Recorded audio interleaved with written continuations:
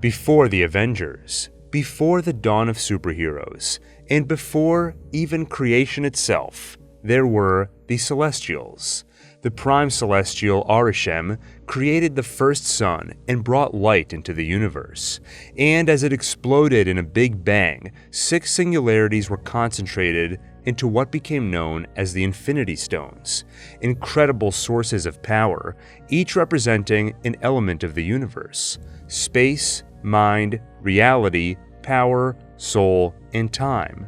To populate this new universe, Arishem follows a process called emergence. He plants seeds in host planets across the universe. The seeds grow, and the planets burst open with the birth of new celestials, who themselves go on to create new suns and galaxies. But the universe is a constant exchange of energy, and the creation of a celestial comes at great cost. For the seeds to grow, they require energy, which comes from intelligent life. And to ensure intelligent life flourishes, Arishem created the deviants to protect that life from predators. Over time, however, the deviants evolved and began to attack the intelligent life they were meant to protect. So Arishem learned from his mistakes and created new protectors. This time they were not organic creatures capable of evolution, but instead synthetic ones created in the World Forge, nearly immortal, sentient beings known as Eternals. They were built for the singular task of protecting intelligent life from deviants. But few know the truth, that they protect life just so it can one day be destroyed along with their planet in the emergence of a new celestial. After each mission, the Eternals have their memories wiped, so they approach each planet as though it's their first. Blissfully unaware, they are shepherding it to its own destruction. As Arishem puts it, an infinite cycle of creation and destruction. One day, a seed for the celestial Tiamat will be placed inside Earth, and if left unfettered, will destroy it, along with humanity itself. Among the Celestials, there was one who was different from the rest: Ego. Unlike the others, he was not born inside a planet, at least not that he remembers. To his knowledge, he just one day existed. He learned to manipulate matter and created a planet around himself. He also made himself a human avatar to travel the universe and seek purpose. He met many species on many planets, but found them all disappointing. Finally, he realized his purpose: expansion, as in expanding himself by planting seeds in planets across the universe, seeds which will one day grow into more of him, eradicating all life and replacing it with more ego. Millions of years later, a meteorite made of nearly indestructible vibranium struck the continent of Africa and affected the plant life. When the time of men came, 5 tribes settled there and called it Wakanda. They were in constant war with each other until a warrior shaman was guided by the panther goddess Bast to consume the heart-shaped herb, part of that affected plant life. It gave him superhuman strength, speed, and instincts, making him king and the first Black Panther. 4 of the tribes agreed to live under his rule, while the Jabari decided to remain independent.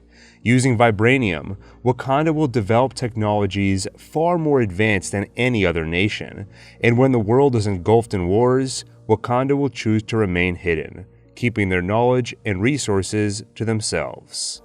In 5000 BC, Arishem sends a group of Eternals to Earth, just in time to stop a deviant attack in Mesopotamia.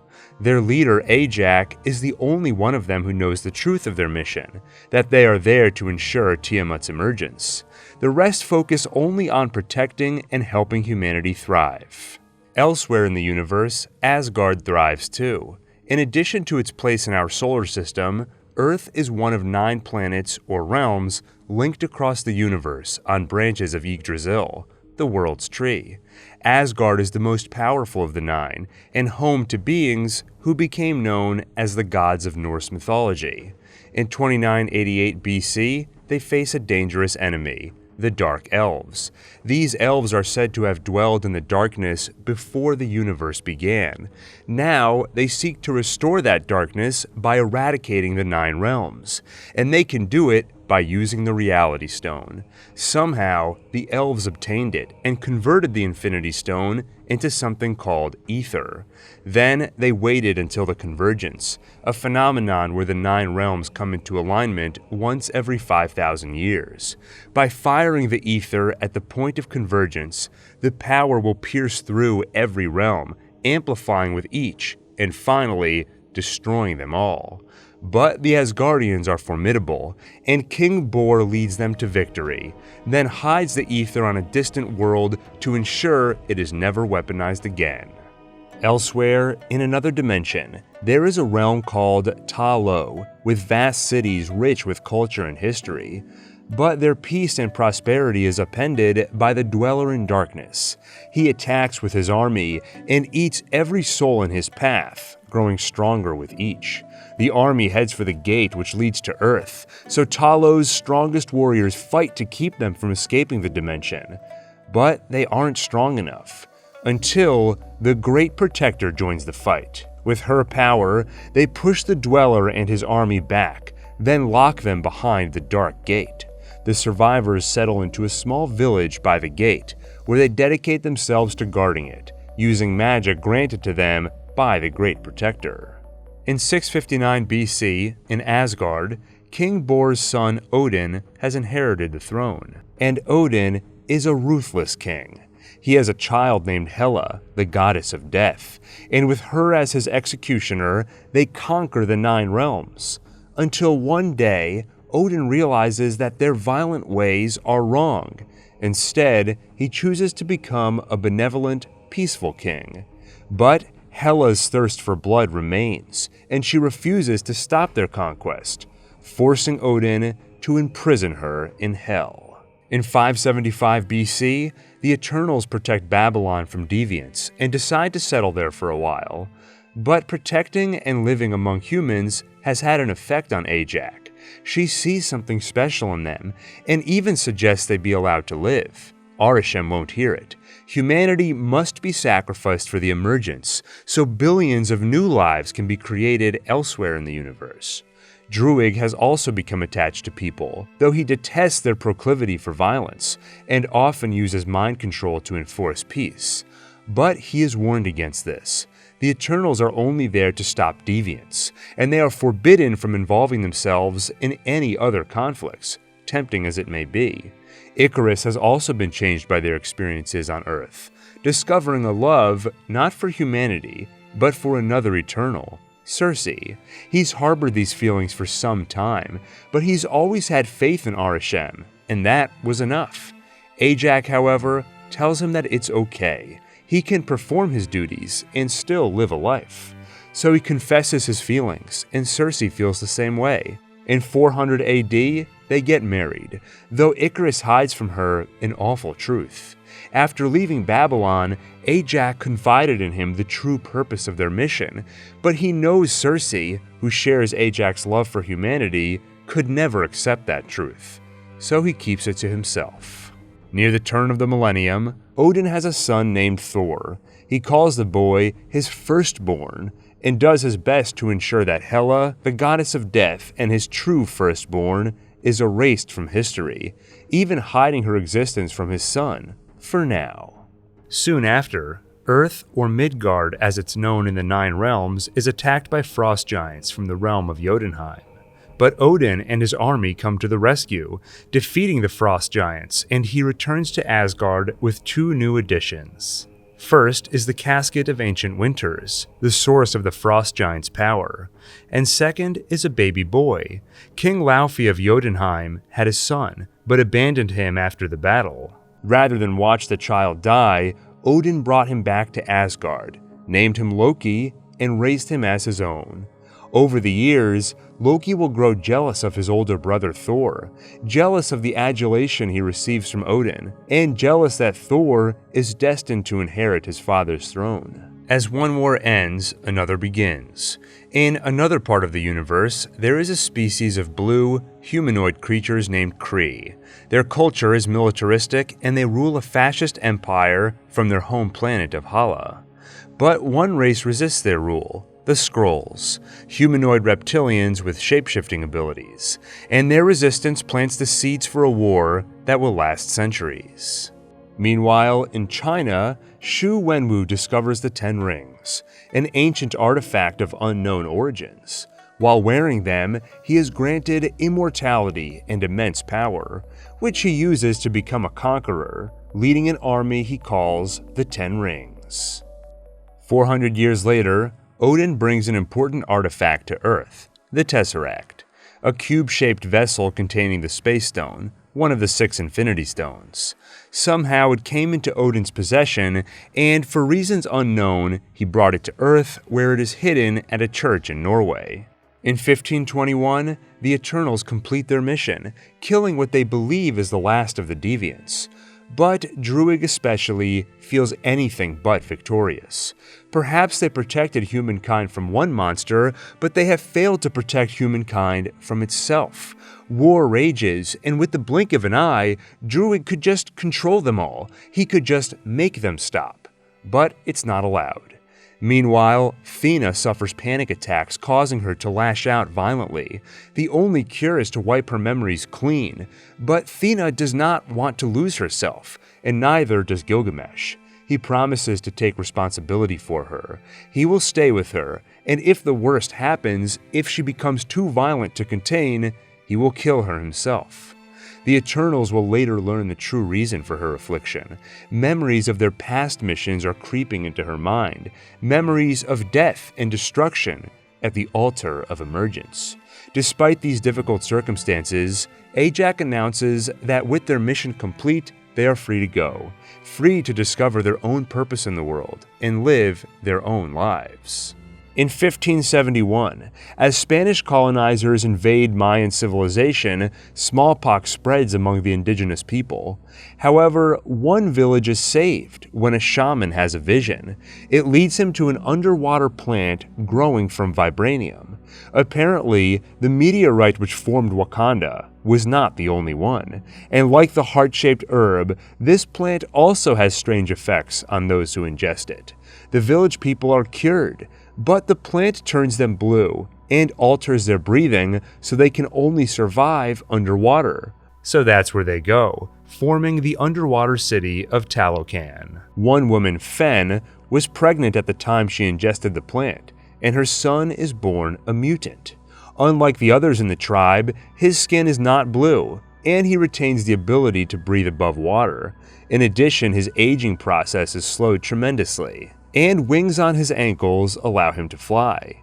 One day, when his mother passes, the boy takes her body above water to their hometown, where she hoped to be buried. There, he finds his people enslaved by colonizers. He kills them all, and one man, with his dying breaths, calls the boy Niño Sin Amor, or the boy without love, and the mutant twists the phrase to adopt a new name. Instead of Niño Sin Amor, he becomes simply Namor. From then on, he leads his people and helps them remain hidden from evils of the outside world, and should their secret ever be at risk, he will respond without mercy. In 1933, Hitler rises to power. In 1935, he sends Johann Schmidt, the head of the Nazis' research division Hydra, to kidnap Dr. Abraham Erskine, who has been working to develop a serum to enhance a person's abilities, a super soldier serum. Ostensibly, this is to support the Nazi regime, but Schmidt has his own interest in the serum. He's heard legends of an artifact left behind by the gods which only a superior man can obtain. That artifact is the Tesseract, and the god who left it is Odin. In 1940, hoping to become that superior man of legend, Schmidt forces Erskine to use the drug on him. It does enhance his abilities, but also disfigures him. His hideous appearance earns him the moniker Red Skull. A couple of days later, Erskine is rescued by Peggy Carter, an MI5 agent recruited to America's Strategic Scientific Reserve, or SSR, their answer to Hydra. They quickly enlist Erskine's help, along with their other recent recruit Howard Stark. After impressing the world with the technology he developed through his own Stark Industries, Howard was recruited by the SSR's head, Chester Phillips.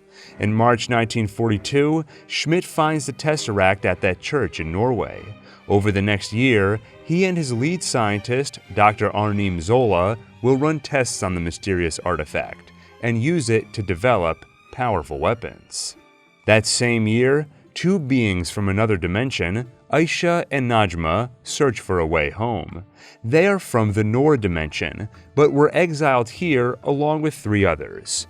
And in the Temple of the Ten Rings, in British-occupied India, they find a magic bangle, which may offer the power they need. But they're forced to separate when British soldiers attack the temple. Aisha leaves with the bangle, promising Najma they will soon reunite. Meanwhile, as Red Skull works on weaponizing the Space Stone containing Tesseract, the SSR is hard at work on Project Rebirth, an initiative to harness Erskine's super soldier serum for good. All they need is the right person to take it, and one day, Erskine finds him. At the first Stark Expo in 1943, he meets Steve Rogers, a young man unfit to serve due to his physical stature and plethora of health issues. But he has tremendous spirit. He's been rejected many times over, but every time he spots a recruitment tent, Rogers attempts to enlist again. It's his duty to fight for his country, and no matter how many people tell him no, he will not give up. Erskine recruits Rogers to Project Rebirth, where he is one of many candidates for the serum. Most eclipse Rogers in brawn, but he more than makes up for it in his problem-solving skills, bravery, and most importantly, heart. Erskine tells Rogers more about the serum. It amplifies what is inside a man, hence Schmidt's transformation into Red Skull. But in Steve, he sees compassion. On his way to the procedure, Steve and Peggy Carter get to know each other and relate over the many doors shut to them. Steve for his stature, and Peggy for being a woman in the 40s. It also quickly becomes obvious Steve doesn't have much experience with women, not even dancing. Peggy asks what he's waiting for, and he answers, the right partner. Soon it's time for the procedure, and it works. He enters the chamber his scrawny self, and comes out looking like a superhero who soon takes on the name Captain America. But after the experiment, a Hydra spy steals the rest of the serum and kills Erskine. As he dies in Steve's arms, the doctor has no ability to speak, so he only taps Steve's chest, reminding him why he was chosen and what he must never lose. The new and improved Rogers chases down the spy and catches him, but not before he destroys the serum and chews a cyanide pill. With Erskine dead and the serum gone, Philip's hope for an army of super soldiers is gone, and all he's left with is one man, one untrained man. So, rather than send Steve into battle, Phillips turns Captain America into a figurehead to sell war bonds. Until Rogers hears the news. Much of the 107th Infantry was captured by Hydra, including his best friend James Barnes, or Bucky. They're 30 miles behind enemy lines, too dangerous for Phillips to risk a rescue mission. Steve finally learns that sometimes doing the right thing and following orders aren't the same thing. He heads into enemy territory alone and comes back with the 107th Infantry Regiment. Though, while in captivity, Bucky was given a variant of the super soldier serum as part of Hydra experiments. Returning home a hero, Steve Rogers grows closer with Peggy, though his time with her is limited because he has a mission. Rogers forms a small group dubbed the Howling Commandos, intent on taking down Hydra. Over the next year, Captain America, armed with a vibranium shield courtesy of Howard Stark, leads his Howling Commandos, taking down one Hydra base after another. But on one mission, Rogers loses his best friend Bucky, who falls from a train by the Danube River. But at least they managed to capture Dr. Zola, and by interrogating him, learn the location of Hydra's main base. Captain America and the Howling Commandos arrive just in time to foil Red Skull's plot to drop massive bombs across the US. Only problem? In order to stop it, Rogers is forced to sacrifice himself by crashing Red Skull's plane into the ocean. On his way down, he and Peggy share some last words, setting a date for that dance. Rogers will miss that date. He survives the crash, but ends up frozen underwater, leaving the world to think he's dead. As for Red Skull, he learns not to meddle with powers beyond his control. The Space Stone inside the Tesseract casts him out to a barren planet called Vormir.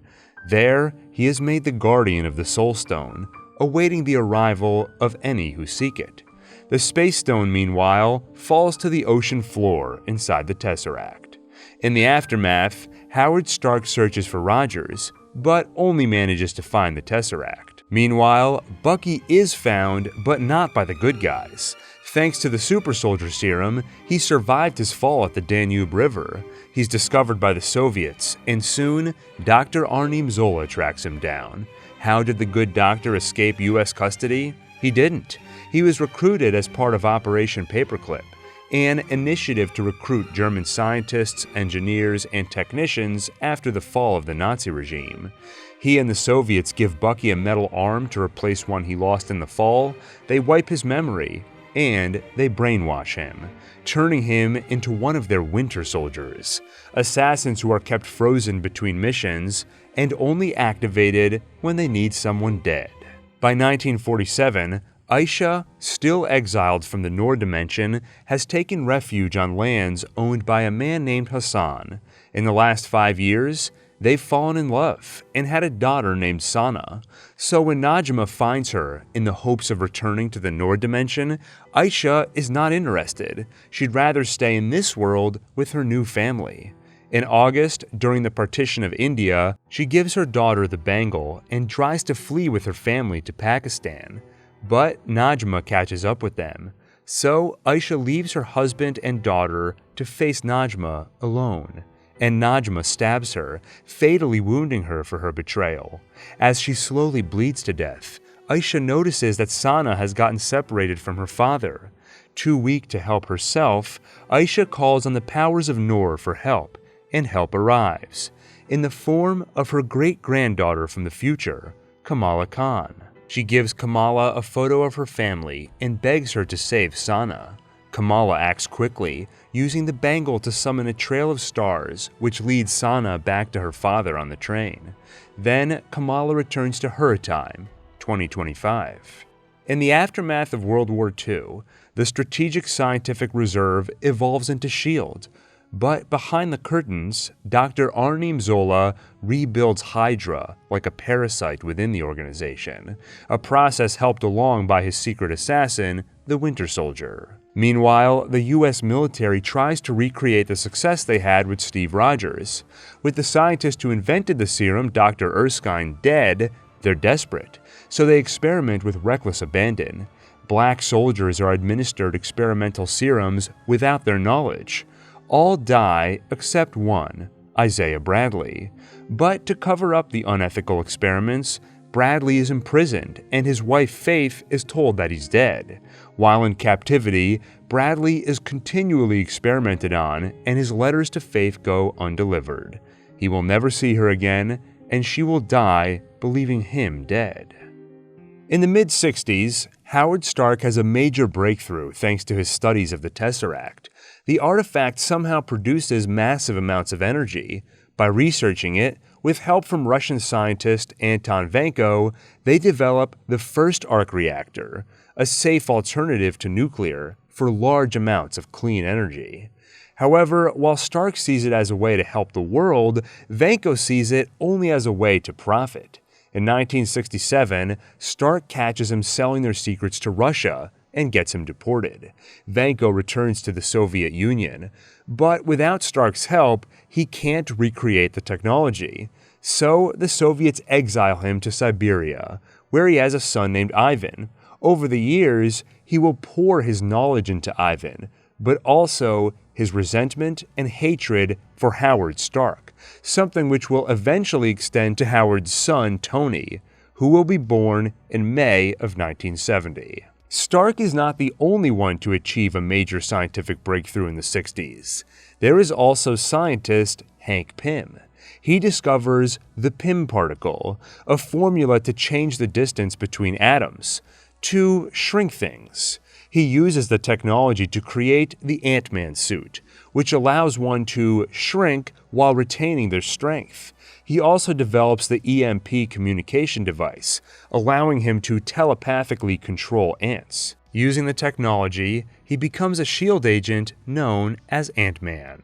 In 1972, Dr. Zola is diagnosed with terminal illness. His body cannot be saved, but his mind can. He uploads it to an array of servers at Camp Lehigh, New Jersey, to live on as artificial intelligence. In 1978, the celestial Ego uses his human avatar to visit Earth. The purpose of the visit is to plant his seed, but he also happens to fall in love with Meredith Quill. Over the next 2 years, he will visit 3 more times to see her. But on that third visit, he has a disturbing realization. He's become distracted. So, he removes the distraction. He plants a malignant tumor in her brain, a terminal cancer, giving her an 8-year expiration date. Ego leaves the planet, and in 1980, Meredith gives birth to their son Peter, a son she will playfully call her little Star-Lord. Though Meredith may have been Ego's first true love and first time mating with a human, there were hundreds of other females before her, from all manner of species. Facing his quest to overwrite all life in the universe with himself, Ego realized it's a big task for one Celestial, so he sought to sire another, by mating with humanoid females across the universe. He hired Yondu, a member of the space pirate syndicate known as Ravagers, to abduct those children and bring them to him. But each was a disappointment. All were mortal, and none carried the celestial gene. So, Ego killed them all, slowly amassing a tomb beneath the surface of his planet. In the mid-80s, Earth is visited again by a scientist who calls himself the High Evolutionary. Obsessed with creating the perfect society, populated by perfect creatures, he has a look around and finds much to admire in Earth's art and cultures.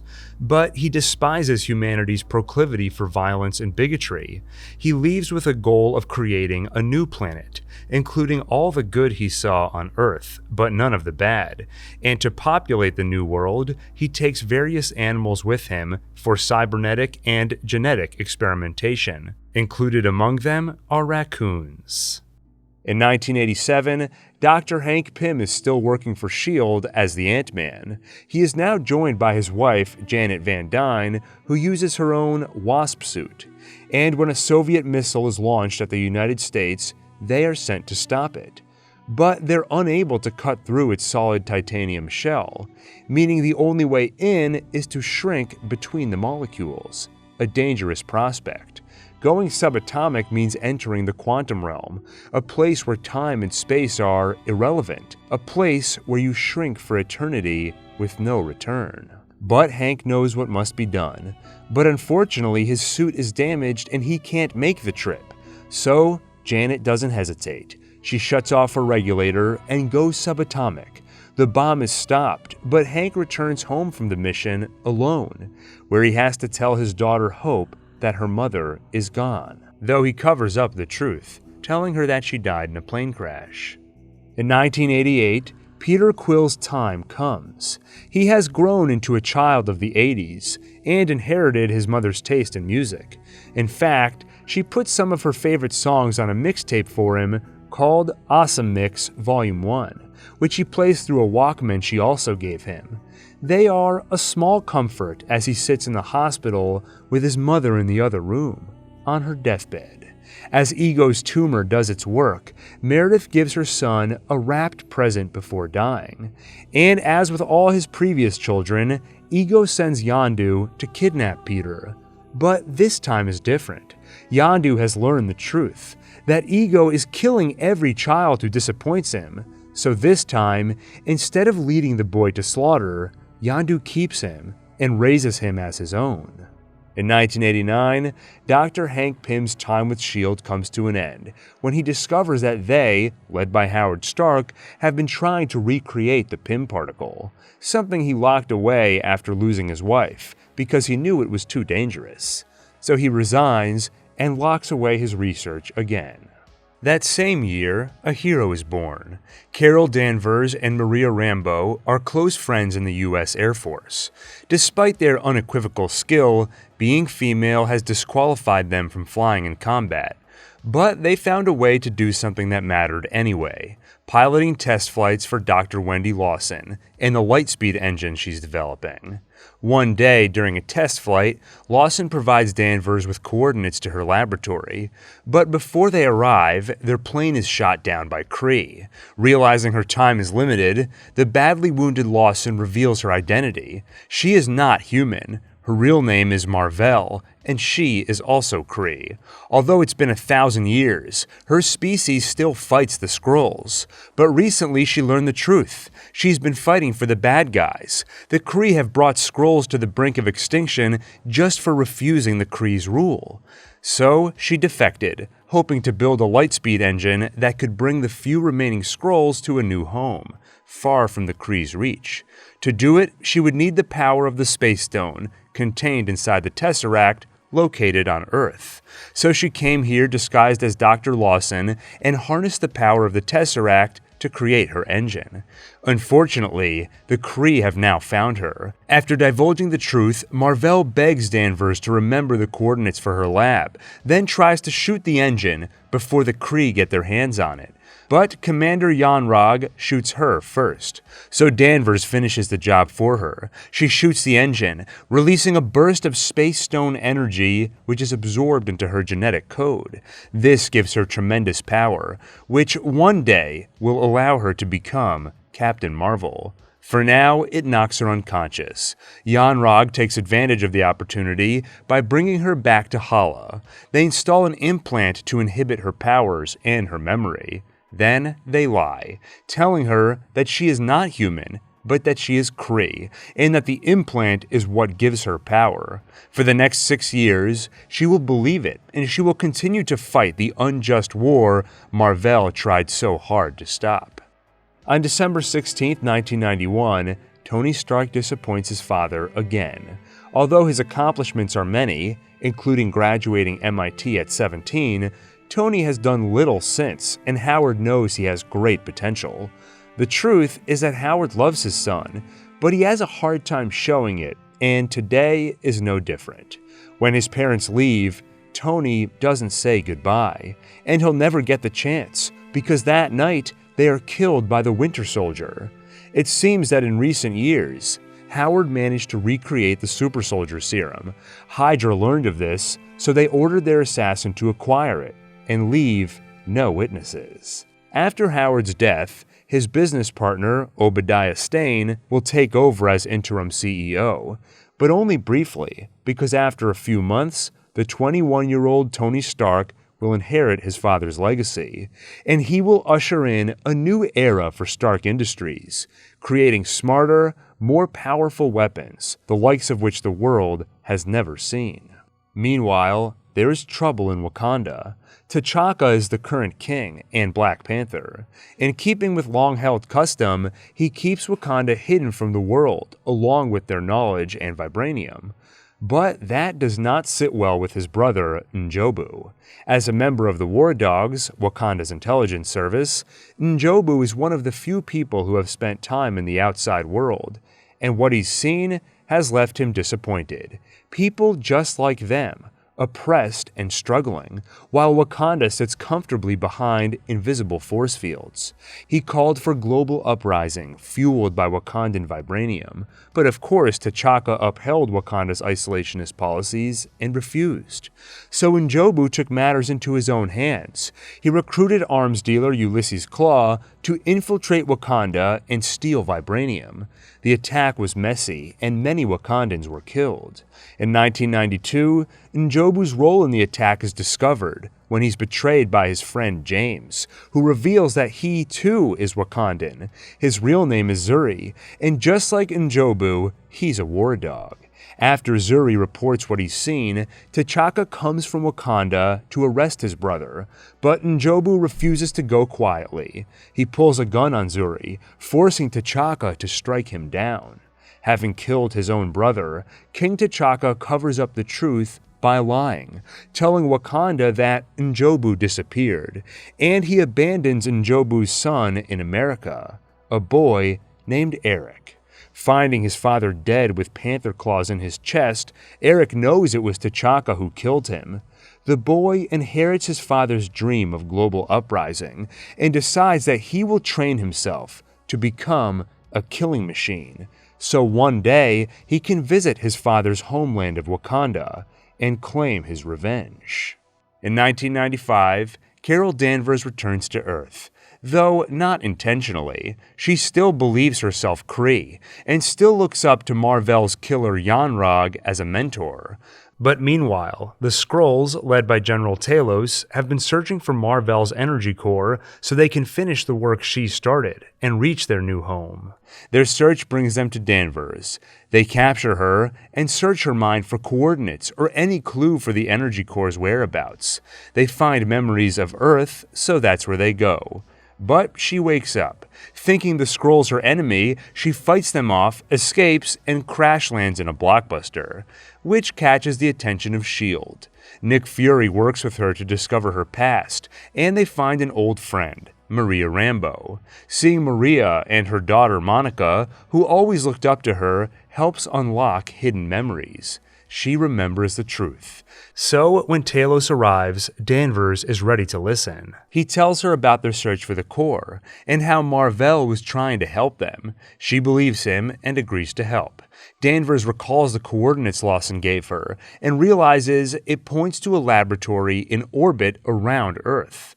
Though before they set off, Monica picks out some new colors for her, to replace the Kree look she now denounces. In the floating lab, they find the energy core, the Tesseract, and they find Skrull refugees Mar-Vell was keeping safe, including Talos' family.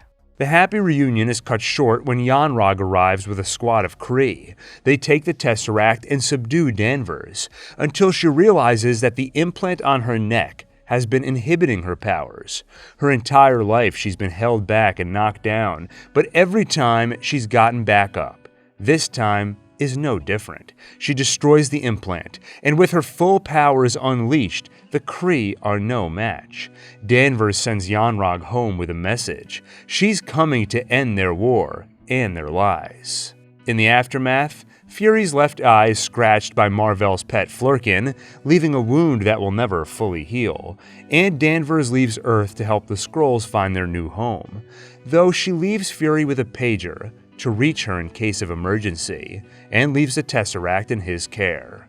Back in his office, Fury speaks with Agent Coulson about how this experience has opened his eyes, well, his eye, to the level of potential threats which are out there, threats on an intergalactic scale. S.H.I.E.L.D. is not enough to protect them. So he gets to work, drafting something he calls the Protector Initiative, to create a team of humankind's most abled individuals.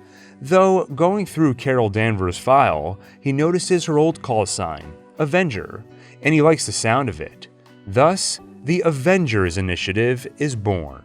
That same year, a family is destroyed. The 10-year-old Natasha Romanoff has not had an easy life. As an infant, she was deemed to have strong genes, so she was bought from her father by General Dreykov to be trained in the Red Room, a brutal Soviet-Russian program which turns young girls into expert assassins called Black Widows, and a healthy dose of brainwashing ensures loyalty.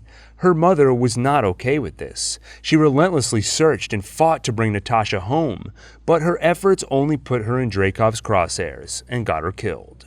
For the last 3 years, Natasha has been posing as a daughter and sister. The Red Room had assigned Melina Vostokov and Alexei Shostakov on an underground mission to infiltrate a SHIELD location in Ohio to steal brain research. This would take time, so they were ordered to pose as a married couple and given 2 daughters to maintain the ruse, Natasha Romanoff and another girl named Yelena Belova. Alexei has found the mission painfully boring, considering his background. In the Cold War, he was administered a super soldier serum created by the Soviets, turning him into the Red Guardian, their answer to Captain America. He enjoyed the role and would much prefer to don that costume in battle over the suit and tie he's been forced to wear, posing as a SHIELD employee, biding his time. Finally, in 1995, he obtains the brain research and their family is dissolved. This is hard on Natasha, who is aware it was all fake but still enjoyed them as the only family she ever knew. But it's especially hard on Yelena. She was 3 when the mission began and came to believe her family was real. Now, she will be put through the same brutal training as Natasha, training which only 1 in 20 children survive. Meanwhile, far from Earth, on the planet of the Zehoberians, another family is dissolved. A young girl named Gamora loses her parents to a massacre led by Thanos. When Thanos notices her ferocity, fighting off his soldiers, he takes an interest and teaches her about balance. Many years ago, his home planet of Titan suffered overpopulation, so he made a radical suggestion. If, at random, they executed half the population, the remaining resources would be enough for the other half to flourish. This way, rather than everyone dying, half would survive. They scoffed at the insane suggestion and cast him out. As Thanos predicted, resources dwindled and they all died. In the time since, he's become convinced the entire universe will suffer the same fate, unless half of all living beings are killed. So Thanos amassed an army and has been going planet to planet, executing half the population on each. Now he's come for the Zehoberians. Half are killed, including Gamora's parents. But Thanos keeps her alive, raising her as a daughter and one of his fiercest assassins. Later, he will adopt another girl named Nebula, who becomes a sister and eventual rival to Gamora. In Argentina, a ghost is born. Elias Starr used to work for S.H.I.E.L.D. until Hank Pym fired and discredited him. So he continued quantum research on his own, and without Hank's oversight, took bigger risks, which gets him and his wife killed, while inflicting his daughter with something called molecular disequilibrium. Every cell in her body is constantly torn apart and stitched back together over and over. It's painful, but also grants her the ability to phase through matter. One of Hank's colleagues, Bill Foster, hears about it and brings her into S.H.I.E.L.D. He tries to keep her safe, but S.H.I.E.L.D. sees opportunity in her. Over time, they will build her a containment suit to control her power and use her abilities to their own ends, all with the promise of delivering a cure that will never come. By 1996, Shu Wenwu has wielded the 10 rings for nearly 1,000 years, and his army has evolved into a global criminal organization. But his thirst for conquest has not lessened. He wants more, and he believes he'll find it in the legendary city of Ta Lo. He seeks out the city, but finds it surrounded by a magical, shifting forest maze. It kills his men, but he continues on his own, until he finds Ying Li. He demands she take him to the city. She refuses, and Wenwu attacks. For the first time in a millennium, he finds himself outmatched. Using the magic of the Great Protector, she's able to stand against him, and even take his rings. At first, he's impressed, and soon, he's in love. And soon that love will convince him to put away the 10 rings, and instead, start a family. 2 years after Talos was reunited with his family, the Skrulls' search for a new home continues. Nick Fury aids in the process and meets a new recruit. A Skrull named Vara introduces him to a child named Gravik. His parents were killed by Kree, and he escaped from behind enemy lines on his own. He would be a valuable addition to the cause. Gravik listens with the other Skrulls as Fury and Talos make a pitch. As shapeshifters, they could be extremely useful to Fury as spies. If they help him, becoming his secret spy network, he promises he will help them. He and Carol Danvers will find them a new home. You keep your word, I'll keep mine, Fury says, and Gravik takes those words to heart. The following year, Fury and Vara have grown close, and recently, she picked a new face that seals the deal. He is taken with her, and she him. The two decide to start dating. On March 30th, 1999, the European country of Sokovia is embroiled in turmoil. In an effort to tamp it down, American forces launch an air raid. Before the bombs hit, the Maximoff family do their best to enjoy another night of television, unaware of the doom that will soon reign from above. Most nights, they watch shows imported from America, everything from I Love Lucy to Malcolm in the Middle. Tonight, 10-year-old Wanda Maximoff picks her favorite, The Dick Van Dyke Show. But they're interrupted when a mortar shell strikes their home, killing Wanda and Pietro's parents.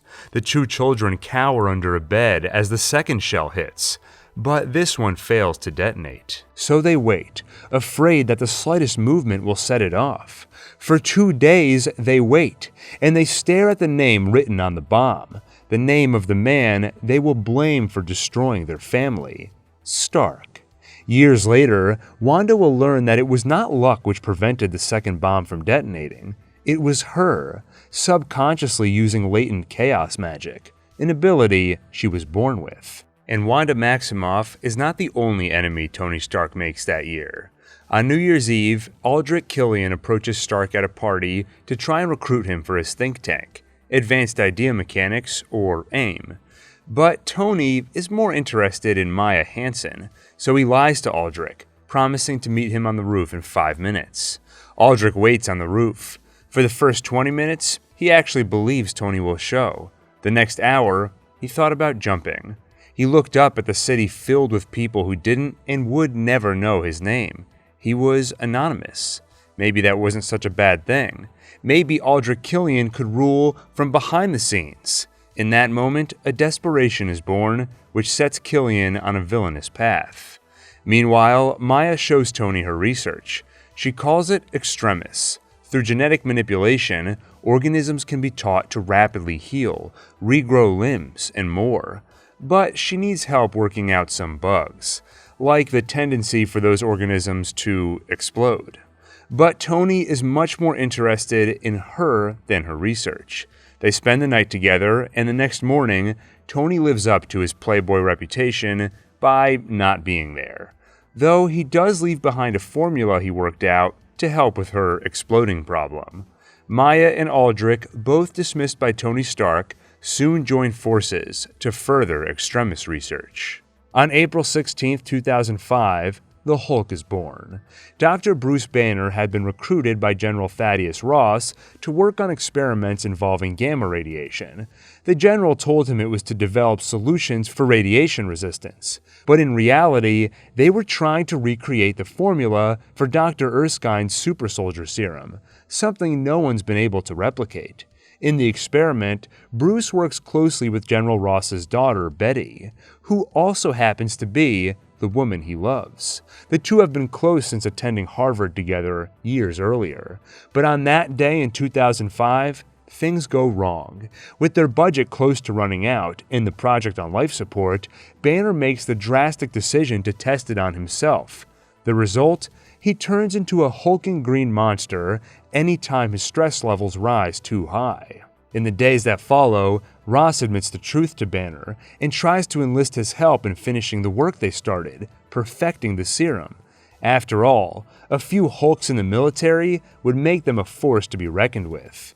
But Banner refuses to become a weapon and instead goes on the run, becoming a fugitive and leaving Betty, the love of his life, behind. By 2006, Xu Wenwu and Ying Li have settled down. He hoped to join her in Ta Lo, but the village elders refused, worried his past would catch up with him. Instead, they live in China, where they raise a son and daughter, Shang-Chi and Xia Ling. One day, Ying Li tells her son the story of the 10 Rings, how she and his father met, and she tells him how she managed to beat his father. She used magic of the Great Protector, an ability only available to her in Ta Lo. Though she can't bring Shang-Chi to her home, she gives him a small piece of it, a green pendant, promising whenever he feels lost, it will help him find his way home. Soon, just as the elders feared, Wenwu's past catches up with him. While he's out, Ying Li trains her son in the techniques which allowed her to harness the Great Protector's power, a power unavailable to her when the Iron Gang shows up.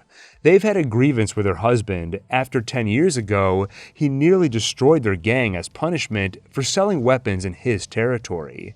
Now, as repayment, they murder his wife, while Shang-Chi watches. When his father sees the body, he picks up his 10 rings for the first time in a decade and brings the boy to watch him massacre the Iron Gang. He doesn't find their boss, who actually ordered the hit, but for now, he settles for the blood of his men. Xu Wenwu looks at his traumatized son and tells him, "A blood debt has to be paid by blood." From then on, he puts Shang-Chi through brutal training to ensure that one day he will be strong enough to wield the 10 Rings himself. And though his sister Xia Ling is forbidden from joining the training, she watches and teaches herself to be even better. Over 2 decades after visiting Earth, the High Evolutionary continues his experiments to create perfect beings for a perfect new world. Included in Batch 89 is an otter, walrus, and rabbit. Each has been augmented with robotics, granting them higher intellect and the ability to speak. They are soon joined by a terrified young raccoon, who has just been through the same torturous process as them, ripped from the others of his kind, torn apart, put back together, and tossed in a cage. But these other animals offer him comfort, and the raccoon, Subject 89P13, makes his first friends. And to the High Evolutionary, the results are thus far promising. The raccoon is smart. The High Evolutionary shows him Counter-Earth, the new world he's created for where the experiments will go once they're ready. It's the first time this raccoon has seen the outside.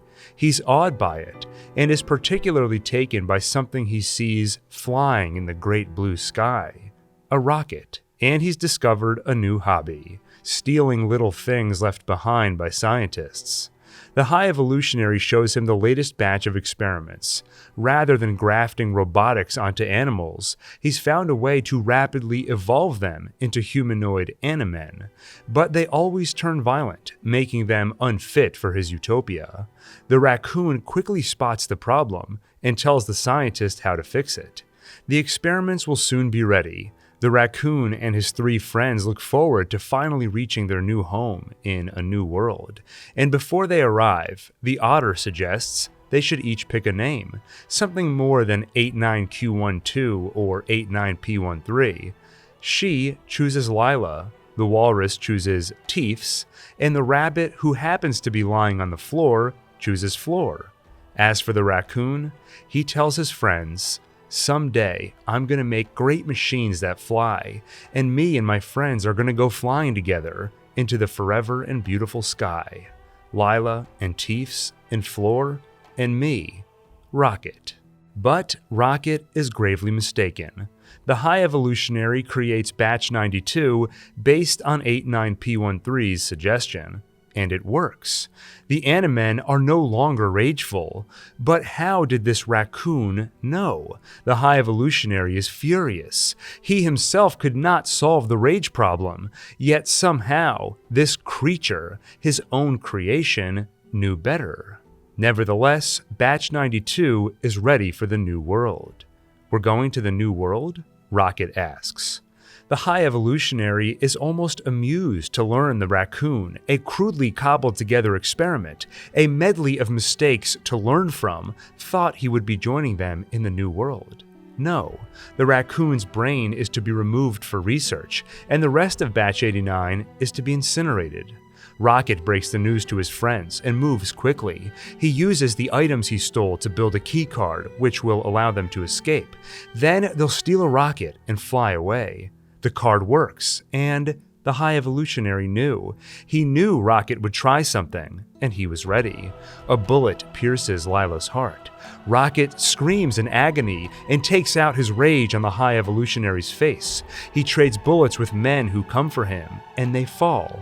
But so do his friends, Floor and Teefs. Rocket runs. He grabs a ship, and he flies off, alone. By 2008, Natasha Romanoff has been through the Red Room and killed many on their behalf. Something she's come to detest, but can't escape. Until S.H.I.E.L.D. sends Clint Barton after her, a bow and arrow-wielding agent codenamed Hawkeye. But rather than kill Natasha, he sees good in her, and instead helps her defect from the Red Room and join S.H.I.E.L.D. Her first mission? Kill General Dreykov and take down the Red Room. She and Hawkeye head to Budapest, where Natasha does something which will haunt her for years. She watches Dreykov's daughter enter the building to confirm he's in there, then gives Clint the order to blow it up with the girl inside. To escape the aftermath, Clint and Natasha shoot it out with Hungarian special forces and hide out for 10 days until they can leave, believing the Red Room destroyed. But unbeknownst to her, it survives, and so does Dreykov, meaning her one sister, Yelena, is still captive to it. Meanwhile, Tony Stark continues to run Stark Industries successfully. Some accuse him of profiteering, creating weapons that fuel global warfare. But those criticisms are easy to ignore as he lives the playboy lifestyle of a billionaire. But all that will soon change. His father's old business partner, Obadiah, has grown tired of living in Tony's shadow and hires the 10 Rings to assassinate him. When Tony visits Afghanistan to demonstrate his new Jericho missile for the US military, the 10 Rings make their move. An explosion takes out Stark's convoy and nearly kills him. But the 10 Rings force a doctor in their captivity, Ho Yinsen, to save his life. Tony wakes up with a car battery-powered electromagnet in his chest, which stops the shrapnel in his bloodstream from reaching his heart. Why did they save him? Once the 10 Rings realized who their target was, they realized he is worth a lot more to them than Obadiah's payment. Instead of killing him, they forced Tony to build them their own Jericho missile. With the threat of execution, Tony agrees. But in secret, he works with Yinsen to build something else. An exoskeleton, a prototype for what will become the Iron Man armor. And Tony builds a small arc reactor, inspired by his father's work, to replace the electromagnet in his chest and power the suit. Using the armor, Tony escapes, but only thanks to Yinsen's sacrifice. He buys Tony the time they need to power the suit by getting himself killed. But before passing, he has enough breath left to make Tony promise not to waste his second chance at life. Tony kills most of his captors, then leaves the compound by crash landing far from it. He ditches the busted armor to reach his rescue party, which includes his old friend from MIT, now U.S. Air Force officer, James Rhodes, or Rhodey.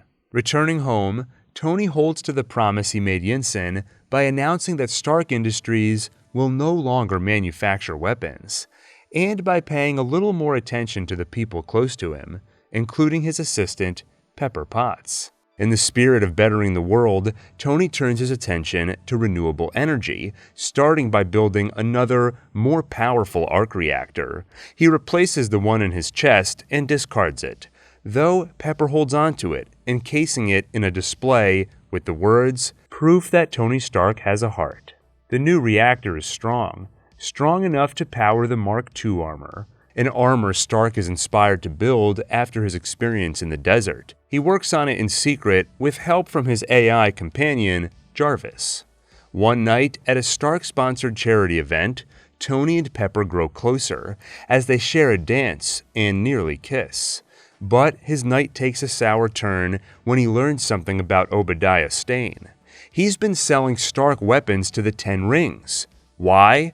By arming the US military and their enemies, war rages on, and so do their profits.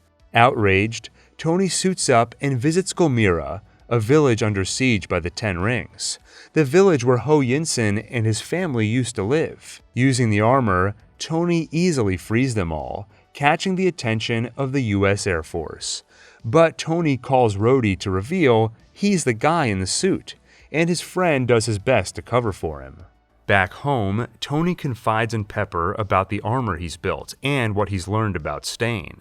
To find out more, she snoops on Obadiah's computer, revealing he's the one who hired the Ten Rings to grab Tony. Obadiah quickly notices Pepper's snooping and notices she's taken evidence with her. He's in trouble, but he won't go down without a fight. The Ten Rings were able to find Tony's original suit in the desert, and Obadiah used it to build his own. He just needs a way to power it. So he helps himself to the Arc Reactor in Tony's chest, leaving him to die. Thankfully, this was the second one he built, and thankfully, Pepper Potts is sentimental, so she saved the first. Now, it saves Tony's life. The two men don their armor and fight. In the battle, Tony pushes himself and the suit to the limit, only to find it isn't enough. He'll need help, and he gets it, from Pepper and from Agent Coulson of S.H.I.E.L.D., whose attention Tony attracted thanks to his recent actions. They defeat Stane and kill him in the process. The next day, the public names this unidentified savior Iron Man, and Coulson helps maintain his secret identity by creating an alibi.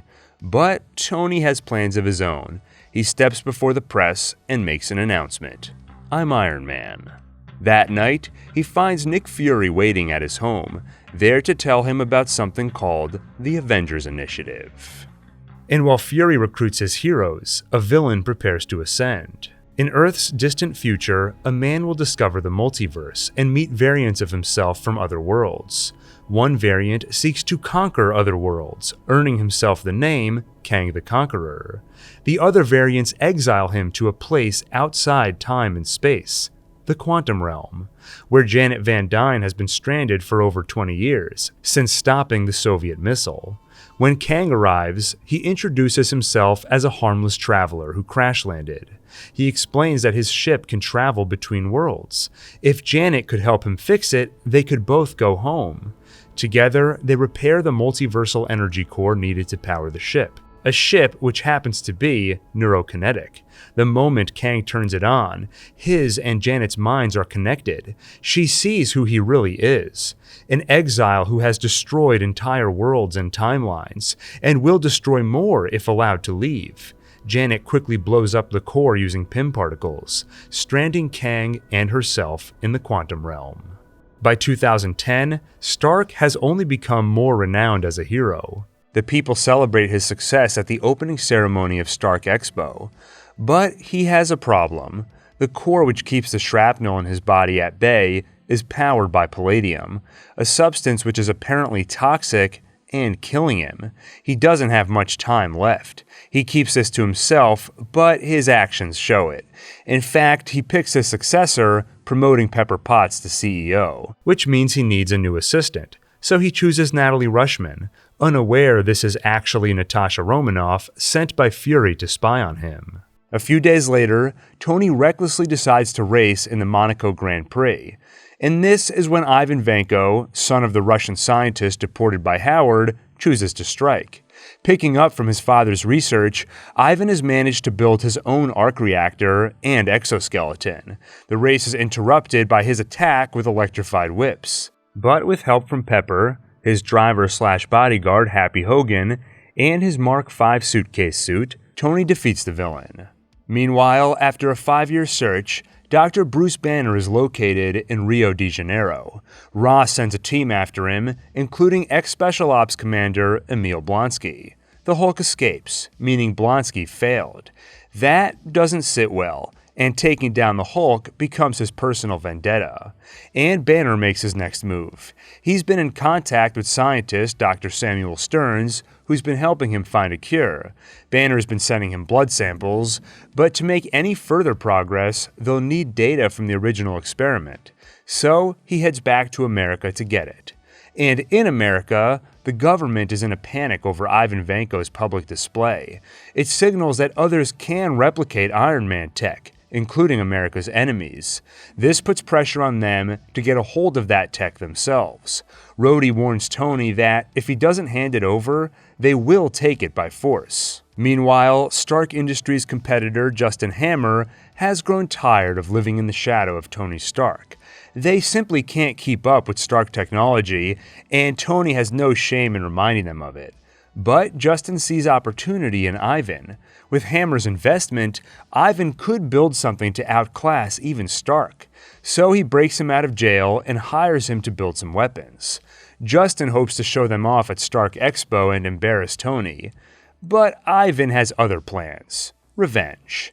And in a few days, over just a 1-week period, Tony will fight for his life, Hulk will be revealed to the world, and so will Thor. It all begins the night of Tony Stark's birthday.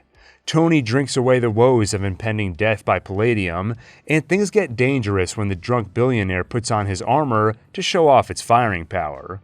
Rhodey steals the Mark II armor and confronts his friend, demanding he stop. But Tony won't listen to reason, and they fight until Rhodey takes off with the armor.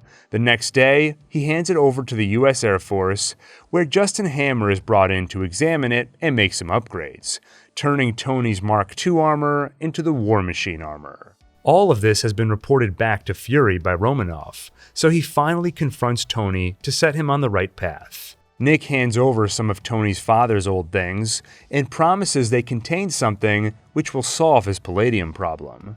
Meanwhile, there is trouble in Asgard. During Thor's coronation, frost giants break into Odin's vault to steal back their casket of ancient winters.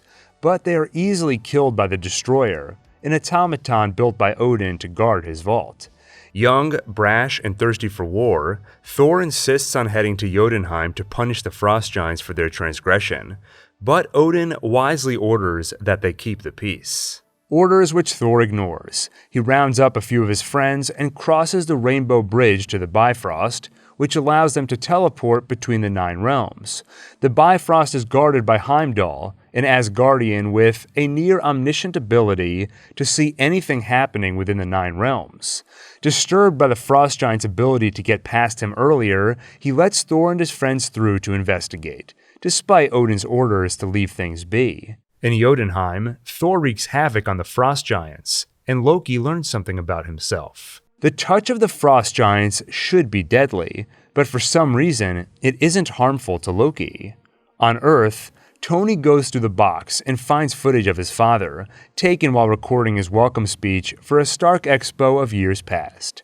Between takes, he decided to leave a message for his son, where he tells Tony, "What is and always will be my greatest creation is you."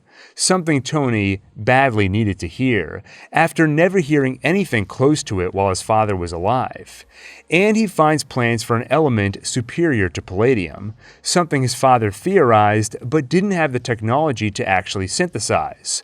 Now, in 2010, Tony does. He creates the new element, and with that, his life is saved. The core is no longer powered by toxic palladium, but by this new, safer element. In Jotunheim, before things get too out of hand, Odin arrives to take the Asgardians home. And as punishment for his reckless actions, he banishes Thor to Midgard, also known as Earth. He also takes away Thor's hammer, Mjolnir, the weapon which helps channel his powers. Odin casts a spell to ensure it can only be held by one who is worthy, then sends it to Earth as well.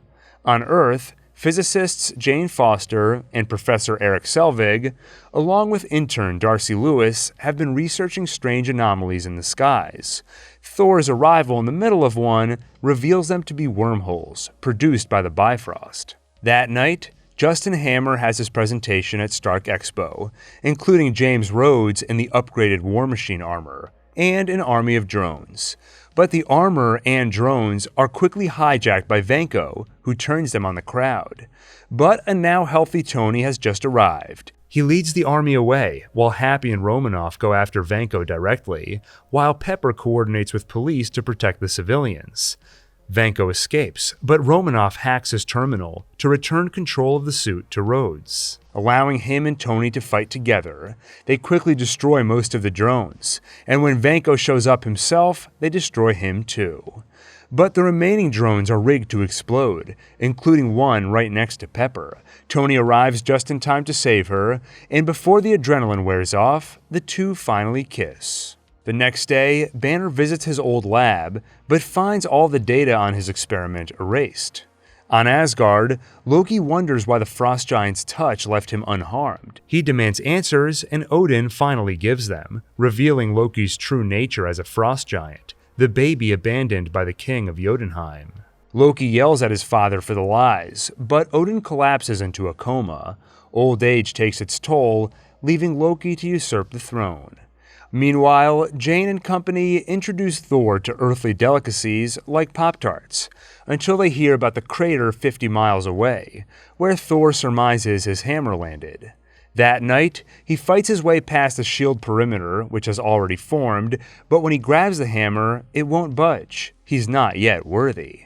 Coulson takes him in, and while in shield custody, Loki pays him a visit. He lies, telling Thor their father is dead, and their mother insists he remain banished.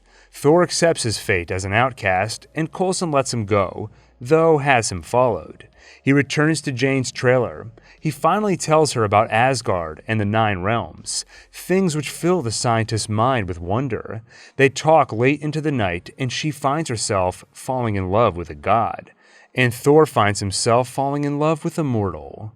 Meanwhile, Loki visits his biological father, Laufey, king of the Frost Giants, and plots behind Odin's back.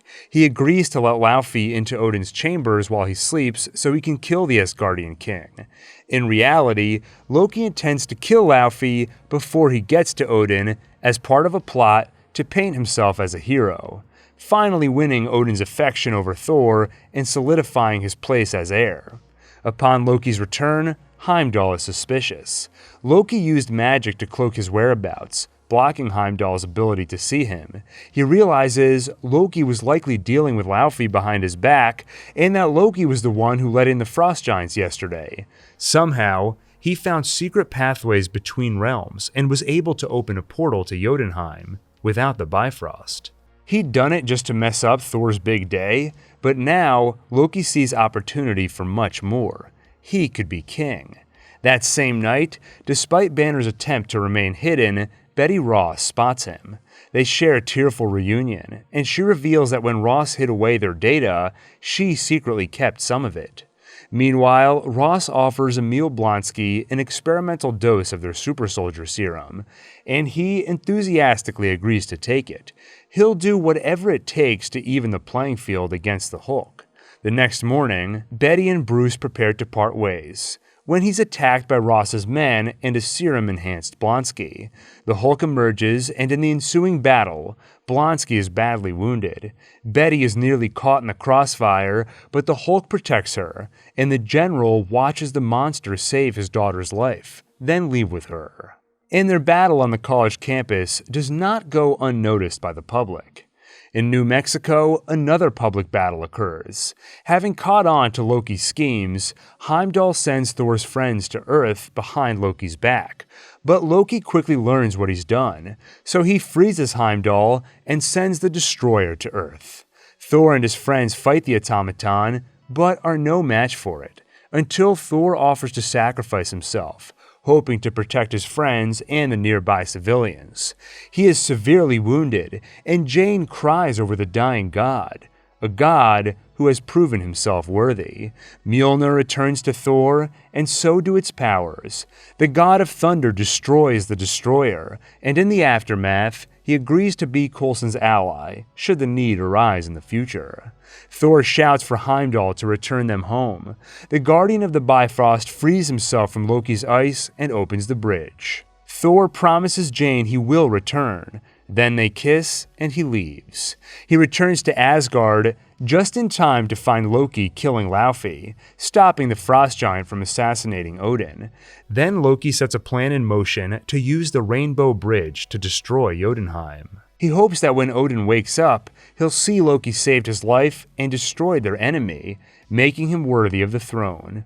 But as much as Thor was willing to fight the Frost Giants earlier, committing genocide on their race is something else entirely. So he stops Loki the only way he can, by destroying the bridge, severing their means of travel between worlds, and sacrificing any hope of visiting Jane. He and Loki fall into the void, but Odin wakes just in time to catch them. Thor is saved, but Loki has other plans. He lets go and falls to parts unknown. 2 days later, Bruce and Betty meet with Dr. Samuel Stearns. Now that they have the data, it's time to actually try administering the cure. The results are inconclusive, and they're interrupted anyway by Ross and Blonsky's arrival. Ross takes Bruce into custody, while Blonsky stays behind. At gunpoint, he forces Stearns to give him some of what Bruce has. After a taste, he wants more than what the General Serum has to offer. The result is an abomination. Blonsky becomes an uncontrolled monster and rampages through the city. Seeing the abomination's rampage, Bruce begs the general to take him back so he can stop him, and seeing no other choice, the general agrees. Bruce leaps from the jet. He can't control the Hulk, but maybe he can aim it. By the time he lands, Bruce is gone, and in his place is the Incredible Hulk.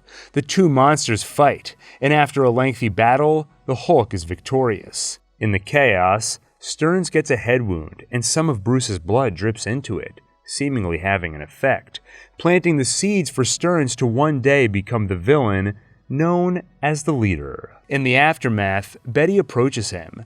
The Hulk collects one of her tears and says her name, but Bruce and the Hulk both know they can't be with her. It would only put her in danger again. So the green monster runs away, but with a new goal in mind. Bruce will no longer try to rid himself of the Hulk. Instead, he will learn to control it. 1 year later, S.H.I.E.L.D. discovers Captain America frozen and preserved in the icy waters, where he crashed Red Skull's plane. He wakes up in Nick Fury's custody. His first moments are chaos, wondering where and when he is. Realization quickly sets in. He's been asleep for 70 years, though his conversation with Peggy feels like moments ago, a conversation where they set a date for that long-promised dance.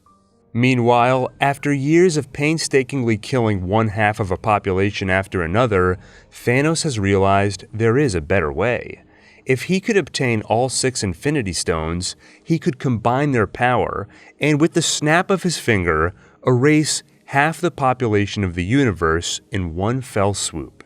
First, he sets his sights on the Space Stone, contained inside the Tesseract, and makes a deal with Loki to obtain it. It seems that after falling into that void 2 years ago, the energy of the Bifrost eventually brought Loki to the Sanctuary, an asteroid field where the Other, a conduit to Thanos, meets with Loki to strike the bargain. If Loki steals the Tesseract, they'll give him an army to conquer humanity. Craving power and vengeance after losing Asgard, Loki takes the deal. Armed with a powerful scepter, capable of destruction and mind control, Loki has no trouble stealing the Tesseract from Fury.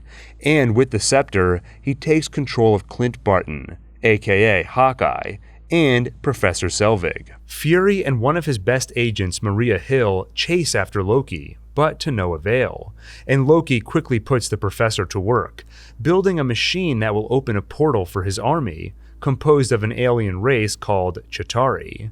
With the Tesseract gone and their facility destroyed, Nick Fury announces that they are at war. For the battle ahead, their first recruit is Natasha Romanoff. She's hesitant to skip out on her current mission, but once she hears that Barton is in trouble, she quickly joins the fight. Her orders are to recruit Bruce Banner. She finds him living as a doctor in India. He's hesitant until she tells him the stakes. The Tesseract has the energy to wipe out their planet, and it's been taken. They don't know where to, but it emits low levels of gamma radiation, something Banner is intimately familiar with. Steve Rogers, who hasn't had a mission in 70 years, needs little convincing to join the cause. Tony Stark's only hesitation is leaving Pepper behind, but they recognize the urgency of the mission, and she promises she'll be waiting for him after. Using their global surveillance, S.H.I.E.L.D. finds Loki, and Fury sends Captain America after him. He arrives just in time to save an innocent life, though he struggles in a one-on-one brawl with Loki, until Iron Man shows up. They take him into custody, but it seems that Odin was able to use some dark magic to send Thor to Earth, even without the Bifrost. Thor grabs his brother, and it takes some time for him and Iron Man to realize they're on the same side. But with Captain America's help, they unite, and Thor returns Loki to S.H.I.E.L.D. custody. As Stark and Banner analyze Loki's staff for clues on the Tesseract's location, Stark asks what his secret is. How has Banner learned to keep from transforming into the Hulk? Before he can answer, Rogers interrupts. He's shocked to learn that Stark and Banner suspect Fury is hiding something. But their suspicion is contagious, and Rogers investigates. He quickly discovers the truth. Fury intends on using the Tesseract's power to make weapons of mass destruction.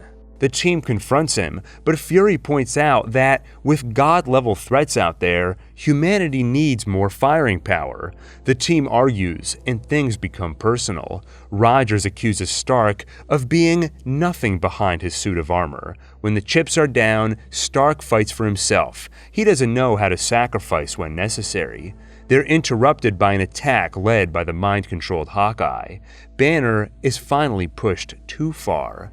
The Hulk emerges. The team puts petty differences aside and works together. Captain America and Iron Man fix the damage to the ship. Thor contains Hulk as best he can, until the green monster plummets from the ship and turns back into Bruce, and Natasha takes on Barton, hitting his head hard enough to wake him up. Although they fight off their attackers, it's not without cost. Fury shares the bad news.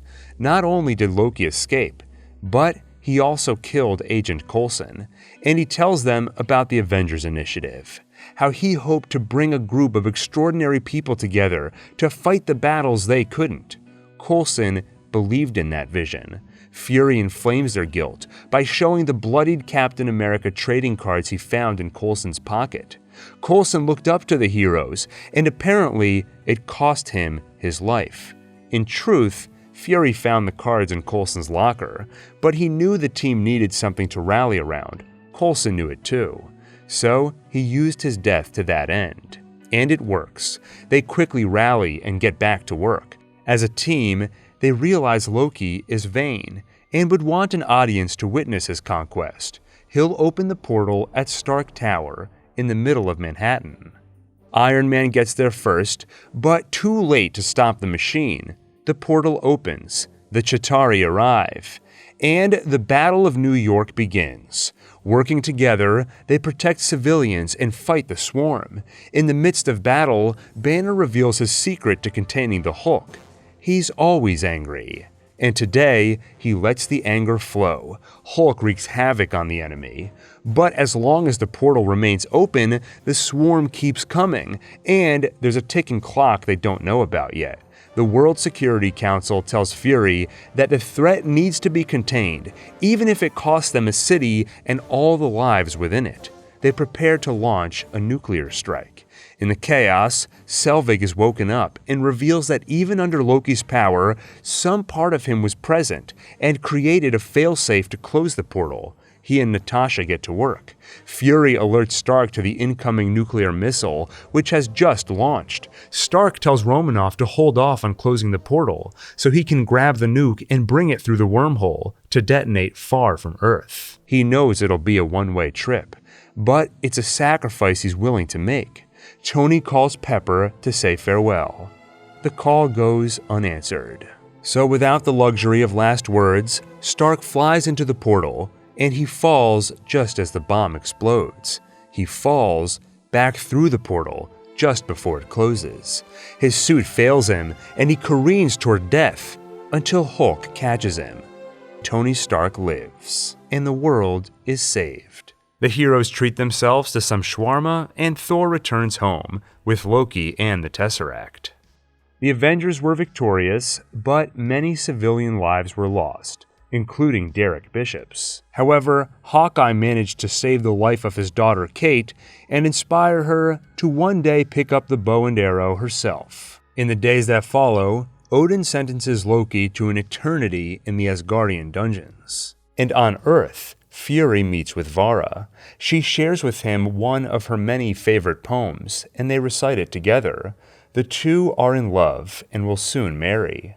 Meanwhile, New York is still a mess after the Avengers battle, and a salvage company owned by Adrian Toomes is hired to clean it. But apparently Stark Industries has joined efforts with the federal government to form the Department of Damage Control, to oversee collection and storage of alien and other exotic materials.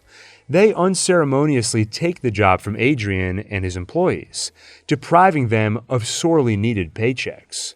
To recoup their loss, Toomes and his men decide to enter a new business.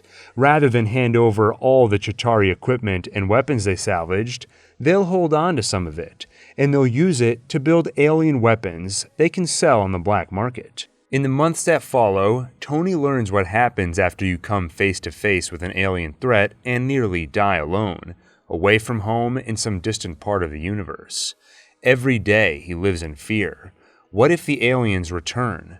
What if some other worse threat shows up?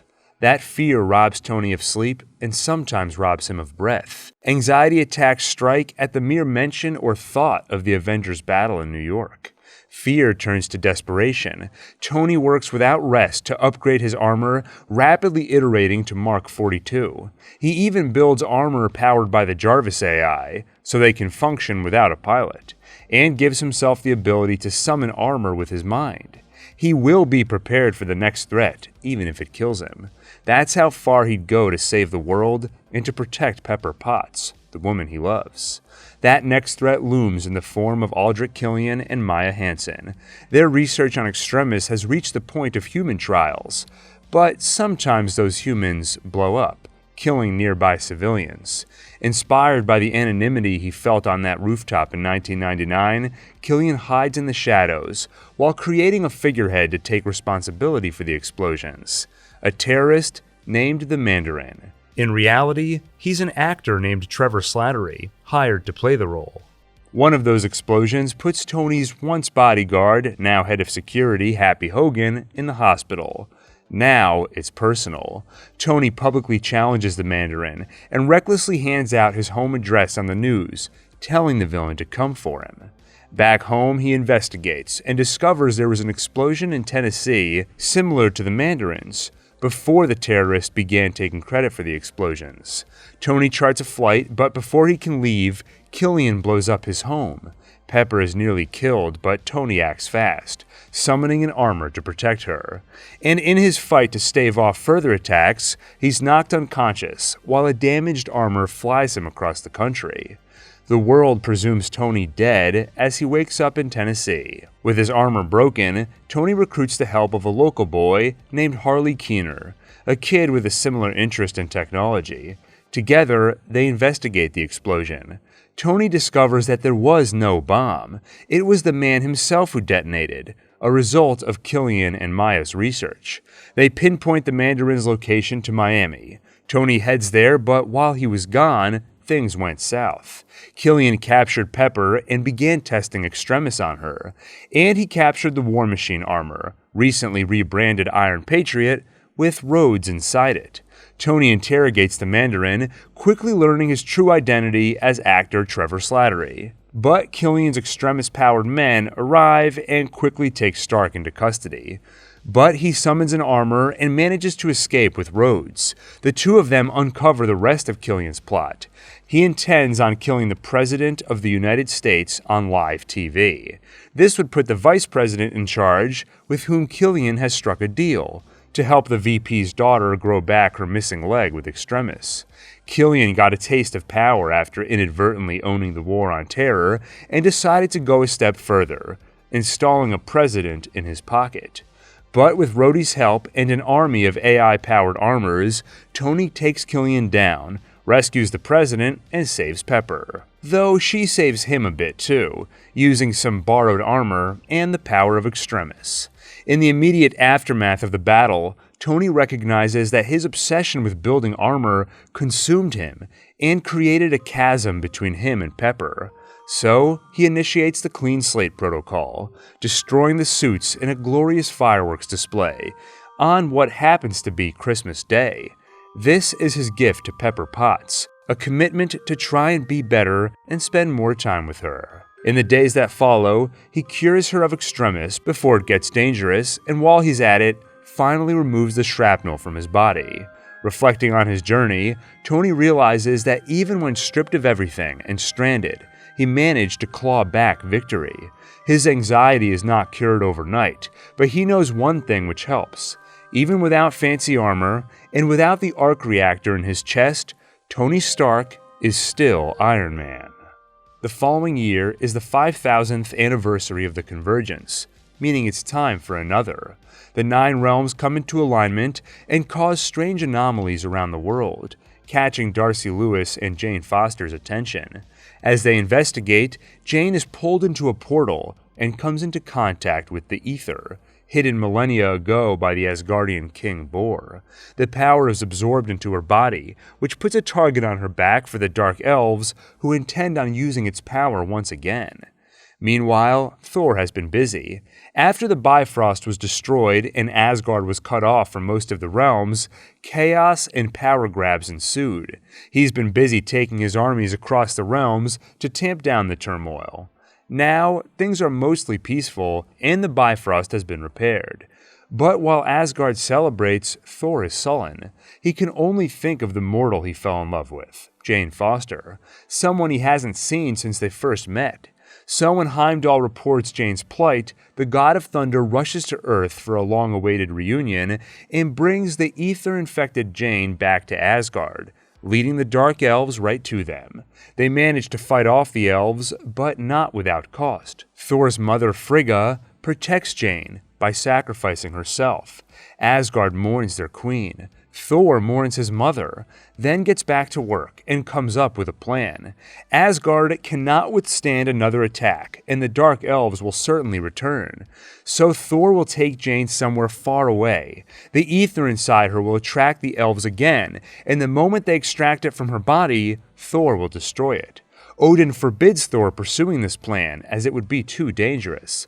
But Thor is never one to follow orders. If he must commit treason to save Asgard and the 9 realms, so be it.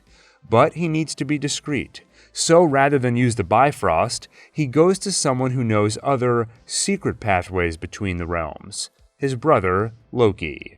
Thor reluctantly breaks him out of the dungeons, and they head off to the Dark Elves' homeworld. At first, things go according to plan. The Elves come. They extract the ether, but it's harder to destroy than Thor anticipated. Loki is seemingly killed, and the Elves escape to Earth with the ether in hand. There, the Elves can fire its power at the point of convergence, shooting it through all 9 realms to extinguish the light and restore the darkness they so crave. But even after losing a mother and a brother, Thor does not give up. And neither do his friends. Back on Earth, Darcy has found Professor Selvig, who's been studying the convergence and developed machines that could stop it. The only problem is, they're too late. The Dark Elves have begun the process, and no human could survive bringing Selvig's machines into the weaponized ether. Thankfully, they have a god on their side. Thor enters the darkness to defeat Malekith, leader of the Dark Elves, and gets Selvig's machines in position. The convergence is stopped, and on the 5,000th anniversary of Thor's grandfather defeating the Elves, Thor himself now claims the same victory. In the aftermath of the battle, he returns to Asgard, where he rejects the throne. He will defend the realm with his last and every breath, but Thor cannot do so from the throne. He'd rather be a good man than a great king. And he'd rather spend the rest of his life with Jane. So he leaves for Earth to do exactly that. Though Thor is unaware what he's left behind. Loki is alive. He survived the earlier attack, but with his usual tricks, created an illusion to appear slain. Instead, he's returned to Asgard and usurped the throne by disguising himself as Odin. Meanwhile, Asgard brings the ether somewhere safe, to a museum in a distant part of the universe, run by a being known as the Collector, and he agrees to keep the ether, really the Reality Stone, safe in his vault. By 2014, Nick Fury is becoming suspicious of S.H.I.E.L.D. They're about to activate Project Insight, where 3 helicarriers will be armed with precision weapons and linked to global satellites. They'll be able to assassinate anyone in an instant with the click of a button, and it could execute millions at a time. All it needs is a list of names. Fury suspects there's more he isn't being told, and believes the answer might lie in some classified data stored on a certain ship. So he covertly hires some pirates to take it hostage, giving him an excuse to dispatch Romanoff and Captain America.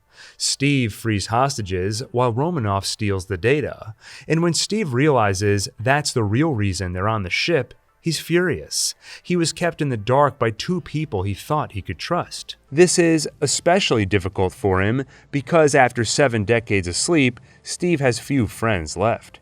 Peggy Carter suffers dementia as she lies on what will surely be her deathbed, and to Steve's knowledge, his best friend Bucky is long dead.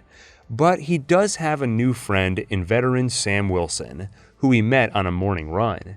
They relate because Sam is struggling to reintegrate into civilian life, while Steve is struggling to reintegrate into a new century. Meanwhile, Fury approaches his boss Alexander Pierce to ask for a delay on Project Insight.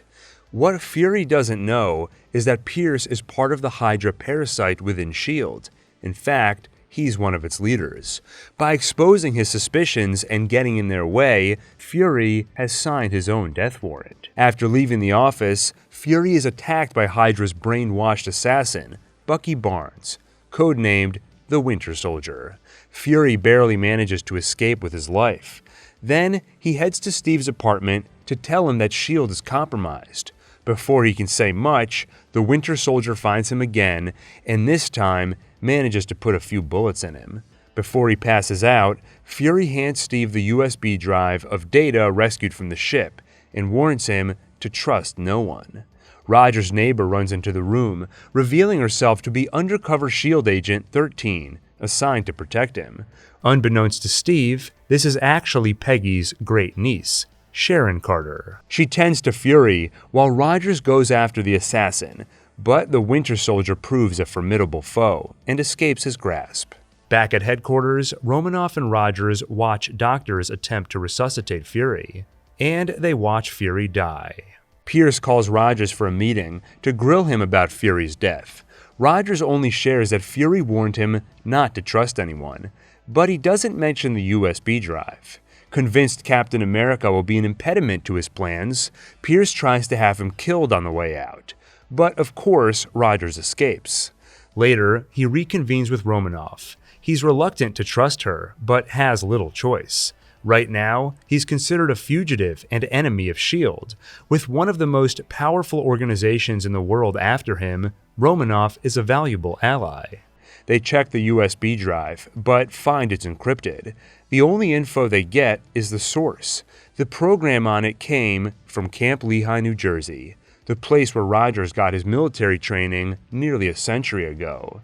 They head there and find a building that wasn't there before, and inside that building, they find Dr. Arnim Zola, or at least his mind, downloaded onto a warehouse of computer servers. The scientist reveals a truth that changes everything.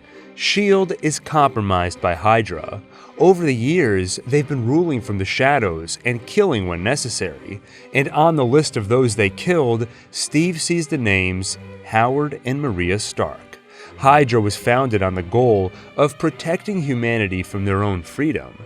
But when you try to take their freedom, humanity resists. So, over the decades, Hydra has sown chaos.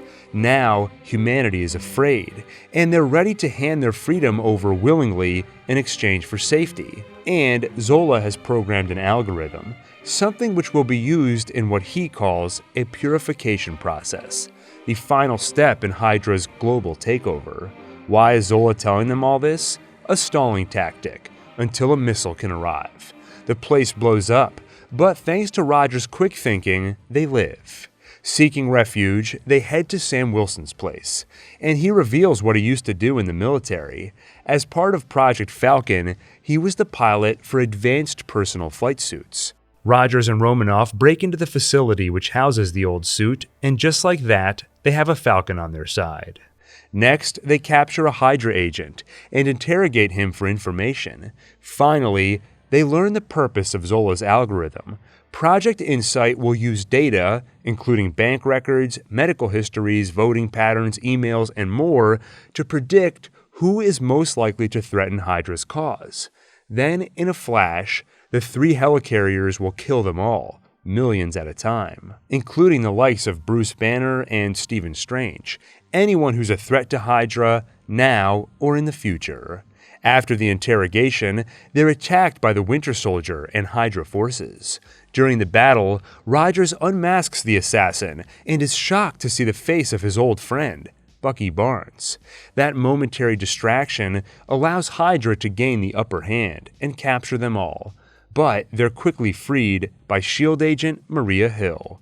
She takes them to a hiding place, where Fury reveals he is alive, having faked his own death to stay under Hydra's radar. He also reveals that Project Insight will launch in mere hours. To stop it, they've created some chips which will let them take over the targeting systems. All they have to do is get aboard the helicarriers and install one on each before the assassinations begin. So they move quickly, breaking into S.H.I.E.L.D. headquarters, where Captain America gets on the intercom and makes an impassioned plea to the staff. He tells them all that Hydra is among them, even their friends may be compromised, and if they launch those helicarriers today, Hydra will have the power to kill anyone they want. Rogers asks them to disobey orders. Do not move forward with the launch, and he knows full well what he's asking for. Anyone who refuses to cooperate will likely be killed. He signs off by saying, "I know I'm asking a lot, but the price of freedom is high. It always has been, and it's a price I'm willing to pay. And if I'm the only one, then so be it, but I'm willing to bet I'm not." And Steve is not wrong.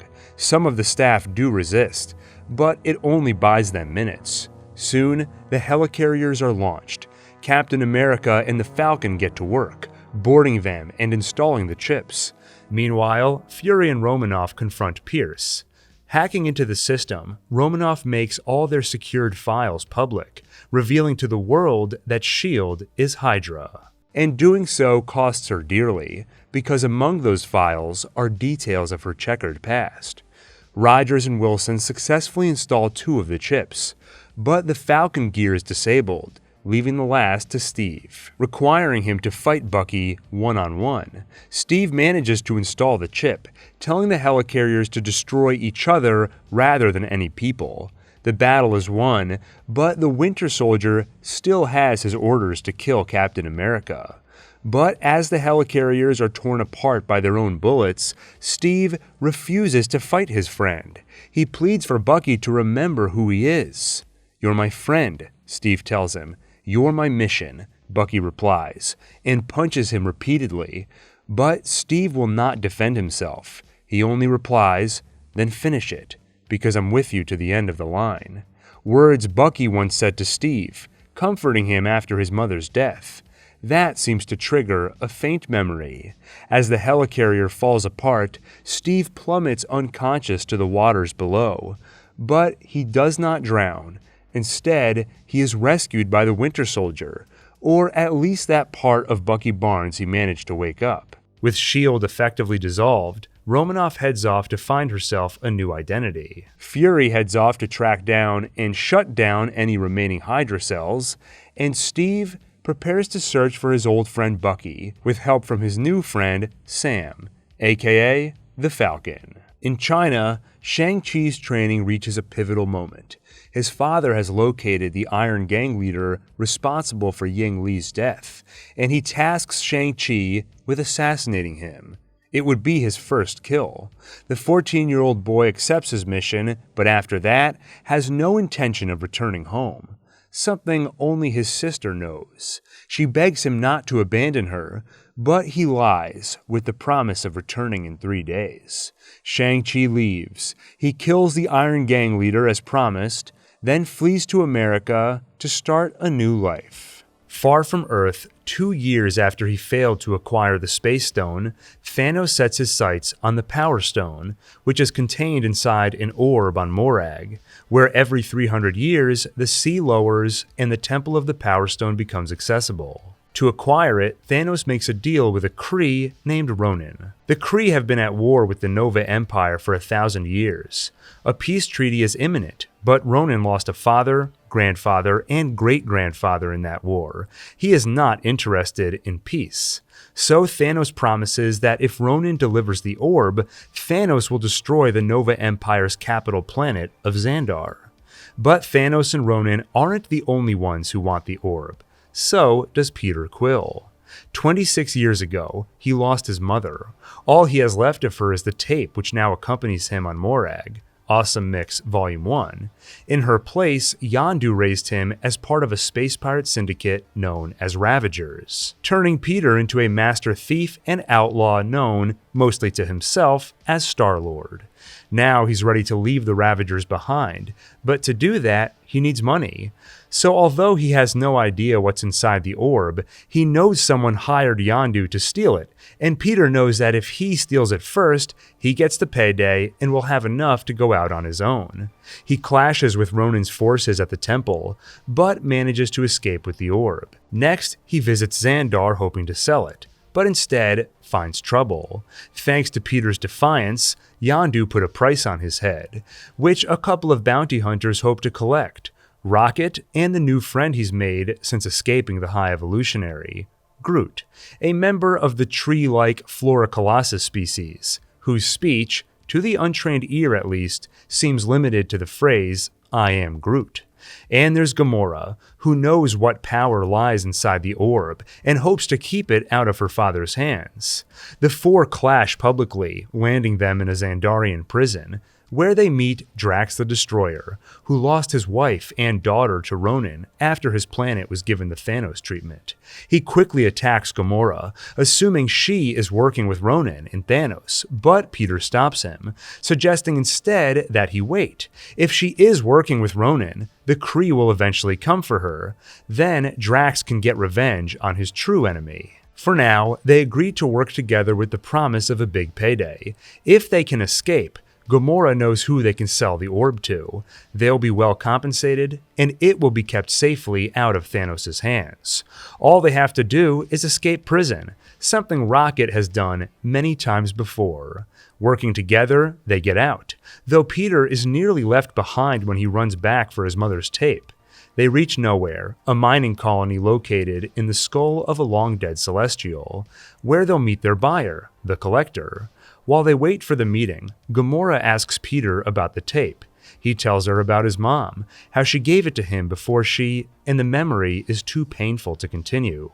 Gamora sees his vulnerability, and when he plays the tape for her, they nearly kiss. But she is an assassin raised by the mad titan Thanos, and doesn't do well with vulnerability. The moment is short-lived. They meet with the Collector, who, after receiving the Reality Stone from Asgard last year, is excited to add another stone to his collection. He opens the orb and tells them about the Reality Stone's power. It's been used to destroy entire civilizations, and is too powerful to be wielded by mortals. But seeking to escape slavery, the Collector's servant Karina grabs it, either to end her misery, or perhaps in the faint hope of wielding its power against him. But, true to the Collector's word, it kills her and releases a shockwave of energy, destroying much of his collection. And soon there is more chaos as Ronan arrives. A drunk Drax skipped out on the meeting, and, sick of waiting for revenge, broadcasted their location to Ronan. The Kree arrives, and after a brief fight, he leaves unscathed with the orb in hand. It seems that Drax's revenge won't be so easily won. And Ronan didn't come alone. He also brought Gamora's sister along, Nebula. For years, she has lived under Gamora's shadow, competing for their father's praise. And each time Nebula was bested by Gamora, Thanos would rip a piece of her away, replacing it with machinery, turning her into a part robotic creature. As Peter and the others make their escape, Nebula takes her revenge, destroying Gamora's pod, leaving her to float in the void of space.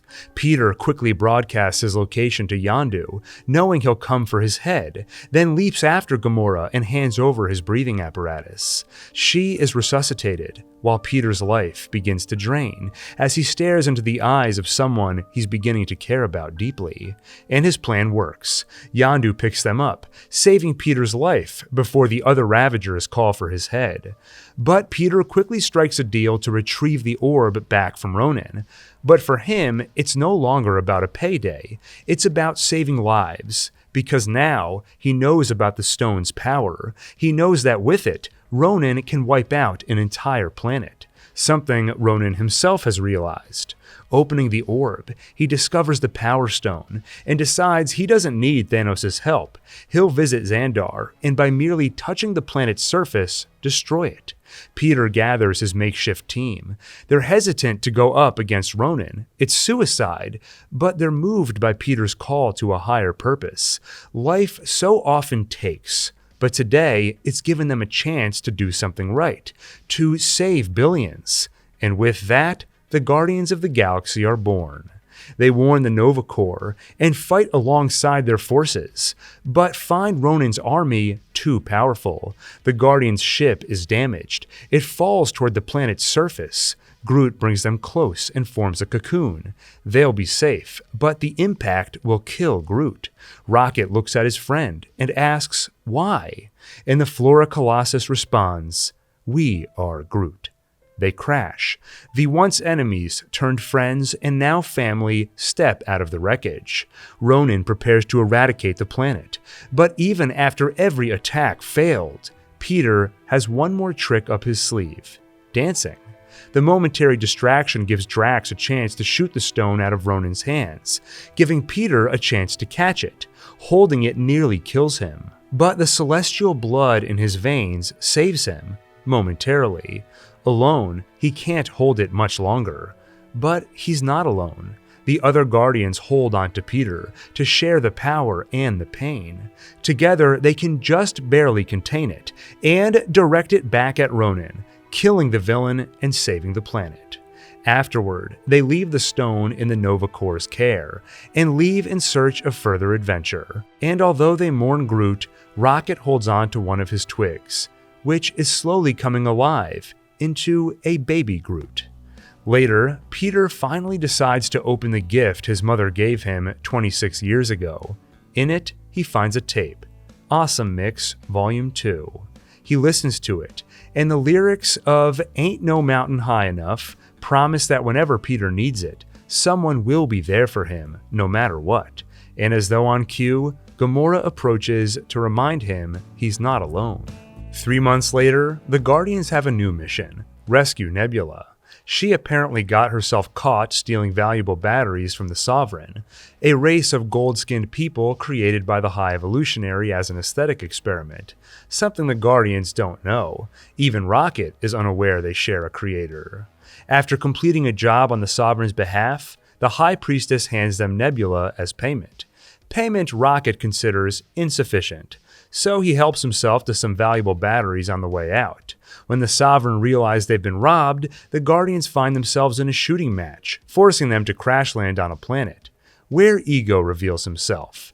Peter's father apparently tracked him down, and now invites him to his home planet. Drax and Gamora accompany him, while Nebula, Rocket, and the new baby Groot stay behind for ship repairs. On the way to Ego's planet, they meet Mantis, who belongs to a species with the ability to read and manipulate emotions, something she often uses to help Ego sleep, though she keeps to herself that Ego is also her father, making her Peter's sister. After they arrive, Ego tells Peter that he is the son of a Celestial and he can share in the power that comes with it, as long as the light in Ego's planet stays lit. And he tells Peter about his plan to overwrite the universe, how he needs a partner for the task, and how Peter is best suited because, unlike his prior children, Peter successfully inherited the Celestial gene. And he tells him about the tumor he implanted in his mother.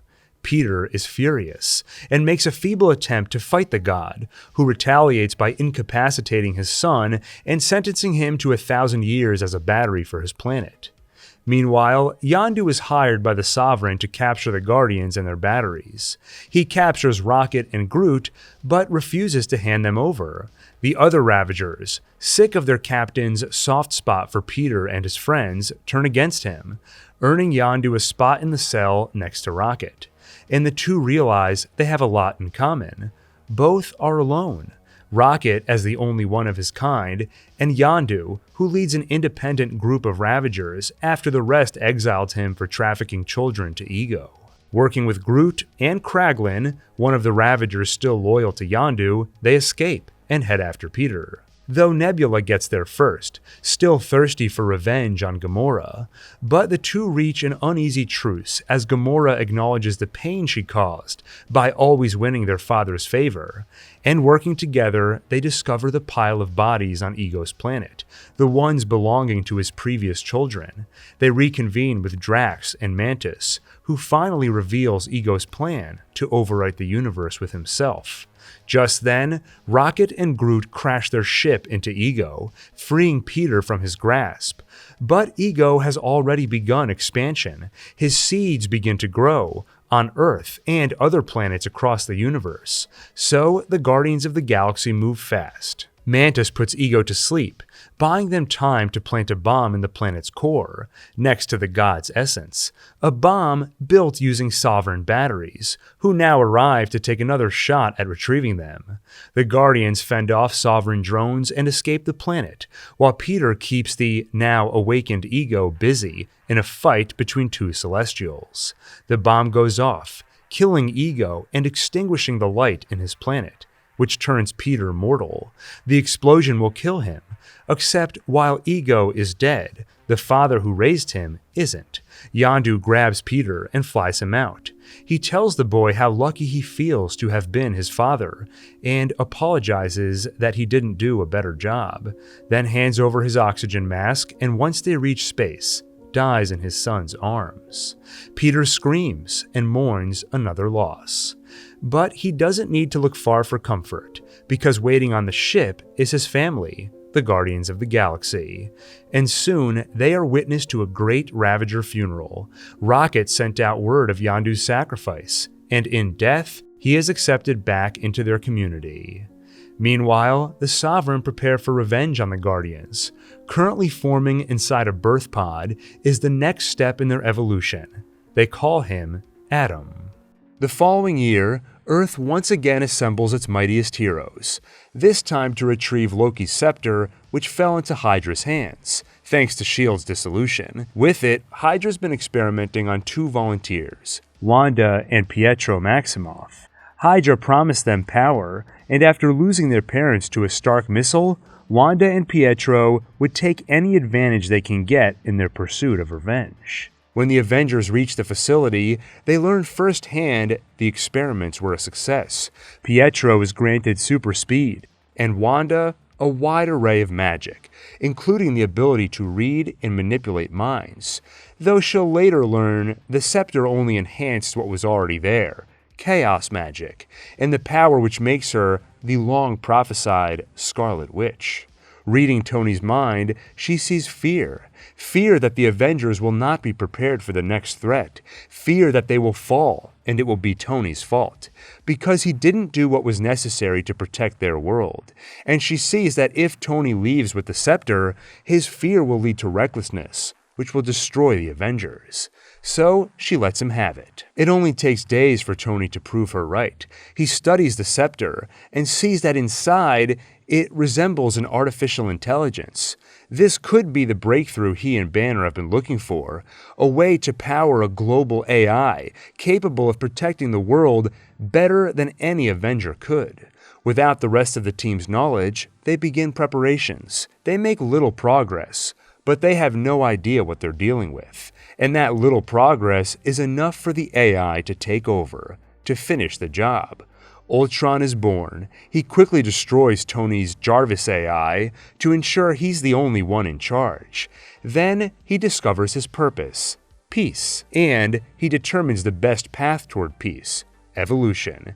He will create something better than humanity, but first he needs a clean slate. He needs to wipe humanity off the face of the earth, so something new, something metal, can take its place. The Avengers learn what Stark and Banner have done, but they have little time for infighting because Ultron is already spreading through the internet and through more metal bodies. The heroes do some digging and realize that Ultron is after vibranium. With Wakanda well hidden, the only way to get it is from arms dealer Ulysses' Klau. Ultron recruits the Maximoff twins with the promise of destroying the Avengers, and together they acquire the vibranium from Klau, just as the Avengers arrive. But they're hardly a match for the power of the Scarlet Witch. Most are rendered useless, and Banner is turned into the Hulk, which is bad news when it happens without Banner's intent, and without a chance to target the monster first. Hulk wreaks havoc on Johannesburg.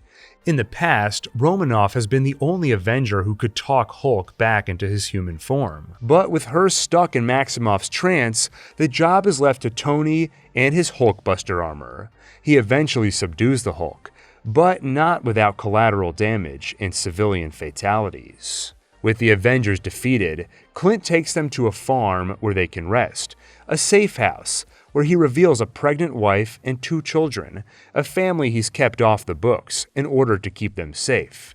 As the heroes collect themselves, Nick Fury pays them a visit, and together they deduce the next step in Ultron's plan. He is going to build himself a new body, part organic and part vibranium.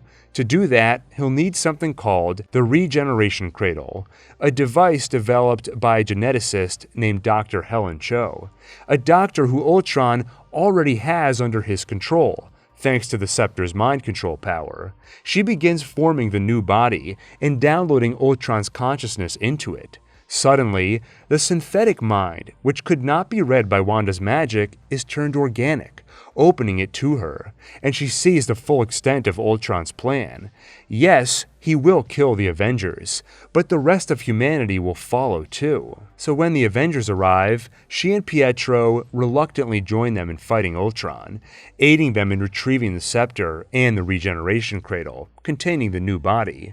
When it comes time to destroy it, Tony has a different idea. He reveals to Banner that Jarvis was not destroyed after all. When the AI saw Ultron's evil, it went into hiding, hoping to aid the Avengers in secret. What if, rather than destroy Ultron's new body, they download Jarvis into it? They begin the process. But when the rest of the team learns what the mad scientists are up to, they try to stop it. If Wanda hoped to destroy the Avengers, she may have succeeded already, because Stark, Rogers, and the rest violently argue, unknowingly planting the seeds that will one day tear them apart. But today is not that day. Thor ends the argument by summoning power only accessible to the god of thunder. Lightning feeds the Regeneration Cradle, powering and expediting the process. A new being is born, one who will take the name Vision. Thor explains that he had a vision of the Infinity Stones, one of which, the Mind Stone, was in the Scepter and now sits in Vision's skull, powering his consciousness. The team doubts this new being's intentions, but Vision then does something that no Avenger other than Thor can do. He lifts Mjolnir. If any doubt remains over his allegiance to human life, that doubt is erased as he joins them in the final battle against Ultron. They find the evil AI in Sokovia, where they learn his master plan. In designing humanity's extinction, Ultron looked to the history books. A meteor once wiped out the dinosaurs. Now, he will give humanity the same treatment. By using stolen vibranium and Chitauri anti-gravity tech held by Hydra to build a machine which will lift Sokovia's capital, Novigrad, into the air and drop it, turning the city into a homemade meteor. Despite Vision and the Avengers' best efforts, Ultron successfully razes Novigrad, leaving only one unthinkable option: destroy the city and everyone in it before Ultron can drop it. The situation is hopeless until Nick Fury returns and shows that not everything from S.H.I.E.L.D. is gone. He got his hands on a helicarrier, and with it, they evacuate the city while continuing to destroy Ultron's army of robots. Once the city is seemingly emptied, Hawkeye notices a child left behind. He runs for the kid, then finds an Ultron-hijacked jet pointed right at them. He prepares to shield the boy with his own body, until Pietro leaps into its path instead. He dies a hero, and though Wanda thought she lost everything in 1999, losing her brother proves her wrong. For the second time in her life, she feels like her heart's been ripped from her chest. Anguished and enraged, she teaches Ultron what that feels like. With the city fully evacuated, Thor and Iron Man destroy Novigrad, and its rubble falls safely into a nearby lake. Hulk, having seen the danger he can be when he's around people, uses the chaos to fly off in a Quinjet. And finally, Vision locates the last piece of Ultron remaining and destroys it. After the battle, Thor returns to Asgard, Barton returns to his family, and Stark returns to Pepper. Meanwhile, Rogers and Romanoff assemble a new team at a new Avengers compound upstate, including Wanda, Falcon, War Machine, and Vision. But while the Avengers saved the world, they also showed the world how dangerous they could be. After all, they created Ultron, who killed many, including the father, wife, and son of Helmut Zemo, a member of the Sokovian Armed Forces. In his grief, he makes his family a promise. He will avenge them. He will destroy the Avengers. Later that year, Scott Lang is let out of prison after serving 3 years. He was arrested after stealing from his employer VistaCorp. He discovered they were intentionally overcharging customers, so he stole the ill-gotten gains and returned it to the customers. Maybe the right thing to do, but against the law nonetheless. Though now he's free, he feels anything but, because the thing he wants most is inaccessible to him: to be a father for his daughter, Cassie. His ex-wife is engaged to police officer Jim Paxton, and they're not keen on the girl being around an ex-con. But soon, an opportunity presents itself.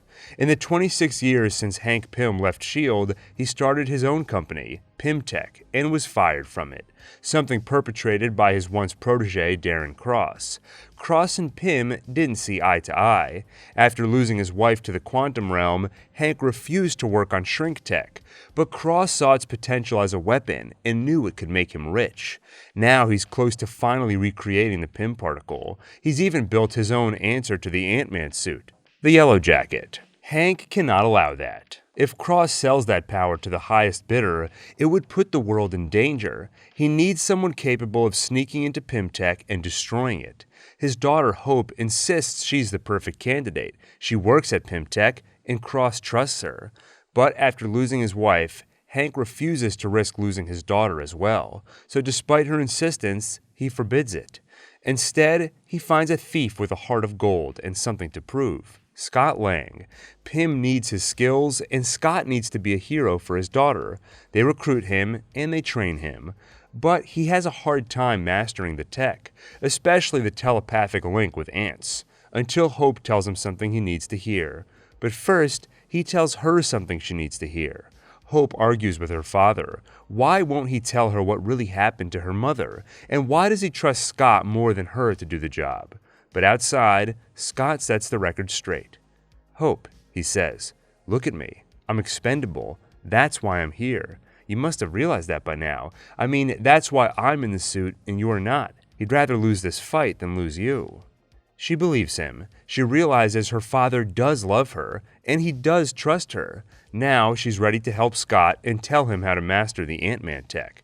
"You have to clear your mind, Scott. You have to make your thoughts precise. That's how it works. Think about Cassie and how badly you want to see her. and use that to focus. When they head back in, Hank finally tells Hope what really happened to her mother. She wasn't killed in a plane crash. She went subatomic to stop a missile and ended up shrinking for eternity in the quantum realm. It's a dire warning to Scott. Never go subatomic. Soon, with Scott refocused on his daughter, he learns to control the suit and an army of ants. Finally, he's ready. First, they'll need a transmission blocker, something Hank built back in the day, which has been collecting dust in an old Stark warehouse. Except that warehouse was recently converted into Avengers HQ, something they didn't know until they arrived. Rather than a clean break-in, Scott is forced to fight the Avenger on guard duty, Falcon, and surprising the Avenger with a shrink ability he's never seen, Scott wins. Finally, they're ready for the main event. The plan is to sneak into Pym Tech, get Cross's suit, and destroy the research. To pull off the heist, Scott needs a little help from his friends, his old cellmate Louise, and his two friends Dave and Kurt. The day of the heist comes just in time, as Cross makes a deal to sell his tech to Hydra. Things go well at first, except Cross has become suspicious, and repeated exposure to the particles have made him a little unhinged. When he catches Scott in the act, he gets violent. He puts on the Yellow Jacket suit, leading to a chaotic brawl between the two shrinking men. Reaching a stalemate, Cross goes after Lang's weakness, his daughter. The Yellow Jacket approaches the girl, while her soon-to-be stepfather Paxton tries to protect her. Desperate, Ant-Man has an idea. Maybe if he could shrink and get inside the Yellow Jacket suit. Only problem is that it's made of titanium. To get through, he'd have to go subatomic. And to save his daughter, that's a price he's willing to pay. He shrinks, and he destroys the regulator inside the Yellow Jacket suit, crushing it and Cross to subatomic proportions. And just as Hank warned, Scott himself continues to shrink with no signs of stopping. But even in that chaotic place where time and space are irrelevant, he hears the voice of his daughter calling for him. That focuses him. He has an idea. One of his gadgets is a small device he can throw at things to make them bigger. He puts it inside his suit's regulator, and by combining the tech, returns to normal size. Cross wasn't so lucky. He finds himself in the quantum realm, and the trip there has reshaped him. But he's given a second chance when Kang recruits him as a scientist, and mechanized organism designed only for killing. Or MODOK.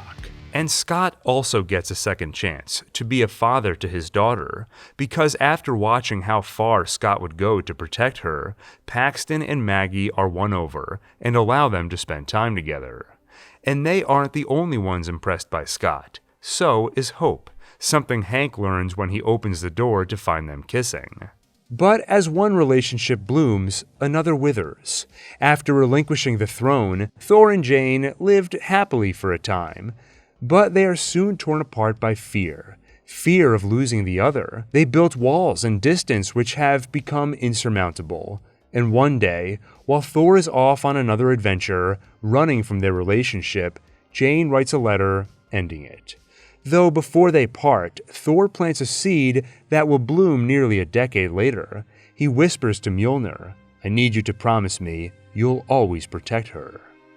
The following year, Dr. Stephen Strange loses everything. For years, he's been the best surgeon around, and knows it too. He saves lives and pushes medical technique to new heights, but not to help people. It's all in service of his Tony Stark-sized ego. That's why he can't be with Christine. He likes her and she likes him, but he can't help pushing her away, making everything about himself. His hubris costs him a relationship, and ultimately, his hands too, because he drives with the same overconfidence as everything else. And when he gets distracted speeding in his Lamborghini, he crashes. Strange wakes up with hands full of metal pins, hands which no longer function with the precision needed to perform surgery. But he refuses this fate. Stephen chases every procedure, expert, or medicine that might help, spending everything he has in the process. But nothing works. Christine is with him all the way, but Strange isn't content only to lose his fortune, so he pushes her away too, with bitter accusations. He's just a sob story to her, someone to pity. But he soon discovers a faint hope. Strange learns about a man named Jonathan Pangborn. He was paralyzed until a visit to the Kamar-Taj somehow granted him the ability to walk again. Strange heads there himself and meets the Ancient One. She talks of souls, spirits, and magic, so of course he scoffs, until she knocks him into the astral dimension and sends him on a trip through the multiverse. For the first time, possibly ever, Strange humbles himself and begs her to train him. She initially rejects him for his arrogance, but after he stays on their doorstep for 5 hours, and her protege Carl Mordo suggests he could be useful, the Ancient One relents and his training begins. He proves a quick study, helped by the photographic memory which previously earned him a simultaneous MD and PhD.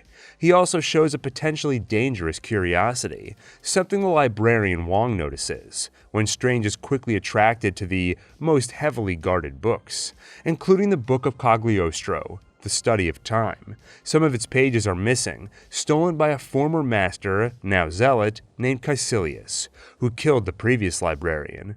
Over the following months, Strange's talent in the mystical arts soon rivals his talent in the field of medicine. Meanwhile, the Avengers' downfall begins. It starts on a mission in Nigeria where Wanda tries to contain an explosion, but in doing so, accidentally kills 26 people, including 11 relief aid workers from Wakanda.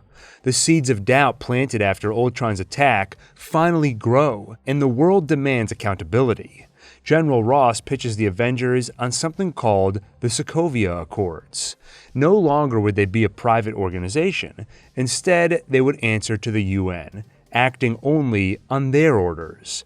Tony Stark is ready to sign. He's come face to face with people who lost family in Sokovia. He bears that guilt and hopes this will quell it. But Rogers refuses. He has faith in individuals. He has faith in the Avengers. What if the UN orders them to do something they disagree with, or doesn't let them help in a situation where they're needed?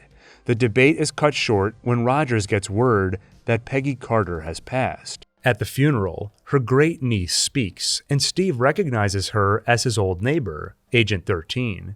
She shares something Aunt Peggy once told her: compromise where you can, but where you can't, don't. Even if everyone is telling you that something wrong is something right, even if the whole world is telling you to move, it is your duty to plant yourself like a tree, look them in the eye, and say no.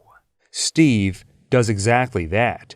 When the Sokovia Accords are signed, he's nowhere to be seen. The document is ratified, but the proceedings are interrupted by a terrorist explosion, which kills many, including King T'Chaka of Wakanda.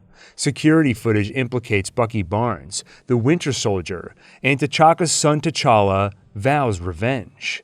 Meanwhile, Steve learns about the explosion, and Carter shares a tip on Bucky's location. So when the Black Panther attacks, Steve is there with Sam to defend him. But soon, the authorities intervene and arrest them. After the chaos, Steve considers finally signing the document, until he learns that Tony has Wanda confined at his house, hoping to avoid another public incident while the Accords are sorted out. With a fellow Avenger in custody, Rogers refuses to sign. At that house, Vision tries to improve Wanda's mood, who's still fraught with guilt after the incident in Nigeria, and convinced the rest of the team hates her. Then he bonds with her over something they share. She doesn't understand the chaos magic which powers her, just like he doesn't understand the Infinity Stone which powers him. Both have a scary, mysterious part of themselves. Things take a sour turn, though, when she realizes Vision is there to ensure she can't leave. While Bucky is in custody, a doctor shows up, sent by the UN to evaluate him. But Helmut Zemo has taken the man's place, and apparently he's been busy. He set off the bomb at the signing and framed Bucky to trigger a manhunt, so Bucky would be found. And by using the data publicly released by Romanoff after taking down Hydra, then by threatening and interrogating the right people, he found a notebook. a notebook which contains the key words that trigger Bucky's programming and turn him into the Winter Soldier. He questions him about the location in Siberia where he was brainwashed, the location where the other Winter Soldiers are still being kept in stasis. Then he sets him loose and escapes.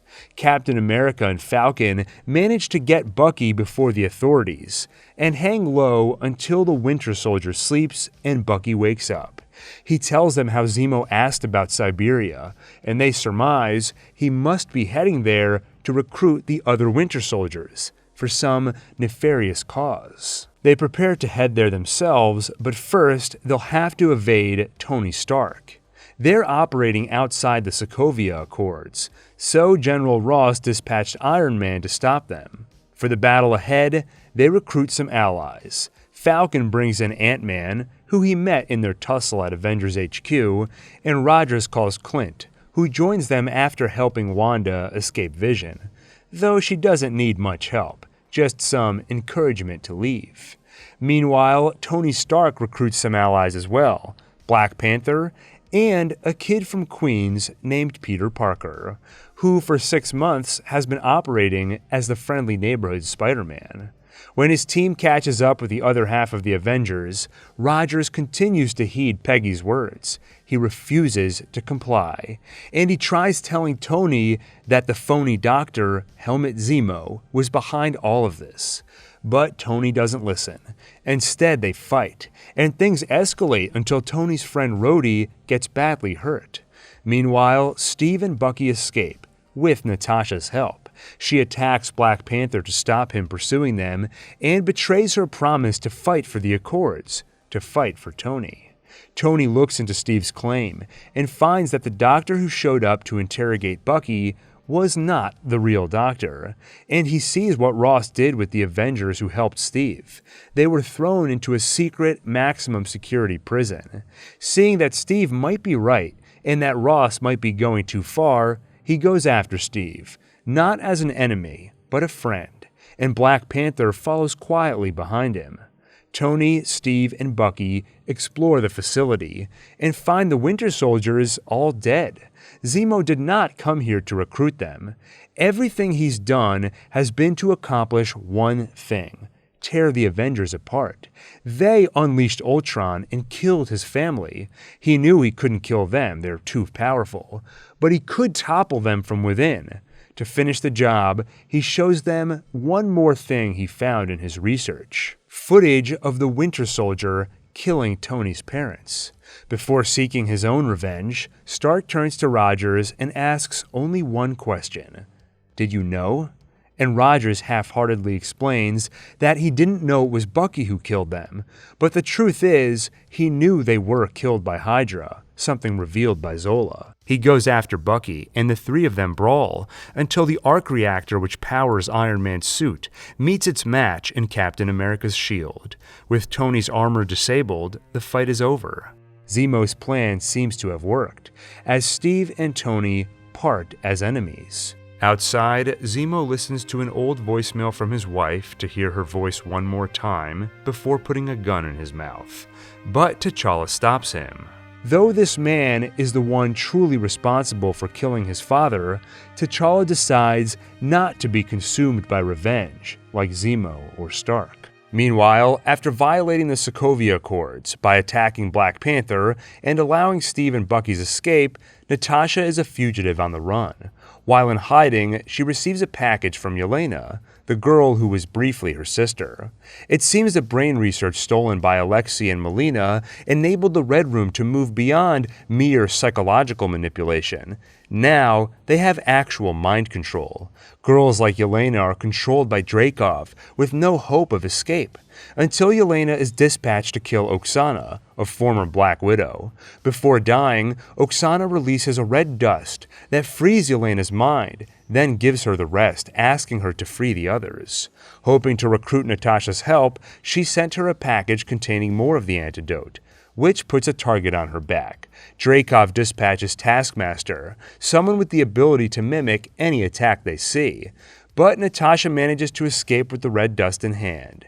She finds Yelena, who informs her the Red Room is still active. Apparently, Natasha and Clint's attack 8 years ago failed, and Dreykov is still alive. They decide to change that. Together, they'll take him down, but this time they'll be sure he's dead. First, they need to locate the Red Room. So they find their old father, former Red Guardian Alexei Shostakov, and break him out of prison. Unfortunately, he doesn't know where the Red Room is either, but he suggests their old mother, Melina, might. So they head to her farm, and after 21 years apart, their makeshift family is reunited. And although, after 2 decades, Yelena knows their family was never real, the painful reminder doesn't sit well. Alexei tries to comfort her, but as always, he can't find the words. So instead, he sings, proving that despite his complaints of how boring a mission it was to be a father, he did care about her, enough to remember her favorite song from childhood, American Pie. Natasha also has some catharsis when she learns that she wasn't abandoned by her first mother. In truth, her mother relentlessly searched for her after she was taken by the Red Room, which got her killed by Dreykov. With their feelings as repaired as they can be, Natasha and Melina hatch a plan. Melina calls the Red Room to have Natasha, Yelena, and Alexei taken into custody, but only so they can get inside to destroy it from within. Natasha comes face to face with Dreykov, where he reveals that her explosion 8 years ago didn't kill his daughter Antonia, but instead gave him his strongest weapon yet. In saving his daughter's life, he implanted a chip in her neck, allowing her to become the Taskmaster. Natasha keeps him talking and bragging, enough to reveal the database of all his Black Widows. Now it's time for her to attack, except her programming disallows it whenever she senses his pheromones.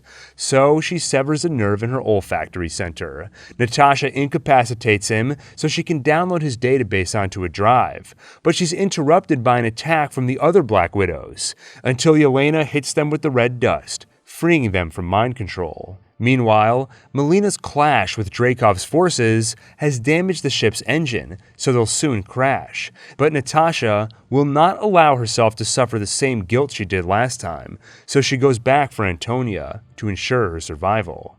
And once they're on the ground, the red dust frees her too. In the aftermath of the crash, Natasha reunites with her family and tearfully apologizes to Yelena. In all the years since their family dissolved and Natasha escaped the Red Room, she should have come back for her. Blood or not, they are family, and she deserved better. As General Ross and his forces arrive, Melina, Alexei, and Yelena head off, while Natasha stays behind to finally give herself up for a rest. Meanwhile, the new Black Panther T'Challa is quickly torn between 2 manners of ruling. On one hand, his father always insisted Wakanda remain hidden from the world, as it had for decades.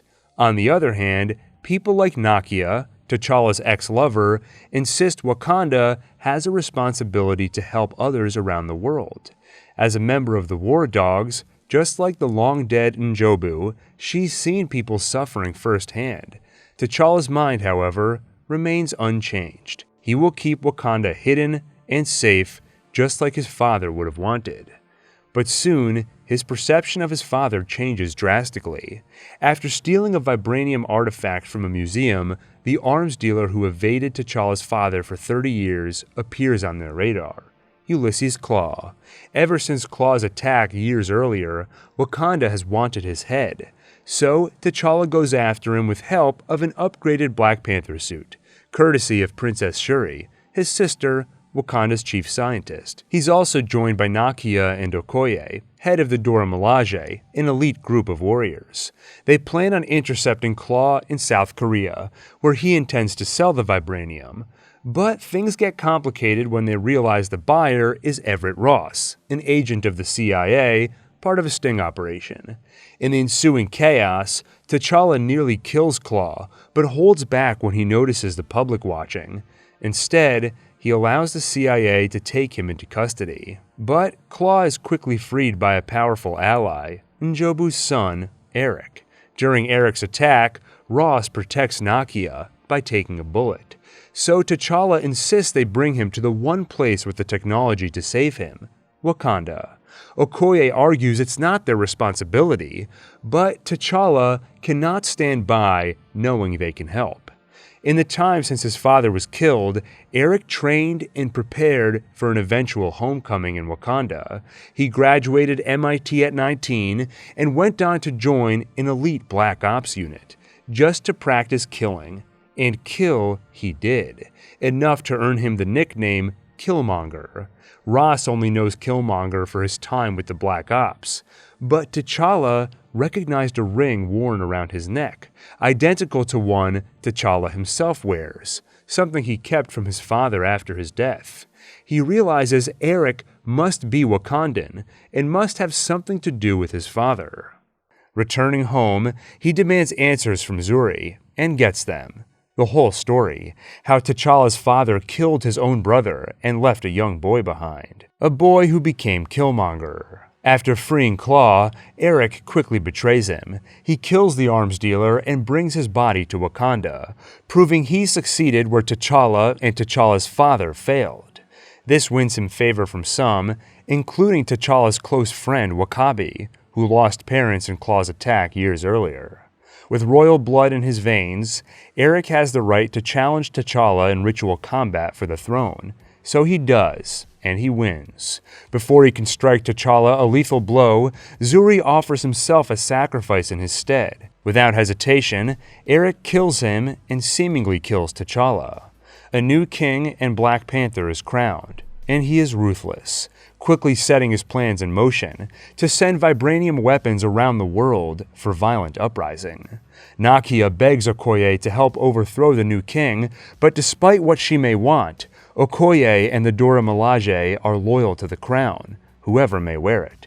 So, Nakia, Shuri, Ross, and T'Challa's mother Ramonda approach the independent tribe, the Jabari. Their leader, M'Baku, reveals that T'Challa is alive. They found him in a coma. Ramonda feeds her son the heart-shaped herb, and the plant's power brings T'Challa to the ancestral plane where he sees his father.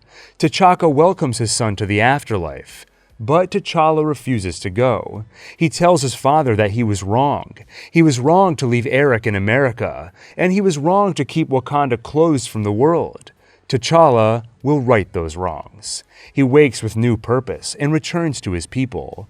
With T'Challa alive, Killmonger's claim is invalidated. Okoye and the Dora Milaje are back on T'Challa's side.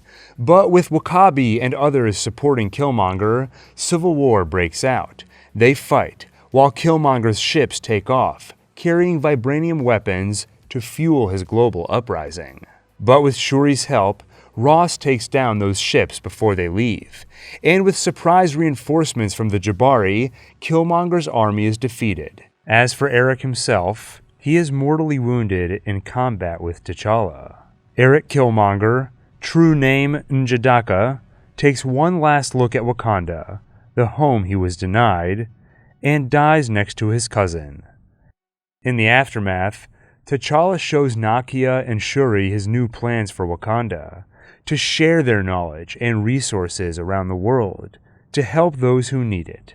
Meanwhile, just 2 weeks after giving herself up, Natasha has already escaped custody and joins Captain America in freeing her fellow Avengers from the raft. And at Avengers HQ, while Rhodey is in recovery, working to get full control of his legs back, Tony receives a package from Steve, containing a phone and a letter. His old friend apologizes for not telling him about his parents. Steve thought he was sparing Tony, but really, he was sparing himself. And he promises Tony that if he ever needs him, he'll be there, just a phone call away. Later, T'Challa brings Steve and Bucky to Wakanda, where they'll work on curing Bucky of the Winter Soldier still in his mind, so no one like Zemo can ever activate that side of him again. Meanwhile, Peter Parker has returned to Queens, and after fighting alongside Iron Man, returning stolen bikes and stopping petty crime just doesn't have the same appeal. So every day, he bombards his contact Happy with a wall of texts begging for the next Avengers mission. Soon, the opportunity presents itself when he spots ATM robbers wielding powerful weapons. He doesn't know it yet, but these are the work of Adrian Toomes and his crew, built off Chitauri tech pilfered from the Battle of New York. He stops the robbers and returns home through a window. Too late, he notices his best friend Ned Leeds waiting in his room, and with that, his secret identity becomes a little less secret. And unfortunately, Ned isn't great with secrets. The next day, he lets slip that Peter knows Spider-Man, scoring them invites to a party hosted by Peter's crush, Liz. But partway through the party, Peter is forced to bail when he notices strange explosions in the distance, clearly related to those alien weapons. Spider-Man heads off, leaving Peter Parker to disappoint not only Liz, but also Michelle, who may be harboring a small crush of her own. Spider-Man finds goons showing off their weapons to a potential buyer and chases after them, but he's stopped by Adrian Toomes himself, who pilots a flight suit resembling a vulture. Peter nearly drowns in their brawl until a remote-controlled Iron Man rescues him. Through the suit, Stark admonishes Peter. He's just a kid, and he's not ready to handle something of this caliber. In no uncertain terms, Tony tells him to stop chasing the vulture guy. But Peter thinks he's ready for more and intends to prove it. So he works with Ned to chase down a lead. He held on to one of the weapons from last night, and inside found a glowing purple gem, an alien power source. When Toomes' men come to retrieve it, he evades them, but sticks them with a spider tracker. And later, Ned tracks them to Maryland, which happens to be right near Washington, D.C., where the academic decathlon nationals are being held. So, to Liz and Michelle's delight, Peter joins them. And that night, he follows the tracker to find Toomes' men stealing from Department of Damage Control trucks. But once again, Peter is outmatched against the Vulture and ends up unconscious in the truck. He wakes up in a DODC warehouse. At first, he's resigned to wait for morning when the doors will open, but things become urgent when his suit's AI identifies the purple gem as not just a power source, but an explosive one. He escapes the warehouse, but by the time he reaches Ned, the gem has already been activated by going through an X-ray security check at the Washington Monument. The explosion knocks the elevator off its track, threatening to drop his classmates to a fiery demise. But Spider-Man catches them just in time, and when the elevator falls again, he rescues Liz personally. Returning home, Spider-Man asks the AI to review footage of the weapons deal from the other night, and it identifies the buyer as Aaron Davis. So Peter finds him and learns from Aaron where the next deal is going down, on the Staten Island ferry at 11. There, Peter learns that Stark was probably right. He is in over his head. In his clash with Toomes, Peter inadvertently cuts the Staten Island ferry in half, and too late realizes the FBI knew about the deal. They might have even caught Adrian if not for Peter's meddling. But Peter has little time to process it all, because right now, he has lives to save. He nearly rips himself in half trying to pull the ferry together, to no avail. But the day is saved when Iron Man arrives, and this time Peter is in real trouble, enough to warrant a visit not from a remote-controlled suit, but Tony himself. He's the one who called the FBI, and against his wishes, Peter got involved. Tony takes back his suit as Peter begs, "I'm nothing without this suit." "If you're nothing without this suit," Tony responds, "then you shouldn't have it." He returns home to a distraught Aunt May. He can't just ignore her calls and disappear like that, but her tone softens when she sees that he is not okay. He can't tell her the truth, but he gets close, telling her that he lost the Stark internship. But there is a bright side. Now he gets to focus on just being Peter Parker, and Peter Parker gets some good news. His crush on Liz apparently is not one-sided, and apparently she doesn't have a date for homecoming yet. The big night comes.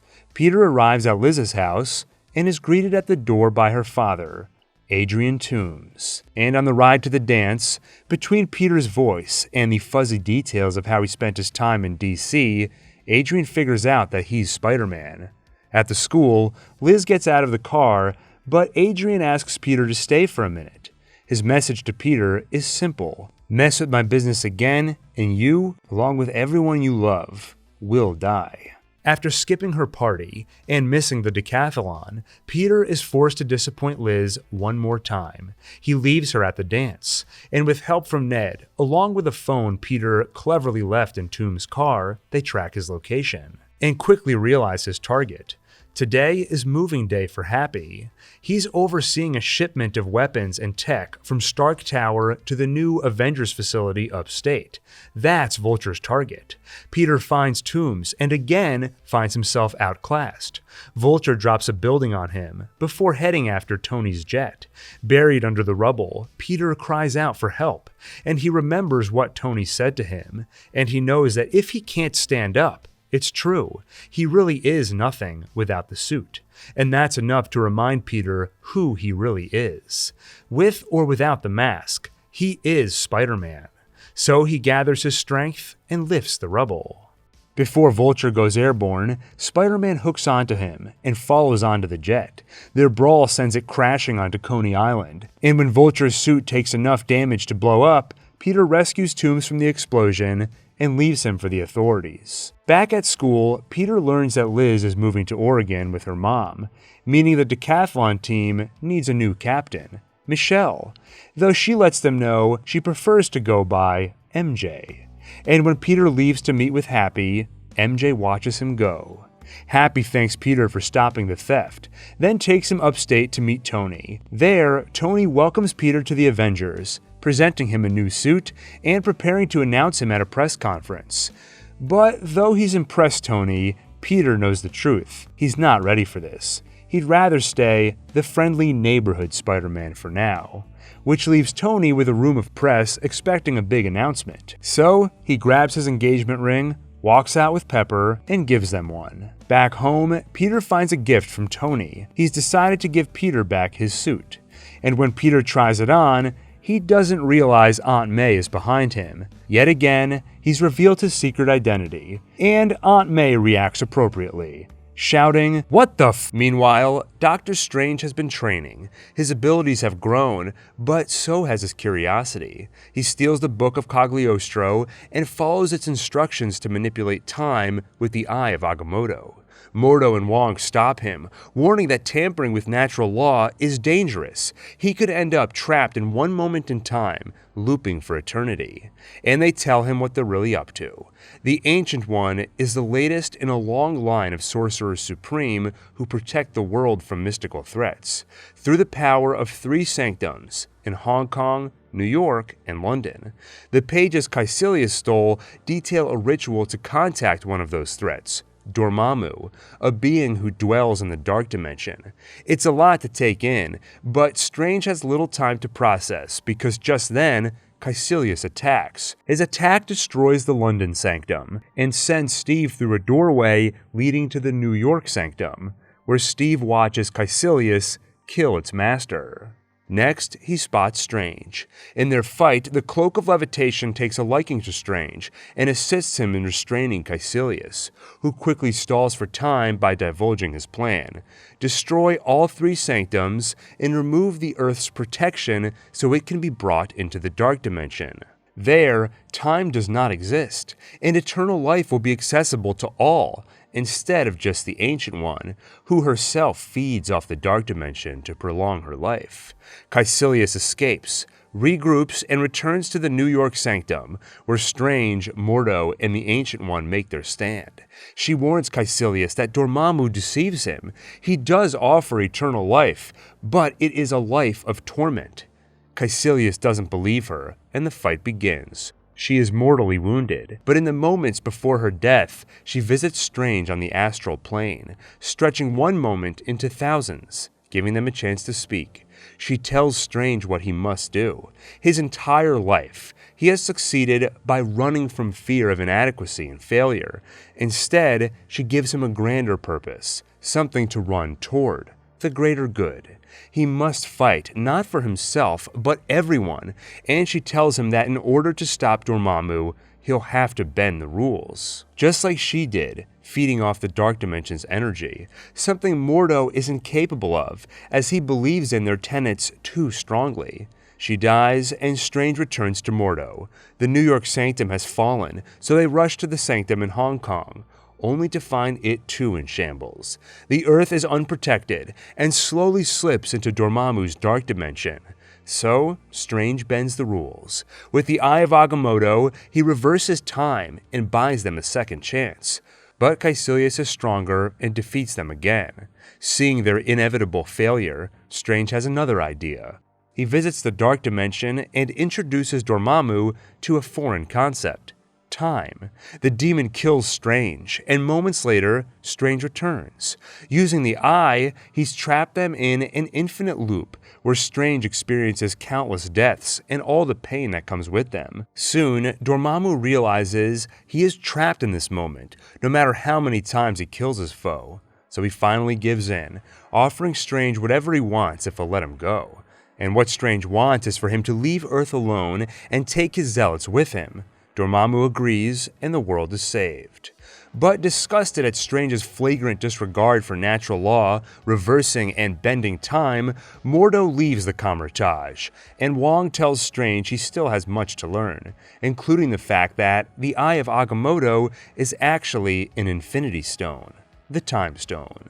Meanwhile, Mordo visits Pangborn and turns him back into a paraplegic, his first step toward ridding the world of sorcerers who abuse their power. In Asgard, Thor discovers that Loki has taken Odin's place as king, trapping the real Odin on Earth under a spell to forget who he is.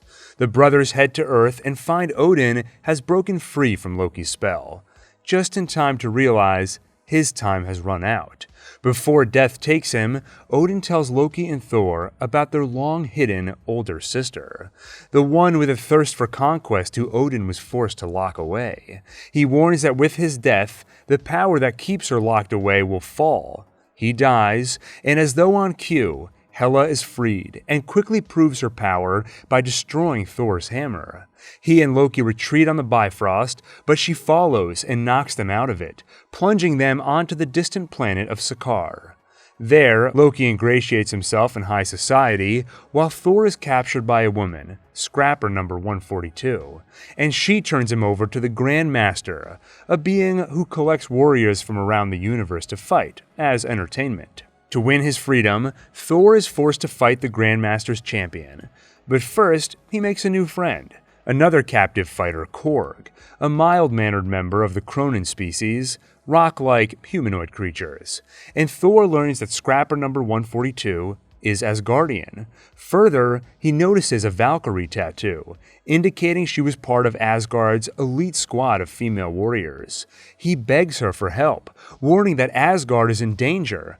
But she's indifferent. Besides, there's no way off Sakaar.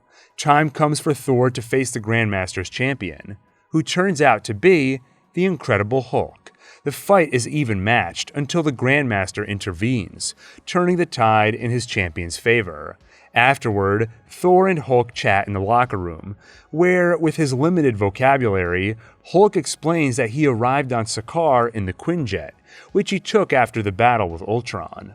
Thor asks for his help escaping, but Hulk is happy on Sakaar, spending his days smashing. Left on his own, Thor calls to Heimdall, who shows him the state of things in Asgard. Hela has taken over, and without Thor's help, she'll soon rule the 9 realms. Thor relays this message to Valkyrie, but after losing all her friends to Hela thousands of years ago, she has no desire to do it all over again. She'll stay here, safe on Sakaar. So Thor escapes on his own, and betraying his words, Hulk can't help but follow his friend. On the Quinjet, Thor activates a video of Natasha, and that wakes Bruce for the first time in 2 years. With the ship in no condition to fly, especially after some Hulk smashing, they head off to form Plan B. Meanwhile, the Grandmaster sends Loki and Valkyrie to track them down. But Thor's words finally get through to her. She restrains Loki and finds Thor, agreeing to join forces against Hela. All they need is a ship strong enough to get through the portal that will take them home. And Loki knows how to steal one from the Grandmaster. So once again, Loki becomes a reluctant ally and brings Thor to the ship. Then, once again, betrays him. But Thor is ready this time and easily incapacitates his brother. Meanwhile, Valkyrie creates a diversion by arming Korg for revolution. Then she joins Banner and Thor as they escape through the portal. And Korg's revolution is a success. They too escape on a ship and even invite Loki to join them. In Asgard, Thor faces his sister again, while his old friend Heimdall evacuates the civilians, with help from Valkyrie, Banner, Korg's revolutionaries, and when it becomes necessary, the Hulk. Even Loki, seeing his chance to be the savior, lends a hand. Meanwhile, Thor loses an eye to Hela and nearly loses the fight entirely, until he remembers Odin, and Odin reminds him that Mjolnir was not the source of Thor's power, it merely focused power that was already there.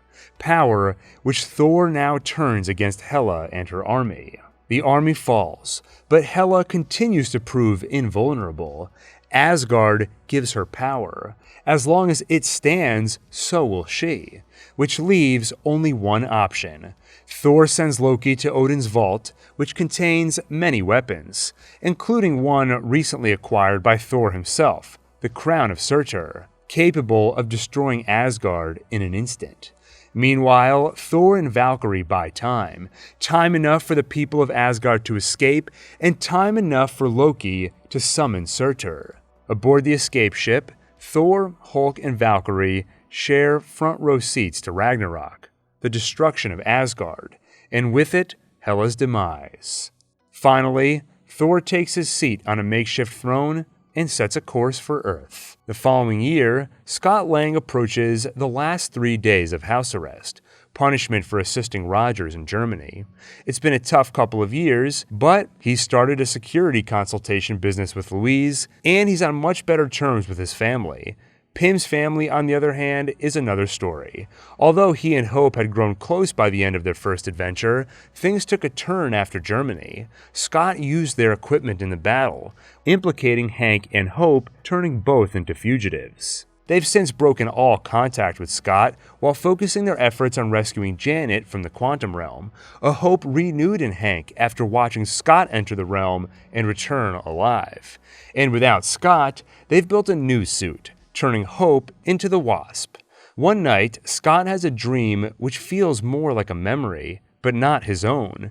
Through the eyes of Hank's wife, Janet Van Dyne, he sees a young Hope. So he calls Hank and leaves a message about the strange dream. Hank and Hope get that message the day after first activating their quantum tunnel, a machine which should allow them to safely go subatomic and retrieve Janet.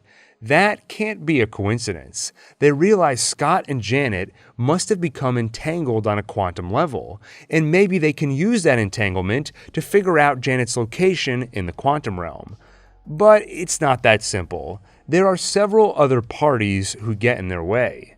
The FBI hopes to catch the Pyms and find Scott breaking house arrest, especially the overzealous agent Jimmy Woo. There's also Sonny Birch, a black market dealer they've been buying parts from who's gotten an inkling of what they're building and wants to profit off it. And there's Ava Starr, aka Ghost.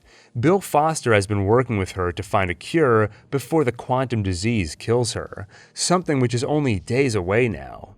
Their attempts thus far have failed, but they find out about Hank's efforts and realize Janet has been absorbing quantum energy for 3 decades. If they rescue her from the quantum realm, they could extract that energy and use it to cure Ava. But, Hank argues, that will likely kill Janet. Thing is, Ava is desperate. She's hurt a lot of people. What's one more? In the midst of all this, Luis and Scott's security company is on the verge of landing a big client. Luis will be meeting with the client tomorrow, but first they need to make adjustments to the proposed plans, something only Scott knows how to do. So after evading Birch, Ghost, and the FBI, Scott tells Luis how to find Hank's lab, currently hidden in the woods. In the meantime, Hank and Hope activate the quantum tunnel, and entanglement kicks in again, allowing Janet to speak through Scott, and warn that they only have 2 hours to rescue her. The probability fields are currently aligned just right, and it'll be another century before they're aligned again. She gives them her location, but they can't rescue her now, because as though on cue, Luis calls with some bad news. Birch found Luis and used truth serum to extract Scott's location, then shared that info with a contact at the FBI. Now, they're closing in. Scott confesses his mistake to Hank and Hope, and they're once again forced to go on the run. After Germany, and now this, they're ready to cut him out of their life entirely. But he's soon given the chance to redeem himself. First, Scott runs home to ensure that when Wu checks, he'll find him still abiding by house arrest. Then, once he learns Hope and Hank have been taken into FBI custody, he risks everything to break them out, because if he's caught, he goes back to prison and loses all the trust he gained with his family. Worst of all, he'd lose his daughter Cassie again. After breaking them out, he helps them evade Birch, the FBI, and Ghost, even recruiting help from Luis and his friends, to finally give Hank a chance to see his wife. While Ant-Man and the Wasp buy him time, Hank goes subatomic, and after 30 years away, finally reunites with Janet. When they return from the quantum realm, Janet sees Ava in pain, and shares some of her quantum energy to stabilize her. It's not a permanent cure, but for now, it stops Ava's years of torment. In the aftermath, having proven his loyalty and his determination to do the right thing, Scott rekindles his relationship with Hope, and with his house arrest over, he gets to spend more time with both her and his daughter Cassie, all blissfully unaware of the calamity just around the corner. After Loki failed to conquer Earth and acquire the Space Stone contained within the Tesseract, and after Ronan failed to acquire the Power Stone contained inside the orb, Thanos has taken matters into his own hands. First, he visits Xandar, where the Power Stone was left by the Guardians of the Galaxy under watch of the Nova Corps. Thanos makes short work of them, executing half the planet and leaving with the first of 6 stones, already making him one of the most powerful beings in the universe. Next, he finds Thor and the remaining Asgardians still on their journey to Earth. Hulk makes a valiant effort, but in Thanos, he's finally met his match. To save Banner's life, Heimdall uses his last ounce of energy to call on the Bifrost and send him to Earth. Heimdall pays for that with his life. Next, Thanos turns his attention to Thor, demanding they turn over the Tesseract. He nearly kills Thor, until Loki finally confesses that he grabbed it from Odin's vault before evacuating Asgard. He hands it over, then pledges allegiance to Thanos, but only as a ruse to get close. He makes his move, but Thanos has the Power Stone and easily kills Loki. Then he destroys the ship and leaves with 2 stones in his gauntlet. On Earth, Banner lands in Doctor Strange's sanctum, where he warns of Thanos' arrival. They quickly recruit Tony for the incoming battle, which is there before they know it. Ebony Maw and Cole Obsidian arrive to collect the Time Stone, protected by Doctor Strange and his spells. As the fight begins, Hulk refuses to emerge, humiliated after losing his fight with Thanos. But on a class trip to MoMA, Peter notices the carnage and joins the fight. The battle ends when Maw subdues Strange and pulls him aboard their ship, but Iron Man and Spider-Man, protected by a space-ready suit from Stark, manage to sneak aboard and kill Maw. Then Tony makes a bold decision. Rather than head home, what if they do something Thanos would not expect? Take the fight to him by heading to his home planet, Titan. Strange agrees, but first makes a promise. If it comes down to saving Peter, Tony, or the Time Stone, he'll choose the stone every time. The fate of the universe depends on it. Meanwhile, more of Thanos' forces go after the other Infinity Stone held on Earth, the one in Vision's skull, the Mind Stone. He and Wanda are currently in Scotland, falling in love, until they're attacked and Vision experiences something unfamiliar to him. Pain. They might actually lose this fight. He begs Wanda to leave. He may die, but at least she can live. Wanda refuses, and soon it doesn't matter, because the children of Thanos find them and leave no escape. The two of them don't stand a chance, but they aren't alone. Captain America, Falcon, and the Black Widow arrive. Together, they fight off the villains. Regrouping at Avengers HQ with War Machine, they decide on their next move. Vision points out that Wanda could destroy the Mind Stone with her power. But Wanda and the rest refuse. They don't trade lives. And they realize there's another way. With advanced technology, they could separate Vision from the stone and then destroy it. And Steve knows exactly where they could get that sort of technology. Wakanda. Meanwhile, the Guardians of the Galaxy respond to a distress signal and find the destroyed Asgardian ship. They bring Thor aboard and he gets them up to speed, letting them know Thanos has begun his conquest, and he has a pretty good idea where he's going. Nowhere. That's where Asgard left the Reality Stone in the Collector's care. But to defeat Thanos, Thor knows he'll need a powerful weapon, especially with Mjolnir destroyed. So the team splits up. Thor, Rocket, and Groot head to Nidavellir, the place where Mjolnir was originally created. Peter, Gamora, and the rest head to nowhere. On the way, Gamora confides in Peter. She knows something which would help Thanos get the stones. Keeping that knowledge hidden is more important than her life, so she begs Peter to make a promise. If Thanos gets her, and Peter has the chance, she needs Peter to kill her. They arrive on Nowhere to find Thanos interrogating the Collector. Gamora moves quickly and kills her adoptive father, and though she hates him, mourns him just the same. Until Thanos drops the charade. None of this is real. Fact is, they were too late, and Thanos already has the Reality Stone, which is how he was able to create this fantasy and ensnare Gamora. Now in her father's clutches, she begs Peter to fulfill his promise, to kill her. They finally profess their love for one another out loud, just before Quill pulls the trigger, only for the gun to vanish. Another reminder that with the Reality Stone, Thanos is in control. He leaves with Gamora. Now, he has 3 stones and 3 to go. Next, he seeks the Soul Stone, something he once sent Gamora to find.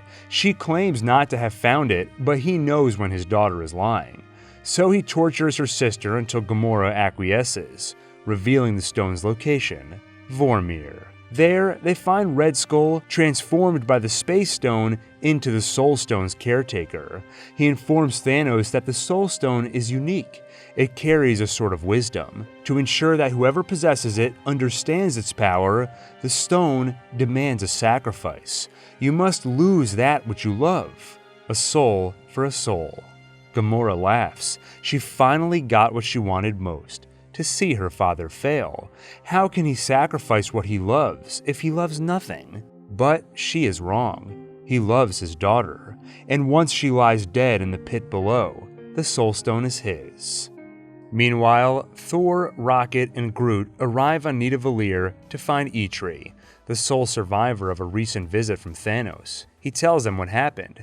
Thanos forced them to build his gauntlet to harness the Infinity Stone's power, then killed all but Eitri and shut down their neutron star.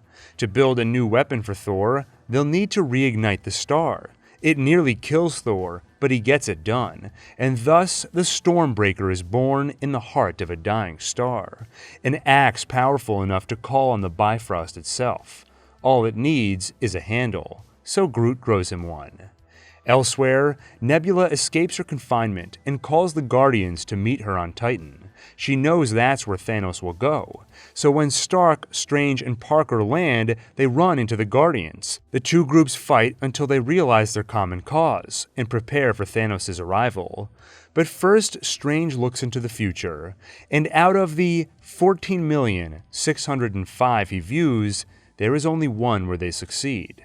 Soon, Thanos arrives. The team fights with everything they have. Mantis puts him in a trance, and they pull the gauntlet, inch by inch, sliding it off his arm. Then Quill asks where he took Gamora. Mantis feels what Thanos feels, and tells Peter he is in anguish. He mourns. Nebula puts it together. A soul for a soul. He killed Gamora. Tony sees the rage in Quill's eyes and begs him not to engage. We've almost got this off. Tell me you didn't do it, Peter begs Thanos. I had to, the Mad Titan responds. No, you didn't, Peter says. At first quietly, then loudly before striking him, inadvertently breaking Mantis' spell. Now, Thanos fights back and gets the better of them. He nearly kills Tony, until Strange bargains for his life by handing over the Time Stone. In Wakanda, the Avengers have arrived, and Shuri is at work removing Vision's Mind Stone, but it will take time, which is quickly running out. Thanos' forces are already there. Wakanda's forces and the Avengers do their best to hold them off, but soon, Thanos himself arrives. One by one, the Avengers fall. Time has officially run out. Vision tells Wanda to destroy the Mind Stone. He reminds her that half the universe depends on it. He knows it's not fair that she has to be the one to do it, and he tells her he loves her, before Wanda destroys the stone and him with it. But with the Time Stone, Thanos has the ability to reverse time, so he does. Vision returns to life just so Thanos can rip the stone from his skull and kill him all over again. Finally, he has all 6 stones. Nothing stands between him and his wish to eradicate half of all living things, except the god of thunder. Thor arrives with Stormbreaker and puts it in Thanos' chest. You should have gone for the head, Thanos says, then snaps his fingers, and half of all life in the universe vanishes. On Titan, just before Strange disappears, he looks at Stark and reassures, Tony, there was no other way. And Peter, with his spider sense, knows he's part of the half that will disappear, and begs Tony for help he can't give. I don't want to go, sir, please. Then he apologizes for letting down his mentor. I'm sorry, Peter says, before turning to Ash. Elsewhere, Hank and Hope Pym send Scott Lang into the quantum realm to collect healing particles for Ava, but while he's in there, they vanish like so many others, stranding Scott in the quantum realm. Meanwhile, Thanos watches the sunrise, secure in his victory. But 23 years ago, someone gave Nick Fury a pager in case of emergency. Before disappearing himself, he has time enough to call for help, a call that Carol Danvers will soon answer. 21 days later, that time comes. Tony Stark is adrift in space with only Nebula to keep him company, but their time has just about run out. Tony records a message for Pepper. He tells her how they'll run out of oxygen tomorrow morning, but tonight, when he goes to sleep, it'll be like every other night. He'll be fine, and he'll dream of her. Tony closes his eyes and lays his head down. But it's not yet his time to rest. Carol Danvers appears and brings them home. While Tony recovers, the other surviving Avengers plot their next move. Rocket detects a power surge of cosmic proportions on a distant planet, identical to the one they saw when Thanos snapped. That must be his current location. So that's where they go, hoping to retrieve the stones and use them to reverse what Thanos did. But when they arrive, they only find disappointment. Once his job was done, Thanos saw no use for the stones and reduced them to atoms. The job is done, and it always will be. I am inevitable, Thanos says. This time, Thor goes for the head. Thanos is dead, and all hope is lost. 5 years later, each Avenger copes in their own way. Steve Rogers runs a support group to help people cope. Tony Stark settles down with Pepper and raises a daughter named Morgan, a daughter who loves her father a lot. To be precise, she tells him, I love you 3000. Natasha coordinates with heroes around the world to manage whatever other crises may come. Clint Barton, who lost his entire family, takes on the vengeful persona of the Ronin, killing anyone he deems deserving, like Yakuza thugs in Tokyo.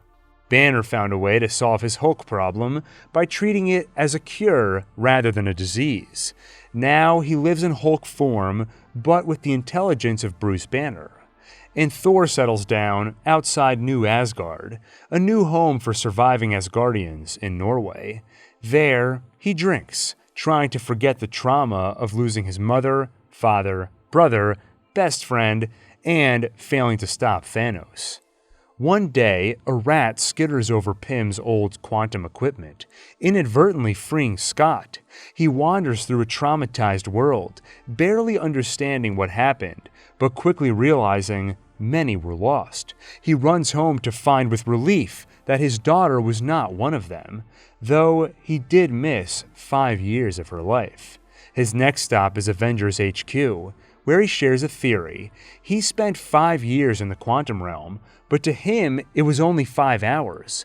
Time works differently there. Maybe they could take advantage of that and use the quantum realm to time travel and fix what Thanos broke. They take the idea to someone with the right expertise, Tony Stark. But Stark is a changed man. With Pepper and Morgan, now he has something to lose. This idea is impossible and reckless. But when the Avengers leave, the idea stays. It keeps him up, and he realizes it could be done. Working with Banner, he proves it. Now, they just need a plan for their time heist.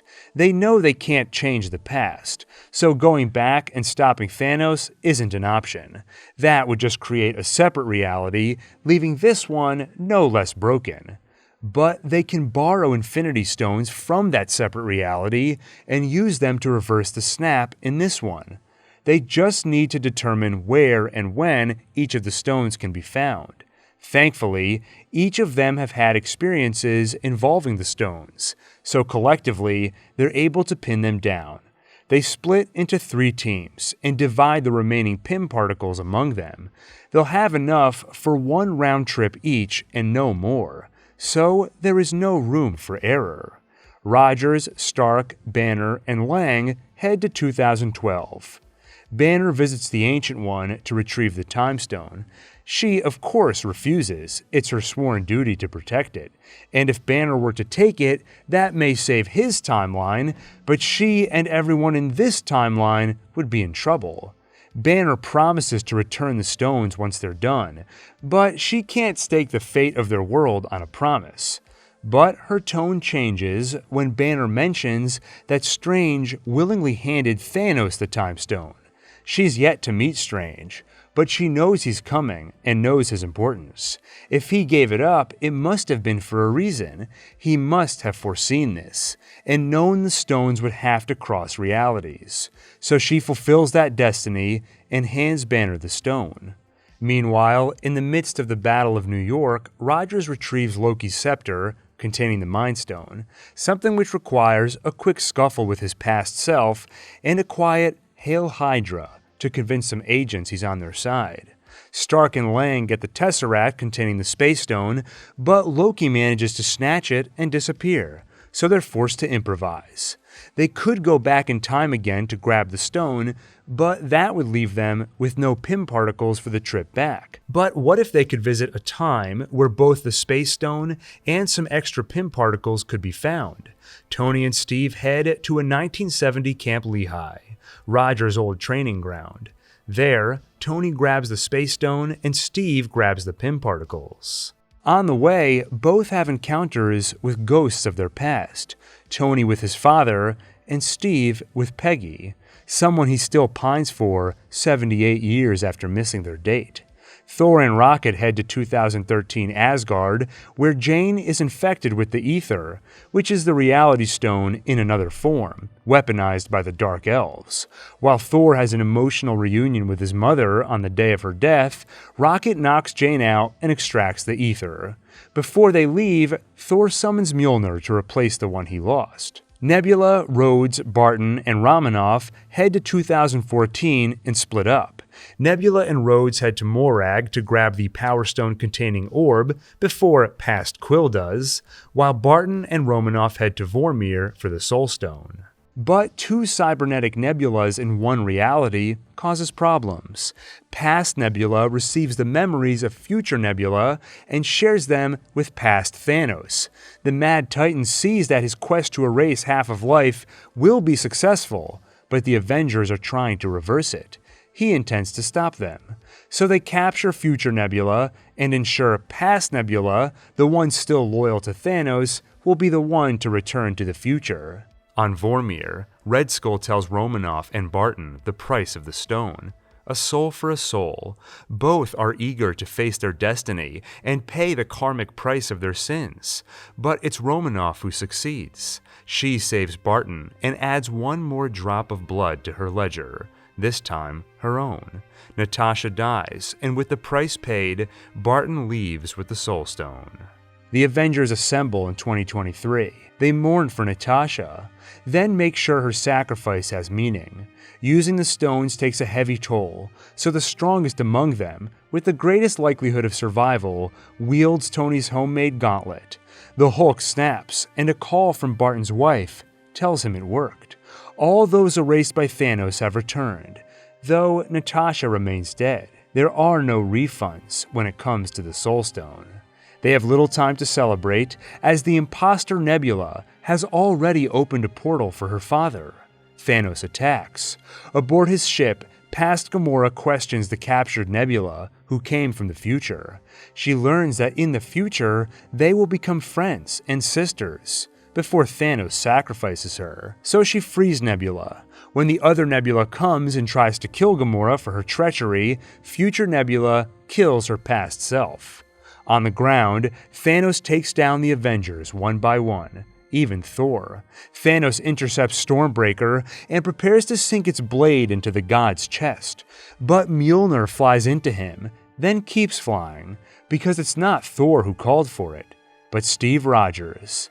Captain America wields the power of a god and holds his own against Thanos, for a little while. Soon, he's on the ground with a broken shield.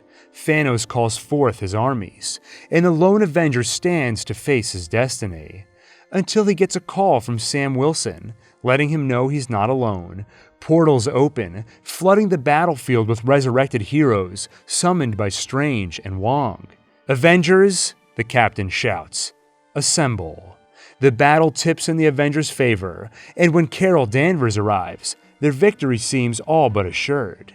But in this battle, only one thing matters: who has the Infinity Stones? And despite their best efforts in this historical round of keep away, Thanos retrieves them.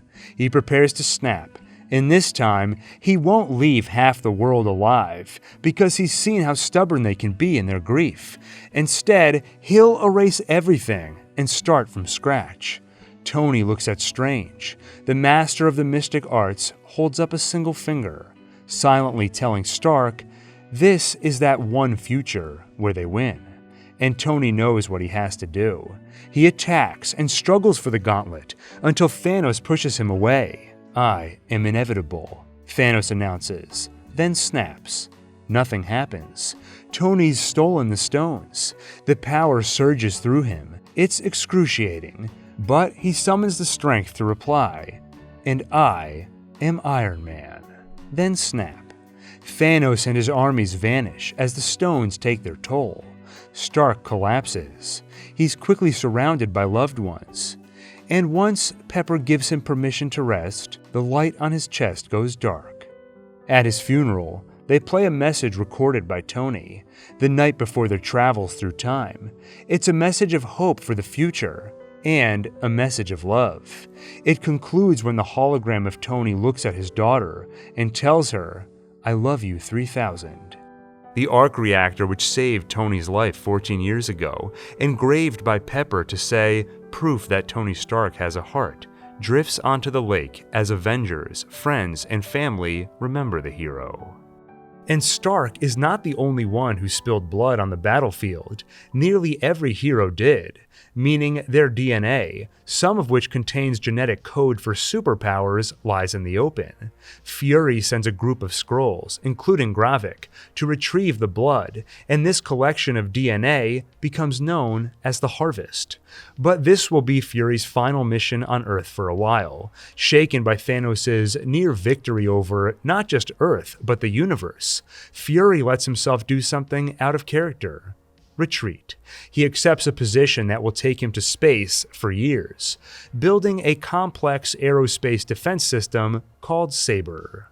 To keep this position secret, he asks Talos to impersonate him while he's gone. And he's not the only one looking to leave things behind. Valkyrie asks Thor when he'll take his rightful place on the throne, but he decides to leave New Asgard in her care, making her the new leader.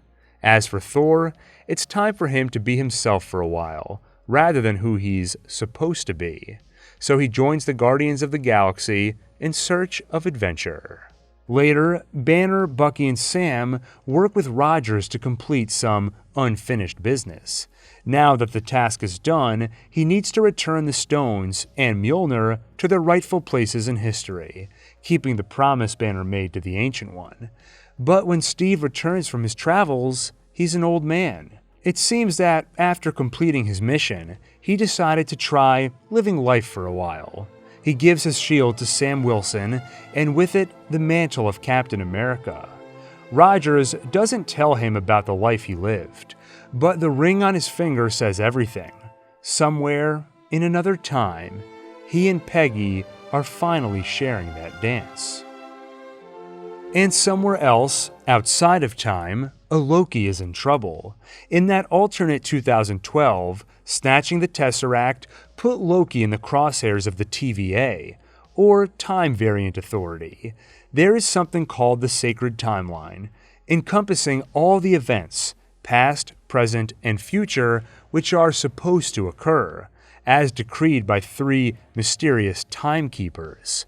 When someone does something which deviates from that timeline, like Loki stealing the Tesseract, they become a variant and create a branching reality, which eventually leads to chaos. That's where the TVA comes in. When such a thing happens, they erase that branching reality, capture the variant, and put them on trial, usually resulting in their being pruned, a polite way of saying vaporized. But Loki gets a rare second chance, because one TVA agent, named Mobius, sees something in him. Recently, a variant has been wreaking havoc. Somehow, they've been evading the TVA and killing their people. Mobius thinks Loki could help capture that variant because that variant is another Loki. Only problem is that Loki from 2012 is a villain, one who has not been transformed by experience into an ally of the Avengers. But Mobius believes in this Loki. He believes that deep down, he doesn't want to hurt people. He just needs Loki to see that too. So he shows him footage of his life, the life he's lived and the life he's yet to live, all the pain and suffering he causes, but also love for his father, brother, and mother, and also redemption, sacrifice, and his death at the hands of Thanos. Eventually, Loki admits the truth. He is weak, so he hurts and kills as a desperate plea for control through fear. He also sees the TVA's power. He even finds a drawer full of Infinity Stones. The most powerful forces known in his world are paperweights here. The TVA is powerful. Loki has no choice, and he agrees to help them find the rogue Loki. Going through files on him, Loki has a realization. Variants are found because they cause nexus events, which result in branching realities. So where could this Loki variant hide where they wouldn't create nexus events? Apocalypses. If they constantly travel to times and places where an apocalypse is about to occur, they can't be found because no matter what they do, no nexus event will be created because the world is about to end anyway. Using that theory, he finds the Loki variant and learns that he is actually a she, who has adopted the name Sylvie. Loki finds himself outmatched, especially given her ability to enchant people. She can control them and read their memories, and she is intent on taking down the Timekeepers, something Loki can get behind. So he abandons Mobius and leaves with her. As they hide in another apocalypse, they get to know one another. Sylvie was deemed a variant at a young age and has been on the run for a long time, growing up in the ends of thousands of worlds. Loki has spent a lifetime failing, and now his very right to exist is being challenged. Loki and Sylvie, for the first time in both their lives, find themselves truly connecting with someone, maybe even falling for that someone. And two variants of the same being feeling about each other the way they're feeling is powerful enough to create a Nexus event even in the face of an apocalypse, which gets them captured by the TVA. But when Loki and Sylvie spoke, they realized something about TVA agents. They all believe they were created by the Timekeepers, but Sylvie has looked in their heads and seen memories from before their time at the TVA. The truth is that they are all variants, just like her and Loki. They've all been lied to. Mobius doesn't believe it at first, but Loki is insistent, and it starts to make sense. Mobius's entire life has been a lie. He turns on the TVA to work with Loki, but he's quickly discovered and pruned. Then Loki and Sylvie are taken before the Timekeepers, but are rescued by another agent, defecting after learning the truth, just like Mobius. And when they attack the Timekeepers, they find they are lies too, mindless androids built by someone else. Before they can investigate further, Loki is pruned. But Sylvie soon learns that getting pruned doesn't kill you, it just sends you to an empty place at the end of time. So she steals a time twister, used to travel through the timeline, then prunes herself to join Loki and Mobius. In that empty place at the end of time, they find Eliath, a large, cloud-like monster which obliterates anything in its path. But Lokis are survivors, and many of them dwell in this place. Some even agree to help Sylvie and Loki with an insane plan. She surmises that the real puppet master is likely hiding at the true end of time, guarded by Eliath. If she can enchant the monster, they can get through him to reach the true timekeeper. She gives Mobius her stolen time twister so he can return to the TVA. Then she and Loki head through Eliath and find who they're looking for. He who remains. The strange man explains everything. Eons ago, a variant of himself lived on Earth in the 31st century as a scientist. He discovered that there were other universes out there, and he discovered how to traverse them.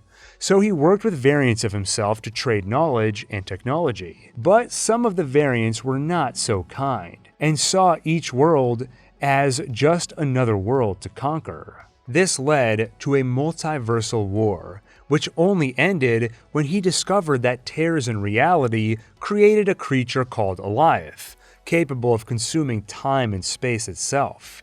He weaponized the creature to prune the branches of time and narrow things down to one sacred timeline. Then he created the TVA to ensure things stayed that way. As the sole survivor of his many variants, he became known as He Who Remains. After millions of lifetimes, he's tired. He's ready for someone else to take over, and he identified this pair of Lokis as the ones for the job. They have two choices: kill him as originally intended, or take over the TVA and let him retire. But he warns, if they kill him, that just means the defense against his many variants will be gone. The multiversal war will repeat, and he will once again be its sole survivor, meaning his death would instantly be undone. Sylvie accuses him of lying and readies her blade, but Loki isn't so sure. If he's telling the truth, maybe they should take a minute to think about it. Sylvie is disgusted. They're so close to freedom from the TVA's rule, and Loki is enticed by the promise of a throne? But Loki promises her that's not it. He just wants her to be okay, and his expression says he's telling the truth. They kiss, until Sylvie pushes him through a portal to the TVA using a time twister she grabbed off the desk, then kills He Who Remains. Back at the TVA, Loki frantically approaches Mobius, only to find Mobius has no idea who he is, and he notices a statue resembling He Who Remains. It seems Sylvia's actions have altered reality. Mobius has forgotten, or perhaps never experienced their recent adventure, and the TVA no longer answers to 3 fictional timekeepers, but instead, Kang the Conqueror. Meanwhile, in real time, the world recovers from half its population disappearing for 5 years, before suddenly returning, a phenomenon which people call the blip. But not everyone is reunited with lost loved ones. Wanda Maximoff, after losing her parents to a missile and her brother to Ultron, now mourns Vision. A couple of weeks after his death, Wanda storms into the headquarters of SWORD, the Sentient Weapon Observation Response Division. There, Tyler Hayward leads a project to resurrect and weaponize Vision. Wanda demands his body so she can properly bury it, but they can't hand over $3 billion worth of vibranium just for her to put it in the dirt. She leaves with nothing but more grief. She visits a plot of land in Westview, New Jersey, where Vision had intended to one day build them a home. The grief is too much, enough to trigger an explosion of chaos magic, which engulfs the surrounding town in a hex, and within it creates a fabricated reality, one where Vision is alive, and where the townsfolk play the roles of characters in a sitcom called WandaVision. In Sokovia, the Dick Van Dyke Show and other classics gave her and her family comfort. Now living in it does the same. The hex is powerful. Even Wanda herself is unaware at first that the reality is false, and when she suspects the truth, her mind turns away from it, preferring this false reality to one filled with grief and anguish. Outside the hex, Tyler Hayward leads the effort to understand it. The team includes once intern, now scientist, Darcy Lewis, FBI agent Jimmy Woo, and Monica Rambeau, daughter of Carol Danvers' best friend. She had a job at SWORD but disappeared in the blip. Upon returning, she found her mother dead from cancer, and rather than succumb to grief, she returned to work right away. Though many are cautious of the hex, she enters it. Like everything else which crosses the boundary, her clothes are transformed to fit the production design of Wanda's sitcom.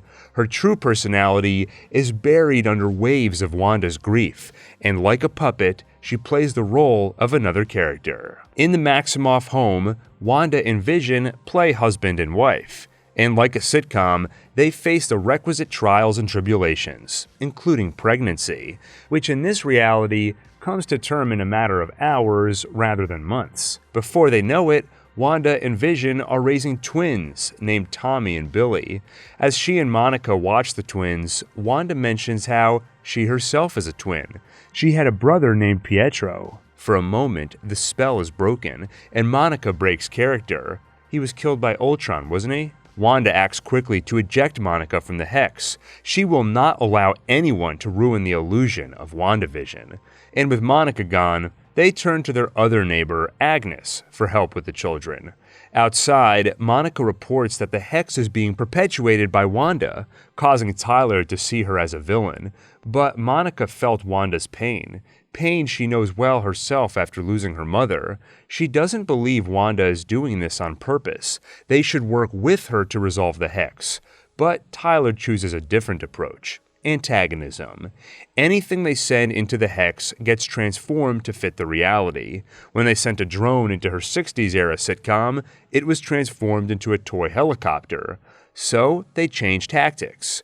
Once WandaVision evolves into an 80s-style sitcom, they send in an 80s-style drone. But without Monica's knowledge, it's been armed by Tyler. It fires at Wanda, but only manages to piss her off, and she ejects the drone, just like she did Monica. Meanwhile, Darcy tries something as well. She sends an email, brand new technology in the 80s setting. In it, she warns about the Maximoff anomaly and its effect on Westview residents. Curious, Vision investigates the mind of a coworker and realizes the truth, that everyone in the town is under Wanda's control, with their true personalities buried. Vision tries to confront Wanda, but she denies everything and just tries to move on. Things only get more hectic when Wanda's dead brother Pietro shows up, though he wears a different face. Soon, it's time for the WandaVision Halloween episode. The twins have aged up to 10 years old, exhibit superpowers inherited from their parents, and the show's taken on a Malcolm-in-the-Middle aesthetic. In the midst of it all, Pietro sees right through the illusions, and asks Wanda how she's doing all this. What kind of magic allows her to unconsciously control an entire town? But Wanda has no idea herself. Soon, the truth is revealed. There's a reason Pietro is so curious about Wanda's power. It's because he isn't Pietro at all. He's some guy named Ralph Boner who's been controlled to act like Pietro. And who is controlling him? A witch named Agatha Harkness, posing as a character in WandaVision named Agnes. She's powerful, but not as powerful as Wanda, so she's been watching, trying to figure out the source of Wanda's power. She tried prying it out of her with fake Pietro, but that failed. So now, she takes a more direct approach. She lures Wanda into her basement by kidnapping Tommy and Billy. Wanda tries to attack, but Agatha already cast runes on the wall, and in a given space, only the witch that casts the runes can use her magic. With Wanda under her spell, Agatha takes a stroll through her memories and finds the source of her power. It was not the Mind Stone, as Hydra believed. That only awakened powers that were already there. Chaos magic. Before Agatha reveals the full truth, they're interrupted by Tyler Hayward's sentient weapon. When Wanda ejected the drone, she inadvertently gave them the piece they were missing. It was infected with chaos magic, which they harnessed to finally power Vision. But it's not the Vision she remembers. They've erased his memories and replaced them with a mission: kill Wanda and kill Vision. Wanda's Vision fights Hayward's, while she and Agatha continue their talk. The reason Wanda wields chaos magic is because she is the Scarlet Witch, a being foretold in the Darkhold, the Book of the Damned, a witch who is not born but forged. She has no coven and no need for incantation, and she is powerful, more powerful even than the Sorcerer Supreme, and she is destined to destroy the world. Wanda doesn't believe her, so Agatha shows her the damage she's already done by freeing the minds of her neighbors. No longer in character, they beg Wanda to let their children free, children who all this time have been locked in their rooms, hidden from sight. They beg her to let them out of the hex, free them from her grief and pain. Faced with the misery she caused, Wanda does not hesitate to open the hex and let them all out, but quickly she learns she can't do that. Her husband Vision and her 2 children only exist in this falsified reality. If it goes away, so do they. Opening the hex had another effect too. It allowed Hayward's forces to enter the town.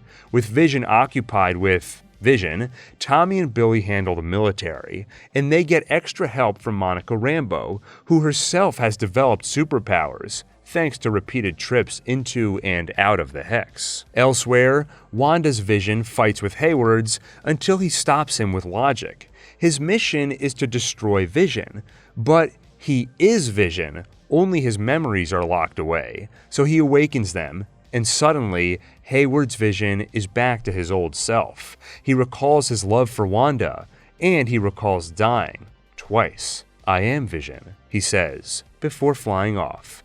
In the midst of the chaos, Agatha makes Wanda an offer. "Give me your power," she says, "and I will correct the flaws in your original spell, and you and your family and the people of Westview can all live together in peace, and no one will ever have to feel this pain again, not even you." So, Wanda gives Agatha the power, but it's useless to Agatha, because Wanda remembered what Agatha said in the basement, and she cast runes on the interior of the hex. Only Wanda can practice magic here. She takes the power back, then punishes Agatha by trapping her in character as Agnes, the nosy neighbor. Finally, Wanda ends the hex, meaning she has to say goodnight and goodbye to her children one last time. Vision too. Once things are resolved, Rambeau is approached by a Skrull who summons her for a meeting with Nick Fury. In the end, Wanda is alone again, but with a new purpose, to understand her newfound powers. So she takes the Darkhold somewhere remote to read and to practice. Meanwhile, despite humanity's victory over Thanos, another threat looms within their planet's core, the Celestial, Tiamat. The emergence was delayed thanks to Thanos erasing half the population, but with the return of those billions of human lives, the seed resumes its growth, and now, emergence is just 7 days away. Icarus has dealt with this by leaving his friends and the love of his life. Around a century ago, he realized the longer he stayed with Cersei, the more tempting it was to tell her the truth. So instead, he left her without explanation, intent on letting the emergence occur unfettered. But after 7,000 years with humanity, Ajax refuses to watch them die, so she meets with Icarus and suggests they stop it. However, she has underestimated just how much Icarus believes in Arishem. He will complete his mission at any cost, even if it means killing someone close to him. And he does exactly that, feeding Ajax to some deviants he discovered in Alaska. Apparently they were frozen, but as the approaching emergence heated the planet, they were freed. Learning of her death, the other Eternals gather, appending whatever lives they'd built in the last 5 centuries. Cersei leaves her new boyfriend Dyne, and Kingo leaves his life as a Bollywood movie star. Though, because Sprite was built to resemble a child, it's been difficult for her to form any kind of life at all. Examining Ajax's body, they deduce she was killed by deviants, and as Cersei says goodbye to her old friend, the celestial communication sphere, which allowed Ajax to communicate with Arishem, exits her body and enters Cersei's. Soon, it allows her to speak with Arishem, and he finally reveals to her the truth of their mission. Horrified, she tells the others, and they quickly begin plotting to stop it. But emergence is not their only problem. There are also those deviants they didn't know about. Deviants which have grown stronger by absorbing Ajax's energy, strong enough to truly test the Eternal's namesake. And before the week is up, another Eternal is killed. This time Gilgamesh. They have little time to mourn, so they get back to work, and soon have a possible solution. What if Druig used his mind control ability to put Tiamat to sleep before he emerges? Druig doesn't have that kind of power, but maybe Phastos, the Eternal's engineer, could create something to combine all their powers and share it with Druig. The communication sphere inside Cersei connects her with Arishem. Phastos could take that device and repurpose it to instead connect all of them in what he calls the Unimind. It's a great plan, except not everyone is on board. Icarus has been quiet, but can no longer stand by and watch their blasphemy. He finally reveals the truth, that he knew about emergence this whole time, and that he killed Ajax. For the first time in their lives, the Eternals fight something besides deviants. Each other. Sprite takes Icarus's side, and Kingo leaves. He believes in emergence if that's their mission, but he can't be a part of hurting his own family, so instead he recuses himself. The rest fight, and prepare to connect their energies to stop emergence. But Icarus is strong, and incapacitates Druig, so Cersei heads toward the point of emergence herself, intent on somehow stopping Tiamat. Icarus reaches her too, but then something happens. Love for humanity wouldn't allow Cersei to watch them die, and now love for her stops Icarus in his tracks. He can't hurt her. The Unimind forms, and it's even more powerful than they anticipated, because it connects them all, including Tiamat. With that power, the power of a Celestial, Cersei freezes Tiamat in place, stopping the emergence. Afterward, Icarus is overcome with guilt, and fulfills his namesake by flying into the sun. And using Tiamat's power still flowing through her, Cersei grants Sprite her wish, to be human and to grow up, though it also means she will one day die. 2 weeks later, some of the Eternals leave Earth to find other Eternals and reveal to them the truth. However, some, including Cersei, stay behind. She returns to Dyne, who prepares to reveal some secret about his ancestry, but they're interrupted when Arishem arrives. He announces that he will spare humanity for now, but he takes Cersei, Phastos, and Kingo to evaluate their memories in order to render judgment on the species, to decide if humanity should be allowed to live at the cost of a new celestial. A few days later, the other Eternals aboard their ship find they can't reach Cersei, Phastos, or Kingo. As though on cue, another Eternal named Eros arrives, along with his companion Pip. Eros, who goes by the outlaw name Starfox, introduces himself as Thanos' brother. Then he tells them their friends are in trouble, and he knows where to find them. Meanwhile, Dane Whitman prepares to accept a mantle passed down through his ancestry. He confronts the Ebony Blade, a sword containing great magic. As he approaches it, he finds that he isn't alone. Eric Brooks, the vampire-hunting vigilante known as Blade, is there too, and he has a question. Sure you're ready for that, Mr. Whitman? Elsewhere, a mortal named Gorr cradles his dying daughter. They are the last of a race who worship the god Rapu, and soon it is only Gorr who remains, after he buries his daughter. Crawling as his own life withers, Gorr comes upon the god, and in answer to his prayers, the god laughs. But near them is the recently defeated Dark Shadow Lord, who wielded the Necro Sword, one of the few weapons capable of killing a god. And now, that weapon calls to Gorr. It lends its power, allowing Gorr to kill Rapu and make this vow: all gods will die. Meanwhile, 10 years after leaving his father, Shang-Chi lives a normal life in San Francisco. He and his close friend Katie spend their days as parking attendants and their nights drinking, karaokeing, and just having a good time. This is in stark contrast to his sister. Their father denied her entry into his empire, so Xia Ling decided to build her own. Now, she runs an underground fighting ring in Macau, featuring the likes of Wong and the Abomination. One day, the 10 Rings come for Shang-Chi. He fights them off as best he can, but they ultimately get what they came for: his mother's pendant. Knowing they'll come for his sisters too, he heads to Macau and Katie insists on joining him, despite the dangers ahead. And on the way, he fills her in about his real past, the 10 Rings, and the death of his mother, though he can't bring himself to admit he's a killer. So he lies, telling her that when he was sent on his first assassination mission at 14, he couldn't go through with it. At the club in Macau, the 10 Rings return, and despite the skills of both siblings combined, once their father arrives with his rings, they don't stand a chance. He returns to his compound with both children and their pendants. There, he reveals why he came for them. Ying Li has been calling from beyond the grave. She's being held captive in Ta Lo, behind the Dark Gate. He intends on rescuing her, but first needs to find a path through the forest. And bringing the two pendants together reveals a map showing the path, which opens once a year. Wenwu promises he will open the gate, even if he has to burn the whole village down to do it. While in captivity, Shang-Chi and Katie meet another of the 10 Rings prisoners, Trevor Slattery, the actor who portrayed the Mandarin, the false leader of the 10 Rings, created by Aldrich Killian.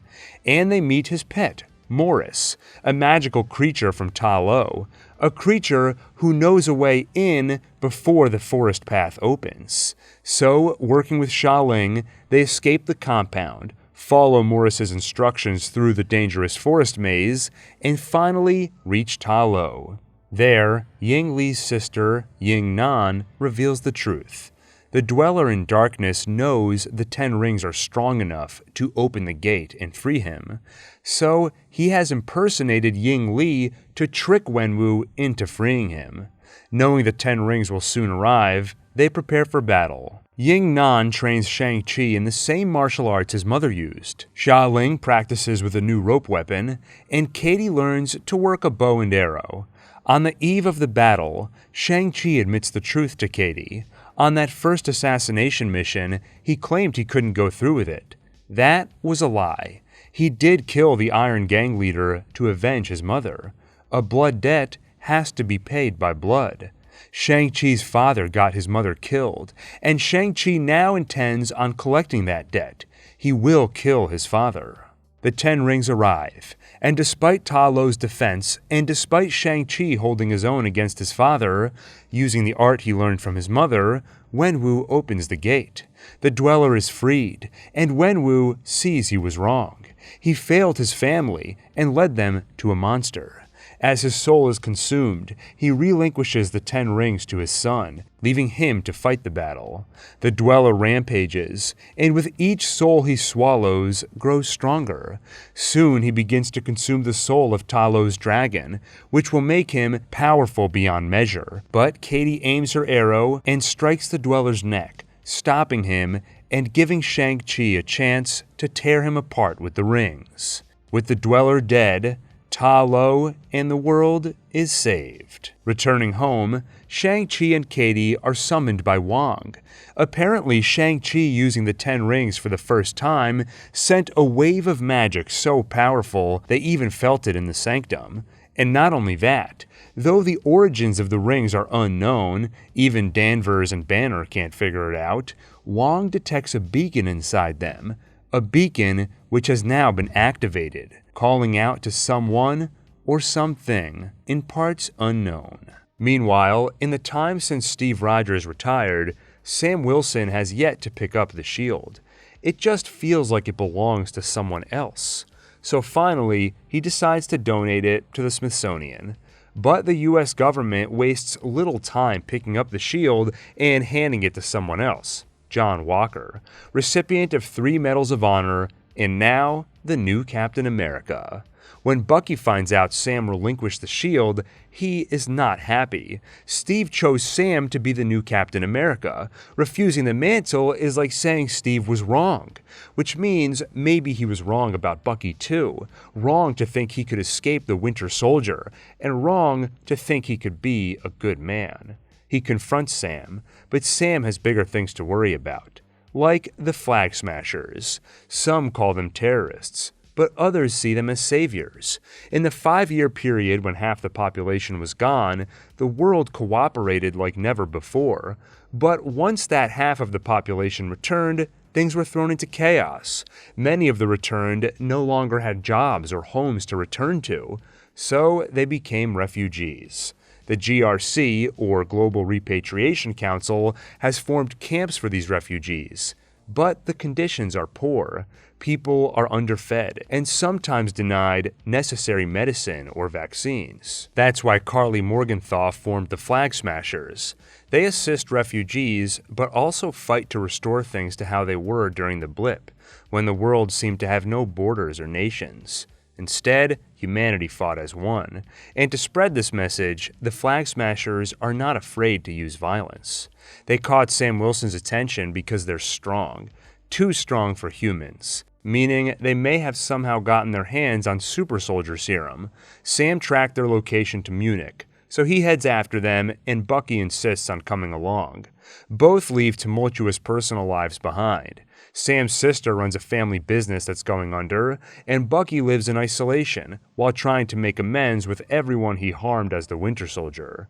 So far, he's focused on the easy part, getting back at the people who benefited from the Hydra assassin.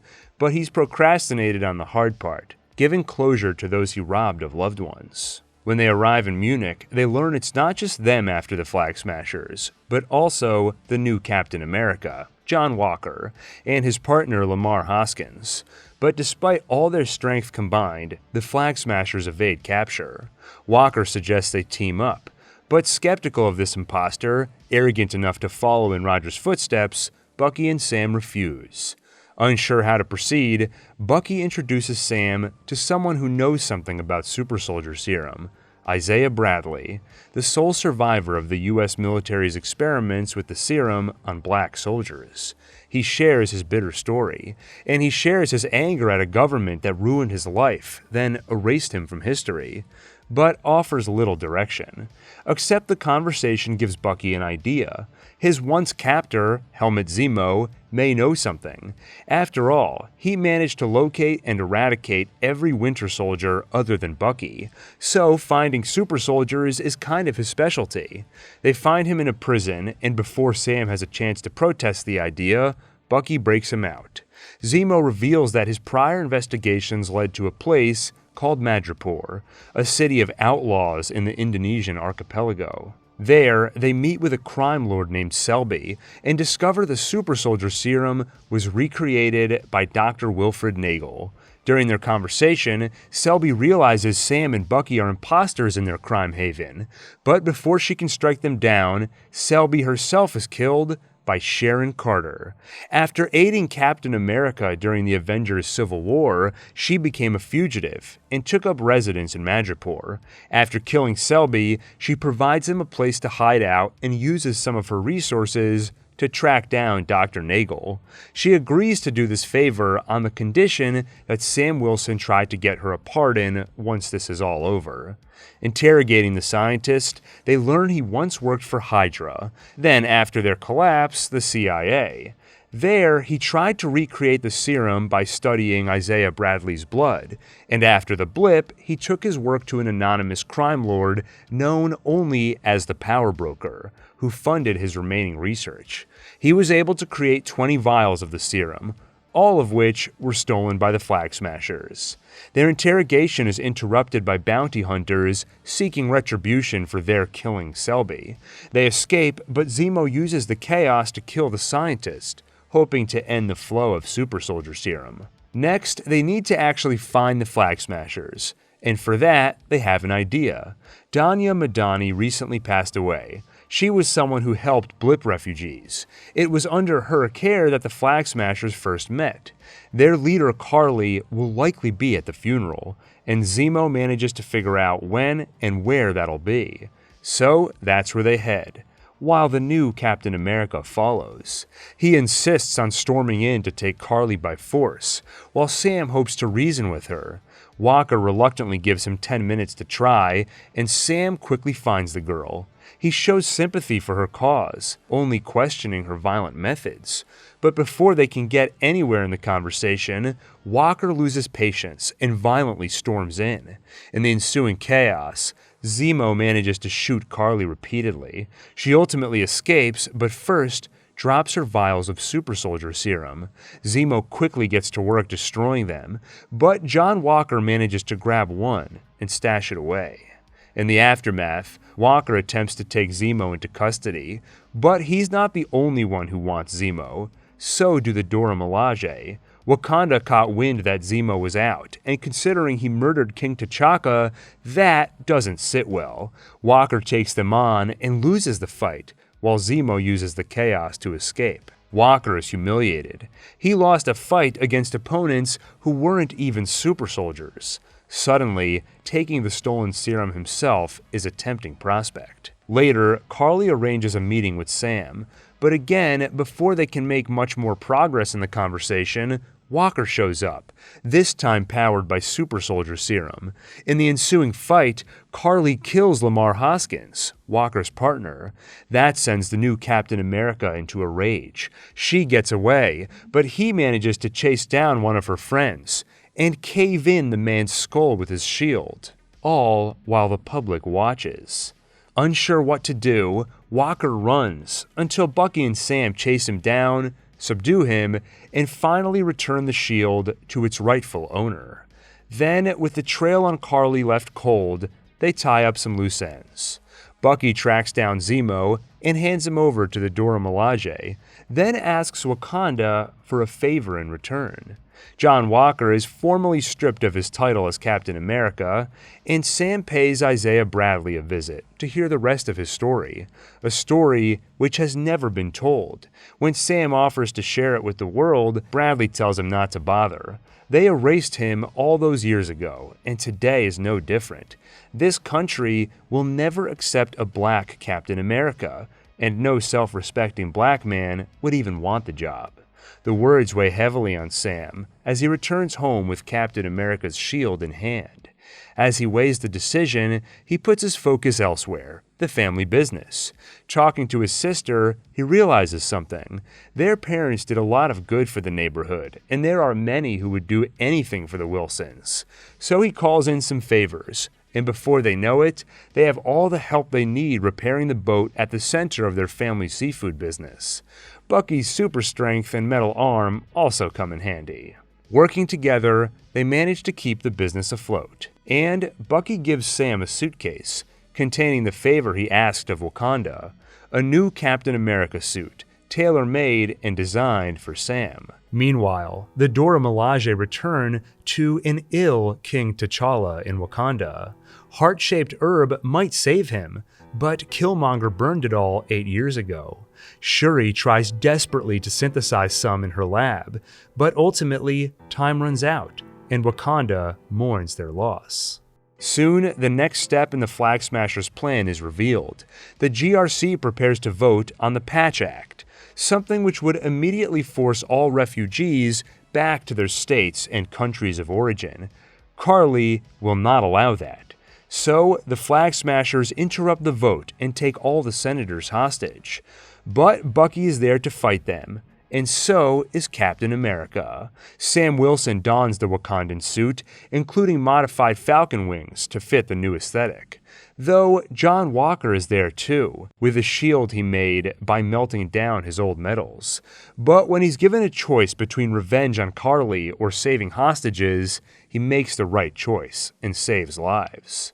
But he's only afforded Karli borrowed time, because when Sam tries to negotiate with her one last time, she raises her gun and Carter shoots her.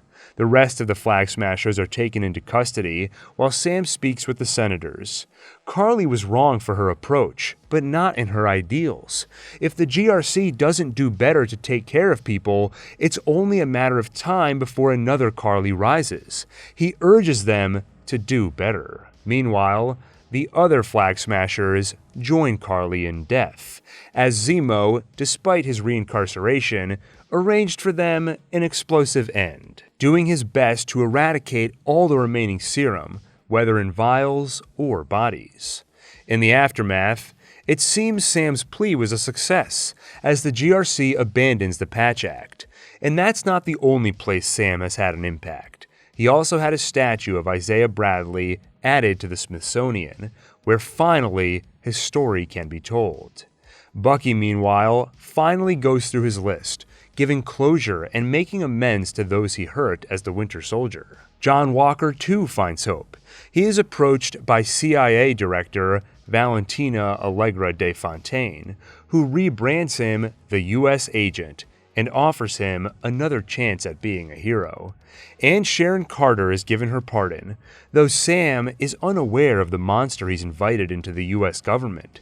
It seems that in Madripoor as a fugitive, Sharon climbed the criminal ranks and became the crime lord known as the Power Broker. And now she'll have access to government secrets, weapons, and more to grow her criminal enterprise. Meanwhile, Peter Parker continues to mourn Tony Stark, 8 months after his passing, but he finds hope for something good with MJ. He likes her, and sometimes he catches her staring at him, so he thinks she might like him too. And on his school's upcoming trip to Europe, he plans on confessing his crush. Unfortunately, the universe has other plans. Specifically, Nick Fury has other plans. Though unbeknownst to Peter, the Fury he's dealing with is actually Talos in disguise, covering for Fury who's working on Saber. Peter ignores his calls, worried they'll disrupt his trip. But trouble arrives in another form. Brad. Unlike the rest of the class, he did not disappear in the blip. so he's 5 years older, and as a courtesy, was invited on one last school trip, where he quickly becomes a rival for MJ's affections. Things only get worse in Italy when they're attacked by a water monster. Peter does his best to fight, but they're ultimately saved by a mystery man in a cape, who they nickname Mysterio. Finally, Fury catches up with Peter and makes him listen. This attack was not the first, and there are more on the way. He takes Peter to a secret hideout, and on the way, gives him something Tony left for him, special glasses. At the hideout, he introduces Quentin Beck, a visitor from another world in the multiverse. His Earth was destroyed by the elementals, and he's come here to prevent this world suffering the same fate. The next attack will hit Prague in 48 hours, so Fury hijacks the class trip and sends him there. On the way, Peter tries on the glasses. To find, they interface with the entire Stark global security network, including defense satellites and backdoors to communication networks. Something demonstrated when Peter looks around to see all his classmates' text messages splayed before him. He's guided by an AI named Edith, or Even Dead, I'm the Hero. At a pit stop, a woman who works with Fury rendezvous with Peter to give him a new suit, one that doesn't look like Spider-Man, to avoid people putting two and two together when they notice Spider-Man happens to be in Prague. At the same time, Peter's on a class trip there. But as he changes, Brad walks in and takes a compromising photo, one he intends on showing to MJ to edge out the competition for her heart. Peter tries using Edith to erase the photo, but a few mistaken words are enough to instead trigger a drone attack, forcing Peter to defend them, then kindly ask Edith to finally erase that photo. In Prague, Fury chastises Peter for the near miss, while Mysterio offers a sympathetic shoulder, further winning Peter to his side. When the attack finally comes, Peter's web pulls a small machine out of the sky, which MJ finds, and Beck destroys the elemental, saving Peter's friends and saving the world. Afterward, he and Beck talk, and having repeatedly seen Quentin's heroics, Peter realizes that Tony picked the wrong guy to follow in his footsteps. It shouldn't be Peter, it should be Quentin. So he hands over Edith and runs back to his class, only to find them packing their bags. After so many close calls, they're canceling the trip. Peter missed his chance to confess to MJ, a sacrifice he's not willing to make. So he invites her to join him for one last night on the town, and before he can even finish the question, she says yes. Outside, the nervous MJ and terrified Peter awkwardly fill the silence, until Peter finds the courage to tell her how he feels. Peter begins, am Spider-Man. MJ finishes the sentence. She's been watching him, and it's obvious. The unexpected revelation is a punch to Parker's gut. That's why she's been watching him this whole time. Yeah, MJ confirms. Why else would I be watching you? Doesn't matter. Peter lies and reburies his one-sided crush. But just then, the small machine MJ found activates, revealing it to be a powerful projector, revealing the elementals aren't real, and Mysterio is a fraud. A fraud who Peter has just handed one of the most powerful weapons on Earth. They move quickly. Peter needs to find Fury. If he calls, Beck will likely tap the lines with Edith, so face-to-face is the only option. Meanwhile, Beck prepares for the final stage of his plan. Using illusion technology combined with weaponized drones, he's been able to fake elemental attacks while making the damage and casualties real. Why? When Beck worked for Tony Stark, he realized the world's gone mad. People no longer value intelligence. Instead, they hand power to whoever dazzles them with superheroic antics like Iron Man. So, Beck collected a few other disgruntled Stark employees to fabricate Mysterio and the Elementals. Together, they've created a hero who will demand the world's attention, and soon, with Edith's help, they will create a major attack fit for the Avengers. But it won't be the Avengers who stop it. It'll be Mysterio alone. There's just one problem. One of his drones is missing its projector. And if someone finds it, they could prove the entire thing a fraud. So he tracks it down and finds it in Peter's possession. Now all he needs to know is who else knows. He disguises himself as Fury and finds Peter to ask that question. But Peter sees through the illusion until Mysterio amps things up, trapping him in a more complicated illusion, playing on his fears and insecurities. Until the real Fury comes to the rescue, telling him they need to move quickly. Mysterio's people are after anyone who knows his ruse. Who else knows? Peter quickly answers, MJ and Ned. But this is another illusion, and in reality, he's just given Beck his next targets. Mysterio knocks Peter out with a train and heads off. Once he wakes, Peter calls for help. Happy finds him, and the boy is a wreck, rattled with guilt and worried for his friends. So, Happy reminds him about the guy who believed in him, Tony Stark. Peter gets to work, using Stark's tech to build himself a new suit, optimized for fighting drones. And watching him work, Happy can't help but think of his old friend. When the attack goes down, this time, Spider-Man heads right into the illusion and takes it down from the inside. To the outside world, the elementals disappear, replaced by a swarm of weaponized drones. Next, Peter heads for Beck himself, only to find himself trapped inside another illusion. But rather than panic, he listens to his spider sense, and it guides him through to Beck. The villain panics, ordering all the drones to fire in an enclosed space where it's easy for a bullet to ricochet or hit the wrong target. Peter dodges them all, but Beck isn't so lucky. Though even as he dies, Beck smiles as though hiding one more ace up his sleeve. After the battle, Peter and MJ find each other, and this time, neither hides their true feelings. They kiss and return from the trip as a couple. But their first date is interrupted by a message from beyond the grave. Before dying, Beck arranged for the release of a doctored video, leaked through the dailybugle.net. It frames Spider-Man for killing Beck, and reveals to the world that Spider-Man's true identity is Peter Parker. Peter has the appropriate reaction, shouting, "What the f?" With his identity revealed, Peter's life is immediately thrown into chaos. Some see him as a hero, others a murderous vigilante, but everyone knows his name. The worst part? It's his friends and family who suffer. Ned and MJ are denied admission to their dream school thanks to their association with a vigilante, and Happy is under investigation by the FBI for some pilfered Stark tech. Lawyer Matt Murdock assures Peter he's safe from the law, but the court of public opinion is another matter. Peter's guilt turns to desperation, and he approaches Doctor Strange with an insane request. What if they changed the past, so Peter's name was never revealed? Impossible, Strange explains. They no longer have the Time Stone, but feeling for the boy's plight, he offers an alternative.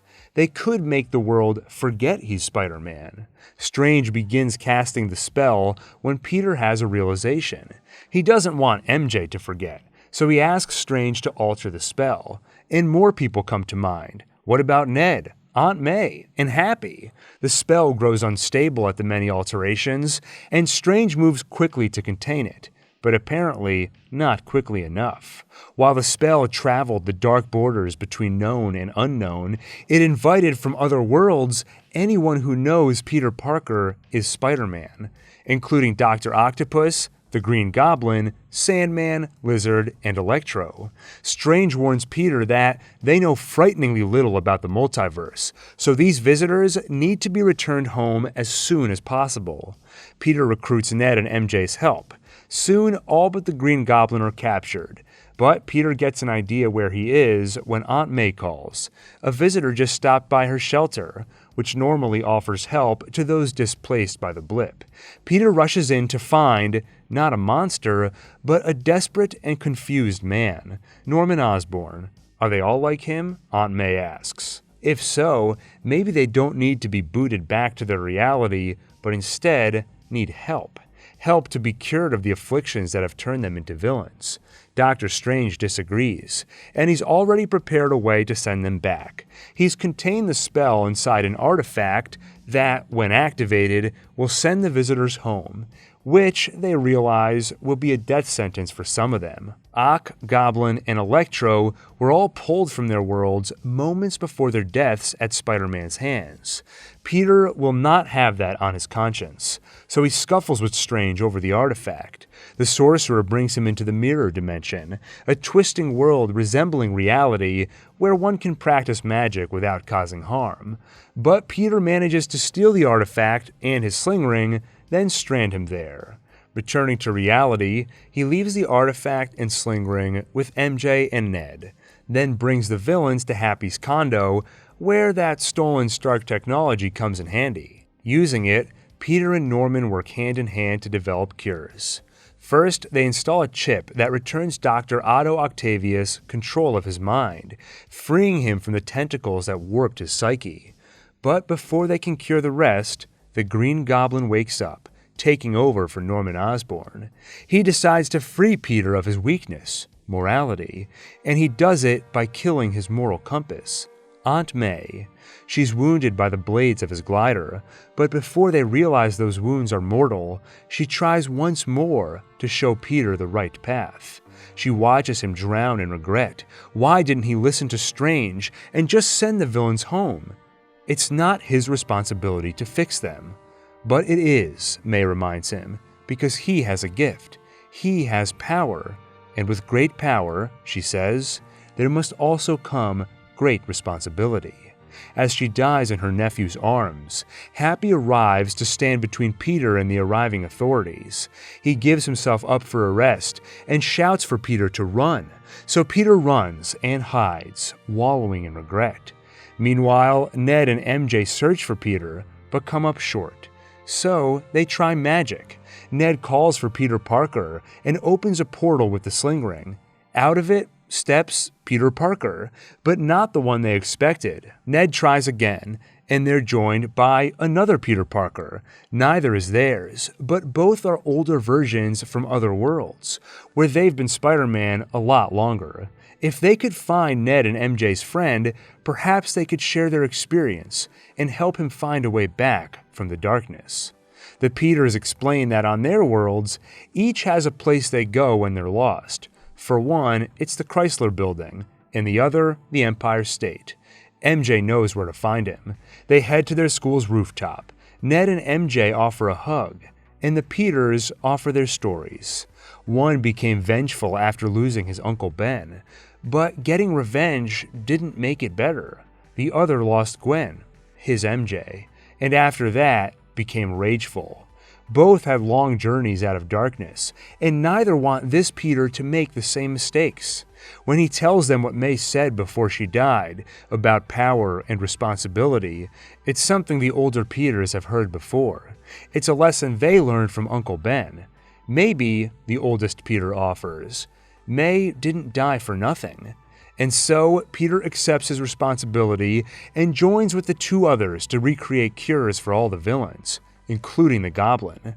Once they're ready, Peter calls into the Daily Bugle to reveal where he can be found, at the Statue of Liberty, a symbol for second chances. It doesn't take long for the villains to arrive, hoping to destroy the artifact and avoid their fates. But while it takes a minute for them to learn to work as a team, the three Spider-Men cure Sandman, Lizard, and with Doc Ock's help, Electro. In the midst of the battle, Strange returns and prepares to finally put an end to the madness. But before he can activate the artifact, the Green Goblin shows up and blows it up. In the ensuing chaos, MJ is thrown off the statue, and Peter leaps after her, until the Goblin stops him, so the other Peter, the one who failed to save Gwen in his world, now saves MJ. Meanwhile, Peter's rage awakens. The Green Goblin killed his aunt and tried to kill MJ. He's gonna pay for that with his life. He beats the villain down, picks up his glider, then is stopped by the older Peter.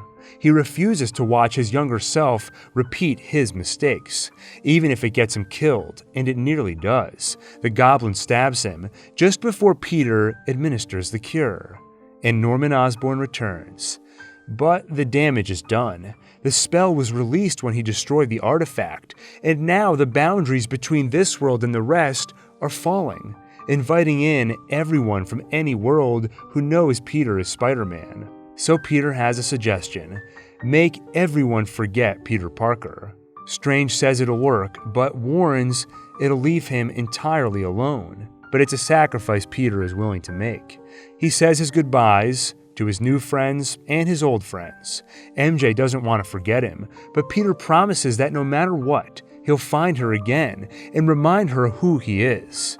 She says, "I love you," and stops him saying it back, instead making him promise to wait until they find each other again. Moments later, Strange casts the spell.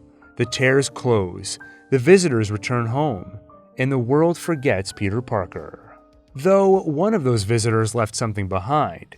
Eddie Brock, who shares a body with an alien symbiote known as Venom, returns to his world, short one piece of that symbiote. Not long after making the world forget Peter Parker, Doctor Strange has a dream of dying while running with a young girl. After waking up, he trades one nightmare for another, watching the love of his life walk the aisle with another man. Christine's wedding is interrupted by a large, strange creature chasing the girl from Strange's dream. He and Wong defeat the monster, then speak with the girl, America Chavez. She is from another reality, and that creature was after her because someone sent it to extract her power, the power to travel the multiverse. Though she can't control it, the power only triggers when she's afraid. She and the Doctor Strange of her world were trying to find the Book of Vishanti, a magical book of pure good, giving a sorcerer whatever they need to defeat their enemy. But their time ran out, and Strange grew desperate. Rather than let the creature take her power, he prepared to kill America, a sacrifice to keep her power out of the wrong hands, and potentially save the multiverse. Before he could, though, the creature killed him, and she escaped to this world. Strange saw all this in his dream, because dreams are just windows into the lives of multiversal counterparts, proven when America shows them her Strange's mangled corpse. Deciding their next move, Wong points out the creature had strange markings, runes, meaning witchcraft is involved. So Strange seeks out Wanda Maximoff for guidance. She's happy to help and suggests Strange bring America to her. The thing is, Strange never told Wanda her name. She drops the charade, showing the ruined lands around her and the Darkhold. Corrupted by its influence, she's the one after America, because with that girl's power, she could travel to another universe, kill that world's Wanda, and get her children back. Because though they were fake in her world, they are real in every other. She knows because she dreams of them every night. She gives Strange until sundown to hand America over. Otherwise, it won't be Wanda who comes for her. It'll be the Scarlet Witch. Strange returns to the Kamar-Taj, and at sundown, it's a slaughter. The witch kills many, then corners them, and the fear activates America's power, sending her and Strange on a trip through the multiverse. As they explore a new world, they find a strange technology, which extracts and projects significant memories. For Strange, it's the date where Christine gave him his watch, which was broken in the crash that took his hands. For America, it's the first time she triggered her powers, accidentally sending her moms through a portal to parts unknown. "I killed them," America says. "No, you did not," Strange assures her. "Don't even think that." He promises they survived, and that someday she will see them again. Soon, they learn that this world is not a safe place for Doctor Strange's. They're captured and taken into custody at a facility, where they're overseen by Christine. Here, she's a scientist specializing in multiversal research, and she makes it clear they consider Doctor Strange a threat, and when Strange is taken before the Illuminati, he learns why. The Illuminati is a council composed of this world's most powerful heroes: Mordo, Captain Carter, Blackagar Boltagon, an Inhuman whose voice obliterates any who hear it, Captain Maria Rambeau, Reed Richards, and Charles Xavier. In their world, when Thanos attacked, Strange turned to the Darkhold for help, visiting other worlds through dreamwalking, or possessing his counterpart in those realities. In doing so, he caused an incursion, where a collision of worlds destroys one or both. With the incursion, Strange inadvertently ended an entire reality, killing everyone there. Eventually, he found the Book of Vishanti, which they used to defeat Thanos. Then, the Illuminati sentenced Strange to execution, and he accepted his fate. Now, they fear him more than anyone, but Xavier believes in second chances, and believes they can trust this new Doctor Strange. Meanwhile, in the world Strange and America left behind, the Scarlet Witch uses the Darkhold to track them down, until a sorcerer at the Kamar-Taj destroys it, sacrificing herself in the process. Desperate for the spells of the Darkhold, Wanda threatens the lives of more sorcerers, until Wong tells her what he knows. The spells can be found on Mount Wundagore, where they are inscribed on the walls of a temple. The first demon, Thethon, carved his dark magic spells there, and others transcribed them into the book. With no other choice, Wong takes her there, and she uses the spells to dreamwalk, possessing her counterpart in the world of the Illuminati. She finds the facility, and slaughters the heroes one by one. Meanwhile, Strange, Christine, and America reach the Gap Junction, where the Book of Vishanti is located.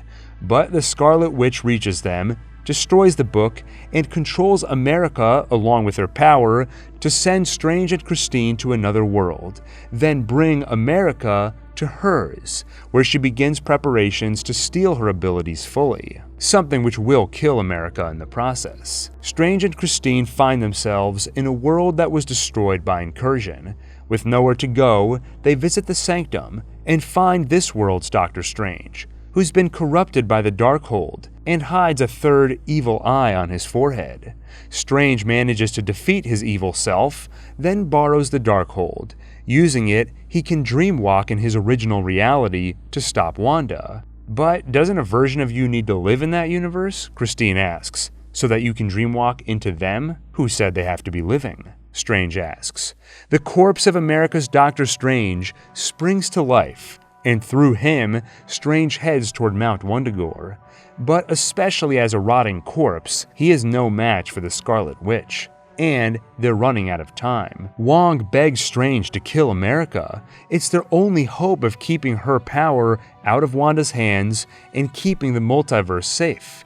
America accepts this fate. She tells Strange it's okay. But Strange can't accept that. Instead, he insists that America can control her power. She's been controlling it this whole time, always bringing them exactly where they needed to go. And she realizes he's right. She attacks Wanda with her power, but the witch is still too strong. So instead, America gives her what she wants. She takes the Scarlet Witch to her counterpart's world, where Wanda's children see that she is a monster. As the children beg for their and their mother's lives, Wanda sees what she's become. She sees what the Darkhold has turned her into. She never should have opened that book. So she closes it by destroying Thethon's tomb. Wong and America escape, while Wanda is crushed in the rubble, and every copy of the Darkhold in every world is destroyed. Back in the Incursion world, before America sends Strange and Christine back to their home worlds, Strange tells Christine something he never quite figured out how to say to his world's Christine. I love you. I love you in every universe. It's not that I don't want to care for someone, or have someone care for me. It's just, I get scared. Back home, Wong and Strange begin training America at the Kamar-Taj, and Strange finally fixes Christine's watch. Though, he soon finds himself in need of repair as he's suddenly engulfed by pain, and a third eye appears on his forehead. It seems that wielding the Darkhold always takes its toll. But it doesn't take long for him to regain control, just in time for another adventure. One day, a sorceress named Clea appears to inform Strange he caused an incursion and they need to stop it. She opens a portal, and with his third eye firmly under control, Strange follows her into the dark dimension. In LA, lawyer Jennifer Walters is on a road trip with her cousin, Bruce Banner, who's recently developed an inhibitor allowing him to remain human. Suddenly, a Sicarian courier craft appears looking for Hulk, causing them to crash. Both are hurt, and some of Bruce's blood drips into her open wound, turning her into a Hulk. But unlike Banner, she can choose when to transform, and even in Hulk form, stay in control. Soon, the Christmas season approaches, and finally, Peter Parker has worked up the courage to visit MJ and Ned. With Peter erased from their lives, things seem to be going well. Both have been admitted to their dream school, MIT. Peter had prepared a whole speech to remind her who he is and what they meant to each other. But she has a good life now. Maybe, Peter realizes, it's best to leave well enough alone. He saves the speech for another day, but in MJ's eyes, he does notice a faint spark of deja vu. He returns to his new home, a modest apartment, and despite the painful reminder of all he's lost, Peter dons his costume and continues to be the friendly neighborhood Spider-Man. Meanwhile, another hero tries to leave his costume behind. 6 days before Christmas, Clint Barton visits Manhattan with his 2 sons and daughter. He hopes to make it the best Barton Christmas yet, but his past catches up with him just in time for the holidays. Kate Bishop, the girl inspired by him during the Battle of New York, has spent the last 12 years honing her skills in archery and martial arts. Hoping to follow in his footsteps, she plays the hero. Her mother Eleanor has a new fiancé named Jack. He seems like a good man, too good to be true. So she snoops and finds Jack's uncle Armand seemingly threatening her mother. She follows Armand and he leads her to a black market auction both he and Jack attend. The auction is interrupted by an attack from the tracksuit mafia. Kate moves quickly, grabbing a costume from the items for sale, not realizing it's the Ronin costume, which Clint Barton wore on his bloody conquest during the blip. She fights off the mobsters and escapes. Later that night, she heads to Armand's house to investigate and finds him dead. Meanwhile, her image was captured on TV, and Barton saw it, so he seeks her out. Finding a young girl behind the Ronin mask, he realizes she needs help. When Barton wore that costume a few years ago, he hit the tracksuits hard. If they think Ronin is back, they'll want his blood, and having followed her, they know Kate is somehow connected to the character. So Barton sends his kids home and stays behind to help Kate clean up the mess. What they don't realize is just how personal a vendetta they're up against. Maya Lopez grew up deaf. This made things difficult for her, but the struggle only made her tougher. She spent years training her mind, body, and abilities. So when her father, the head of the tracksuit mafia, was killed by Ronin, she vowed revenge. Clint insists Kate stay hidden while he goes out to investigate. The plan? Get caught so the bad guys bring him to their hideout, where hopefully he can figure out who's in charge. But Kate is not content on the sidelines, so she crashes the party, getting herself caught in the process. Finally, Maya reveals herself, demanding they tell her what they know about the Ronin. Clint tells her that the Ronin is dead. She doesn't believe him, so time to escape.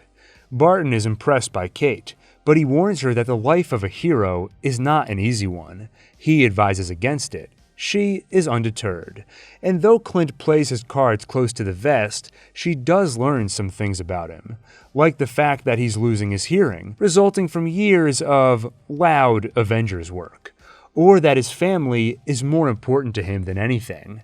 When his hearing aid is busted in the fight with Maya, and he can't hear his own boy on the phone, Kate plays translator, so she has a front row seat when Clint promises to be home for Christmas, knowing he probably won't. Eventually, it also becomes impossible for Clint to hide from her that he was the Ronin. But she doesn't judge him. He lost his entire family in the blip, and it was the only way he could find to stay sane. Soon, they realize they're in bigger trouble than they thought. That black market auction was for items salvaged from the Avengers compound destroyed by Thanos, including a particular Rolex that Clint insists they need to retrieve, because it ties back to his family. They find it at an apartment. and his worst fears are confirmed. Kate finds a notebook with the names of Clint's family members. It's no longer just him that's a target, and too late, they realize whose apartment it is. Maya Lopez. She attacks just as some bigger trouble arrives. A Black Widow, Yelena Belova. Between Maya and Yelena, Clint and Kate barely manage to escape, and after the close call, he finally puts his foot down. If a Black Widow is involved, Kate is way out of her league and needs to stay out of this. Back home, Kate is approached by Yelena, who explains how she got involved. She was hired to kill Clint, but personally, she's happy to do it, because she blames him for her sister Natasha Romanoff's death.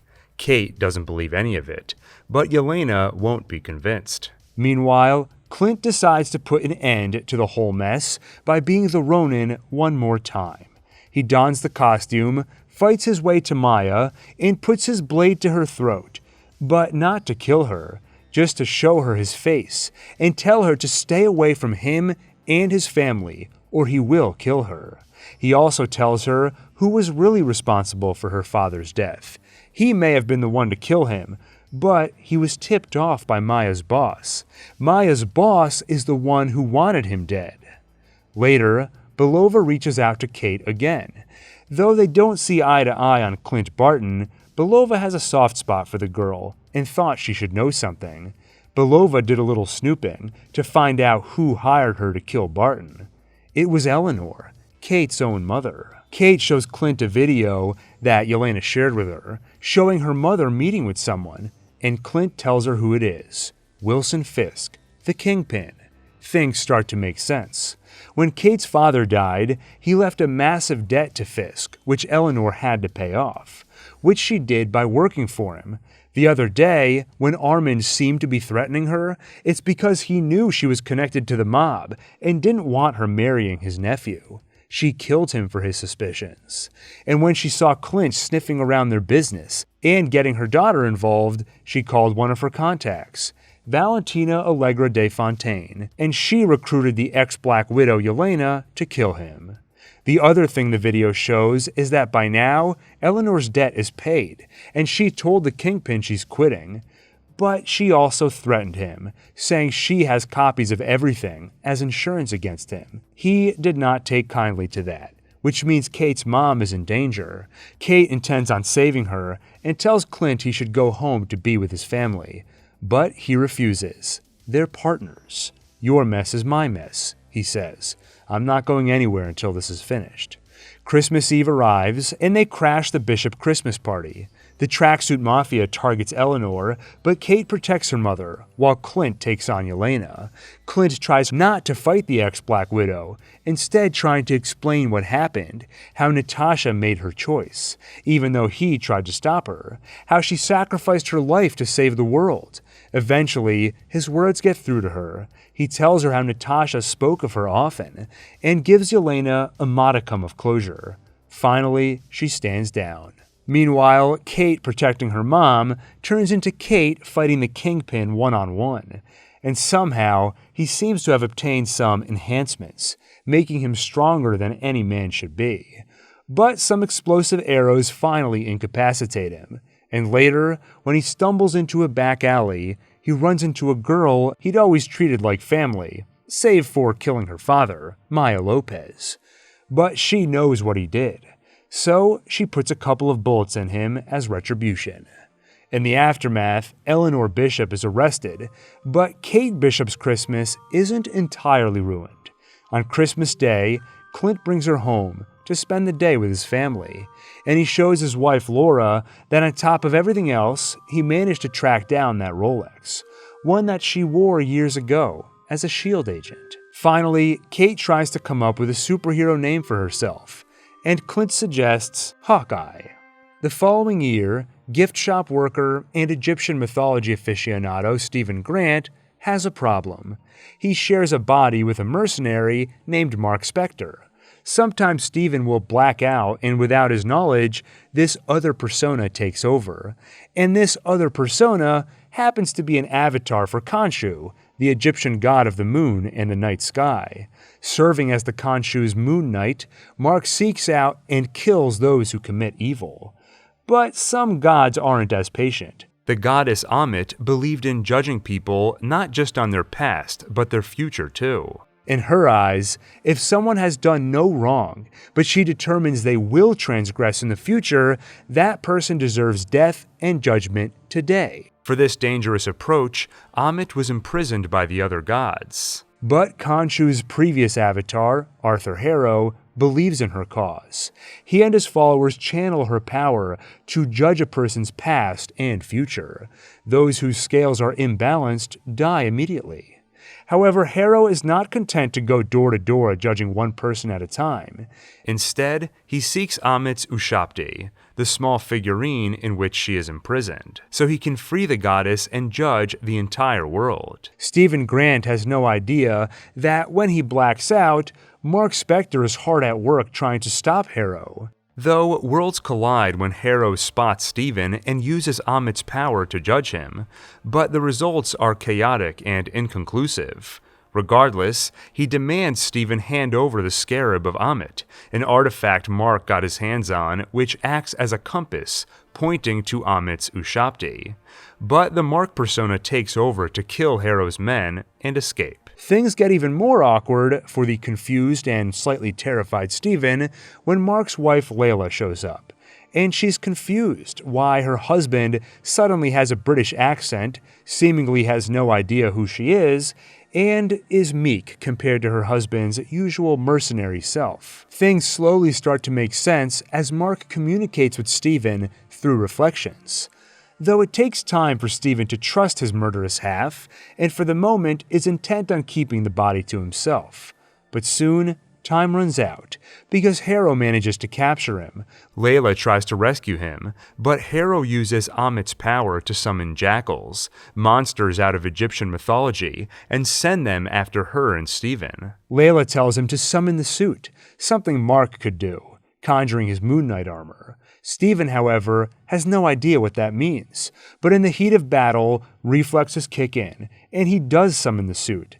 Though he takes it a bit literally, he ends up looking less like an Egyptian superhero and more like an Egyptian James Bond. It does help and provide protection, but he still isn't a skilled fighter, so he finally gives control to Mark, who defeats the jackal. Unfortunately, Harrow managed to grab the scarab, meaning he's now on his way to Ammit. In the days that follow, Mark desperately interrogates anyone connected to Harrow that he can get his hands on, but no matter who he hurts or kills, they are a zealous bunch, willing to die for the cause instead of giving up any information. So Khonshu plays a dangerous card. He calls on the other gods for a trial of Harrow. But they don't trust Khonshu. He was previously banished for his continued interaction with the human world, something the other gods leave solely to their avatars. And Khonshu's current avatar is clearly troubled, considering his mind is fractured between two personas. So, when Harrow denies the claim that he's trying to resurrect Ammit, the gods believe him. After the failed trial, another avatar approaches Mark and confides in him. She believes him and tells him how he can find Ammit's tomb before Harrow. Centuries ago, a man named Senfu recorded its location. His sarcophagus was sold on the black market, but if they can find it, they'll find what he wrote. So they get to work. Layla and Mark fight their way to the sarcophagus, and Stephen decodes what they find. A star map which will point to the tomb. Only problem is that stars drift over time, and this map was recorded 2,000 years ago. So Khonshu plays another dangerous card. He reverts the night sky to its position from 2,000 years ago, and it works. The map lines up and they pinpoint the tomb's location. But manipulating the skies is a transgression, which gets Khonshu locked in his own Ushabti. By the time they reach the tomb, so have Harrow and his followers. And when Harrow comes face to face with Layla, he reveals something he learned when testing Mark for judgment. Mark had something to do with her father's death, and Mark finally admits the truth. 10 years ago, he and some mercenaries were on a mission with archaeologists in Egypt. But his leader, Raoul Bushman, got greedy. He killed everyone, including Layla's father, to keep the treasures for himself.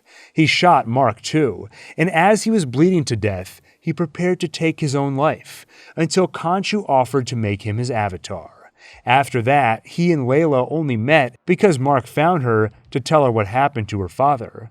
But instead, he fell in love, and never got to that part.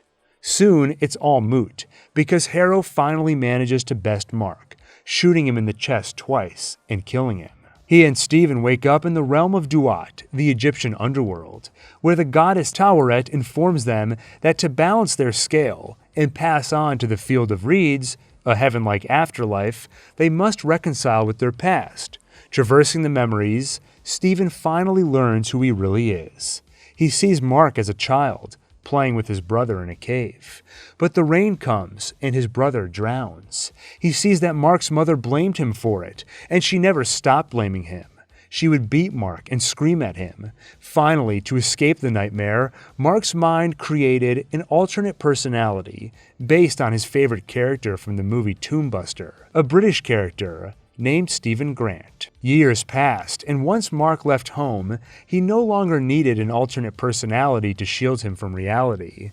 But once his mother died, the pain returned, and so did Stephen. Meanwhile, Taweret communicates with Layla, telling her to free Khonshu, and in doing so, resurrect Mark and Stephen. She manages to do exactly that. But before Mark becomes Khonshu's avatar again and returned to life, he negotiates, only agreeing on the condition that Khonshu will free him and Stephen once they're done. He doesn't want to be a killer anymore. Khonshu agrees, and he lives again.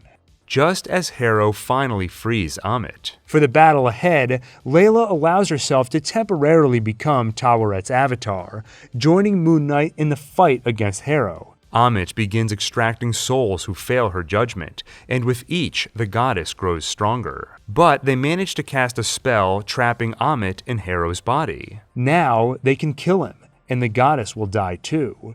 But Mark refuses. He is done killing. Instead, Harrow ends up in an institution. The thing is, Mark has no idea just how fractured his mind has become. Khonshu may have freed him and Stephen, but he hasn't freed their other persona, Jake Lockley. And Jake has no qualms about killing. Meanwhile, as Wakanda's King T'Challa himself rests in the ancestral plane, his mother, Queen Ramonda, is left to rule in his place. In the years since his passing, the world's taken advantage of Wakanda's perceived vulnerability and pressed them to share their vibranium. Ramonda refuses. So they try to take it by force, and the Dora Milaje stop them. Growing desperate, people search the Earth for more. Maybe Wakanda isn't the only place where vibranium landed. The CIA somehow get their hands on a vibranium detecting tool, and they do find vibranium under the ocean. The only problem, it belongs to Talocan, and Namor does not want his people discovered. They kill the entire search party. The US government blames Wakanda for the attack. After all, who else would so vehemently protect vibranium? Meanwhile, Namor pays Wakanda a visit personally, traveling underwater to bypass their security. He blames them for jeopardizing Talocan. The only reason they were almost found is because the world so desperately searches for vibranium. And the reason they search is because Wakanda showed the world the wonders of vibranium. He gives them a choice: find and deliver him the scientist who created the vibranium detector, or face the wrath of his people. Okoye heads to America to find the scientist, and against Ramonda's wishes, Shuri joins her. There, they find their old friend Everett Ross. The CIA agent owes them a favor after Shuri saved his life, so he reveals to them the identity of the vibranium detector's creator, Riri Williams, a 19-year-old prodigy at MIT. They find the girl, but before they can leave for Wakanda, authorities catch wind that the Wakandans are in town. Still blaming them for the attack on their search party, they dispatch the FBI. Williams reveals that in addition to the vibranium detector she built as a school project, she also built herself a homemade Iron Man-style armor. Using it, she works with Shuri and Okoye to evade the authorities. But soon, that's the least of their problems, because they come face to face with Namor's people. And even for the leader of the Dora Milaje, they are formidable. Despite Okoye's efforts, Riri and Shuri are both taken, and Okoye returns to Wakanda empty-handed. And for losing her daughter, Ramonda strips Okoye of her title. Instead, she seeks out ex-war dog Nakia, who's been living in Haiti. With her experience in the outside world, Ramonda figures Nakia's better suited for the job of rescuing her daughter. Meanwhile, Shuri is brought to the underwater city of Talocan, where she starts to see their people as people, not just her enemy. Namor tells his story of his mother eating the plant which grew from underwater vibranium, and how he was born a mutant. He tries to make her understand why Riri needs to die. The world needs to see that searching for vibranium is dangerous, so he can keep his people safe. But that is just the beginning. Namor now sees that defense will only take you so far. With the power of vibranium, he will soon go on offense to show the world his true might, and then rule it. When he conquers the world, he'd like Wakanda at his side, but if they get in his way, they'll fall like the rest. Soon, Nakia arrives to free Shuri and Riri, killing some of Namor's people in the process, which Shuri knows is as good as declaring war, and it doesn't take long for that war to come. Namor leads a fraction of his forces into Wakanda, but it's enough to kill many, including Queen Ramonda. Shuri and Wakanda mourn another loss. M'Baku sees the rage in their new queen Shuri and recommends against killing Namor. His people see him not just as a king, but a god. His death would invite generations of war between their peoples. But ultimately, it's her call. She and Riri get to work, preparing for the battle ahead, and Shuri has a realization. Namor gave her a bracelet, whose fibers grew from vibranium-rich soil, the same sort of soil heart-shaped herb grew from. Using data from those fibers, she reworks the formula and finally synthesizes the heart-shaped herb. Using it, she is granted the powers of the Black Panther, and she visits the astral plane, where she's greeted by someone unexpected. Killmonger. It's a surprise to Shuri, but with her current thirst for revenge on Namor, Killmonger is a kindred spirit. Revenge is something that defined much of his life. Returning to the mortal plane, Shuri accepts the mantle of Black Panther. In preparation for the battle ahead, she upgrades Riri's Ironheart armor and provides the Dora Milaje, including Okoye, with new suits she calls the Midnight Angels. And working with Riri, she develops a secret weapon against Namor, a way to heat his body and deprive it of oxygen. In the final battle, their plan works. Shuri manages to best Namor in combat, but before striking him down, she remembers T'Challa, and she decides to follow in his footsteps rather than Killmonger's. She spares Namor's life, and seeing her mercy, he is finally willing to listen. She proposes a truce.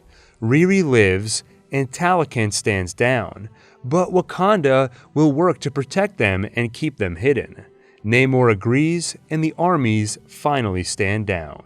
After the battle, Shuri visits Nakia in Haiti. There, she discovers that Nakia and T'Challa had a child in secret, a son they named T'Challa. Meanwhile, Everett Ross is in trouble for helping the Wakandans outside the government's purview. His ex-wife, Valentina Allegra de Fontaine, has him arrested, but it's only a short time before Okoye breaks him out.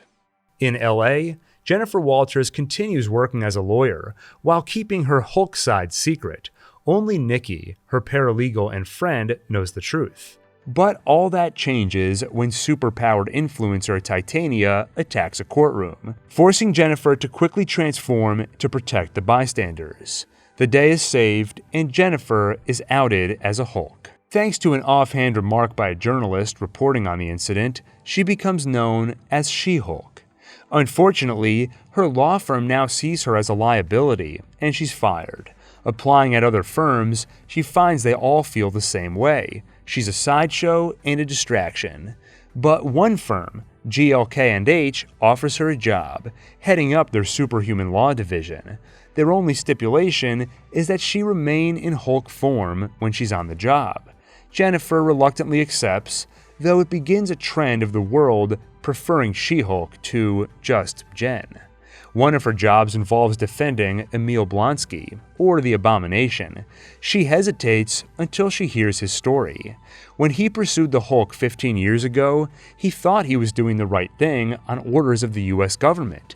They gave him the super soldier serum, which turned him mad and ultimately into the Abomination. It wasn't his fault. He shows remorse, and he's since gained control of his Abomination form.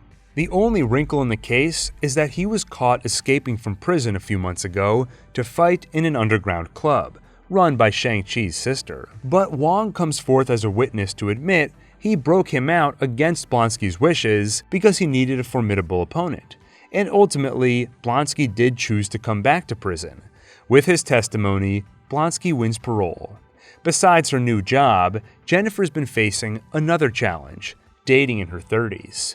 On Nikki's recommendation, she makes a dating profile under the She-Hulk persona. She gets plenty of matches, but also finds most of the guys more interested in the Green Monster than Jennifer Walters.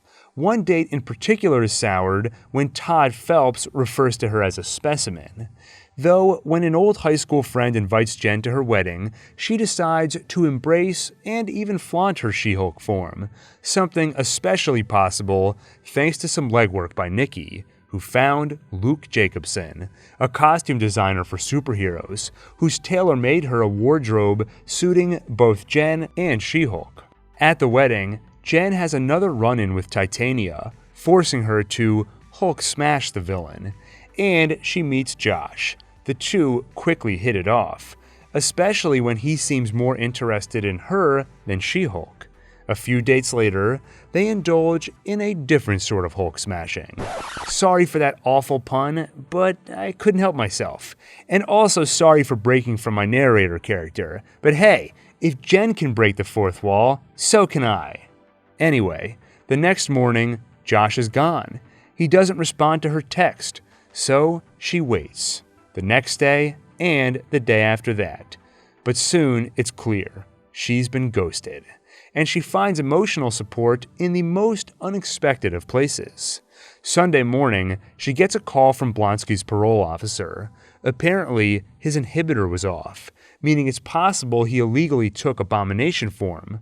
She accompanies the officer to Blonsky's new home, a large meditation retreat he's opened, and they find it was just a malfunction. He's still human and still reformed. But Jen can't leave quite yet because Man-Bull, working out some of his aggression, accidentally destroys her car and the tow truck won't arrive for a few hours. So she reluctantly joins a therapy session, and surrounded by villain wannabes attempting to reform, she actually finds some catharsis, because they make it clear they appreciate Jennifer Walters for Jennifer Walters, She-Hulk aside. Meanwhile, trouble brews. Nikki and close friend Pug discover Intelligentsia, a website filled with haters saying awful things about She-Hulk, and even threatening her, all under the guidance of a leader who calls himself Hulk King. In the days that follow, Walters is assigned to represent Leapfrog, since he's the son of an important client. His superhero suit malfunctioned, leading to third-degree burns, and he'd like to sue the tailor, Luke Jacobson. Jennifer does her best to be gentle, but Luke immediately turns on her, and with that, she's lost her source of fashionable and useful clothing. And she loses the case too, because Luke is represented by one of his clients, Matt Murdock, for whom he's recently designed a new yellow suit. Matt makes a strong case and smells the jet fuel on Leapfrog, something Luke instructed the wannabe hero not to use. Thus, it's proven that Leapfrog's burns are his own fault. Murdock wins the case. Afterward, he and Jennifer hit it off at a bar, and later, when Leapfrog calls for help and She-Hulk comes to the rescue, she finds him pursued by Matt Murdock's superhero alter ego, Daredevil. But Matt quickly clarifies that Leapfrog is the bad guy here. He kidnapped Luke so he'd make him a new suit under duress. So She-Hulk has her first superhero team-up. Working with Daredevil, they take Leapfrog down, and for rescuing him, she's welcomed back into Luke's good graces. And with the adrenaline wearing off, Jen and Matt get to know each other. He's heading back to New York tomorrow, but offers that next time he's in town, maybe he could buy her dinner. She has a counter-proposal. Skip all that, and he comes back to her place tonight. When Nikki finds a devil walking home barefoot the next morning, it tells her everything she needs to know. That night, Jen accepts an award at a gala for female lawyers. But her reputation is in danger, because her speech is interrupted by the intelligentsia. Apparently, Josh is one of them, and he used his night with Jennifer to hack her phone. Now, all the private information they found on her phone is projected in front of the crowd, and he secretly filmed their intimate night together. They play that too, and they tried to publicly shame her for it. Jennifer doesn't take it well. She hulks out and strikes back, then wakes up in a cell. They were wrong for their attempted humiliation, but nevertheless, the authorities are now concerned that she can't control her Hulk form. They release her without charges, but only on the condition she now wears an inhibitor, prohibiting her from ever being She-Hulk again. Feeling lost, she heads back to Blonsky's retreat, while Nikki and Pug infiltrate an intelligentsia event, which happens to be occurring at that very retreat. Apparently, Blonsky has been giving them talks as Abomination, and Todd Phelps, Walter's bad date who called her a specimen, reveals himself as the Hulk King. And he reveals they managed to steal some of her blood and synthesize it into a serum, which turns him into a Hulk. Also, Titania is there, and also Hulk has just returned from whatever business he had on Sakaar. Honestly, it's all a bit much to cram into the climax. So Jennifer exits her show to have a word with the guy in charge of the MCU, Kevin. But she finds Kevin is not a man, it's an AI, the knowledge-enhanced visual interconnectivity nexus. She makes some suggestions for the show's ending. Lose the stupid plot about Todd making a Hulk serum, have Emil Blonsky take responsibility for his actions, and nix Hulk's last-minute entrance. Also, bring back Murdock. Back in the show, Walters enjoys a more emotionally cathartic ending. She's learned to live as both Jen and She-Hulk. Plus, she gets to spend a week hanging out with Matt Murdock. Though, despite the rewrites, Hulk does make a surprise entrance at their family dinner to introduce a son he apparently had on Sakaar, a son named Scar. In the following days, she's cleared of all charges and allowed to be She-Hulk again. Also, once again, Wong breaks Blonsky out of jail. In New Jersey, Kamala Khan goes through another awkward day of high school, but at least her close friends Bruno and Nakia are there to keep her company. And Avenger Con is coming up, where Kamala plans on debuting a cosplay of her favorite hero, Captain Marvel. Bruno helps pull it together. All that's left is a personal touch. He suggests something Pakistani to bring a little of her to the costume. Back home, she searches through a box of things sent by her grandmother Sana, and in it finds the perfect thing, a bangle. At the convention, something strange happens. The bangle activates magic powers, allowing Kamala to project light which takes solid form and weight. She's the highlight of the night, but remains anonymous behind her mask and keeps her identity secret. Nonetheless, the discovery of superpowers is a major boost to her confidence. And so is Kamran, the new kid. Kamala likes him, and it quickly becomes clear her interest is mutual. But she soon learns the bangle, Her powers and Kamran are all connected. His mother Najma is from the Nord dimension, but was exiled along with Kamala's great-grandmother Aisha and a few others. Collectively, they're known as the Clandestines. Outside her home dimension, Najma's access to the power of Noor is limited. It's enough to slow her aging process, but not enough to actually return home. However, Kamala inherited the same power from her great-grandmother, and because she was actually born in this dimension, her powers are likely stronger, strong enough to take them home. There's just one problem. Bruno does Kamala a favor and looks into some research from Dr. Eric Selvig on the Nord dimension. What he learns is disturbing. If they were to open a rift, the Nord dimension may overtake their own and destroy it. It's too dangerous. Kamala cannot open a portal for them. But soon, Najma makes it clear she is not asking a favor. She is demanding one.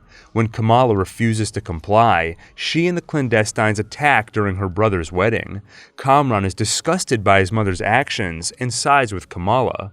Ultimately, using her powers to fight them off and protect her family, Kamala escapes. In the midst of it all, she has a vision of a train, the same train her grandmother Sana took during the partition. Meanwhile, Najma and the other Clandestines are arrested by the Department of Damage Control. Despite betraying his mother and disagreeing with the violence, Kamran is also arrested. Afterward, Kamala speaks with her grandmother, and Sana reveals she had the same vision of that train, so she invites Kamala to Pakistan where they can finally discuss her family history. In the following days, she and her mother fly over. There, Kamala speaks with Sana, who tells a story Kamala has heard many times before, how, during the partition, Sana became separated from her father, until a trail of stars led her back to him. Then, Kamala meets some of her cousins and runs into the Red Dagger. The Red Dagger is a title that's been passed down over the generations. At one point, a man named Walid held it, and now his son, Kareem, does. Their job is to protect people from threats unseen, like the Clandestines.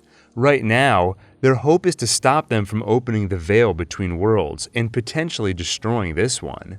Soon, that threat arrives. The Clandestines escape DODC custody, though for his betrayal, Najma leaves her son Kamran behind.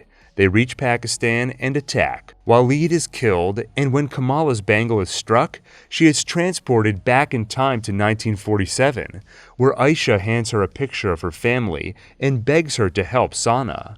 So, Kamala creates a trail of stars, leading the girl back to her father, finally learning that in that story she's heard so many times before, it was Kamala herself who created those magic stars.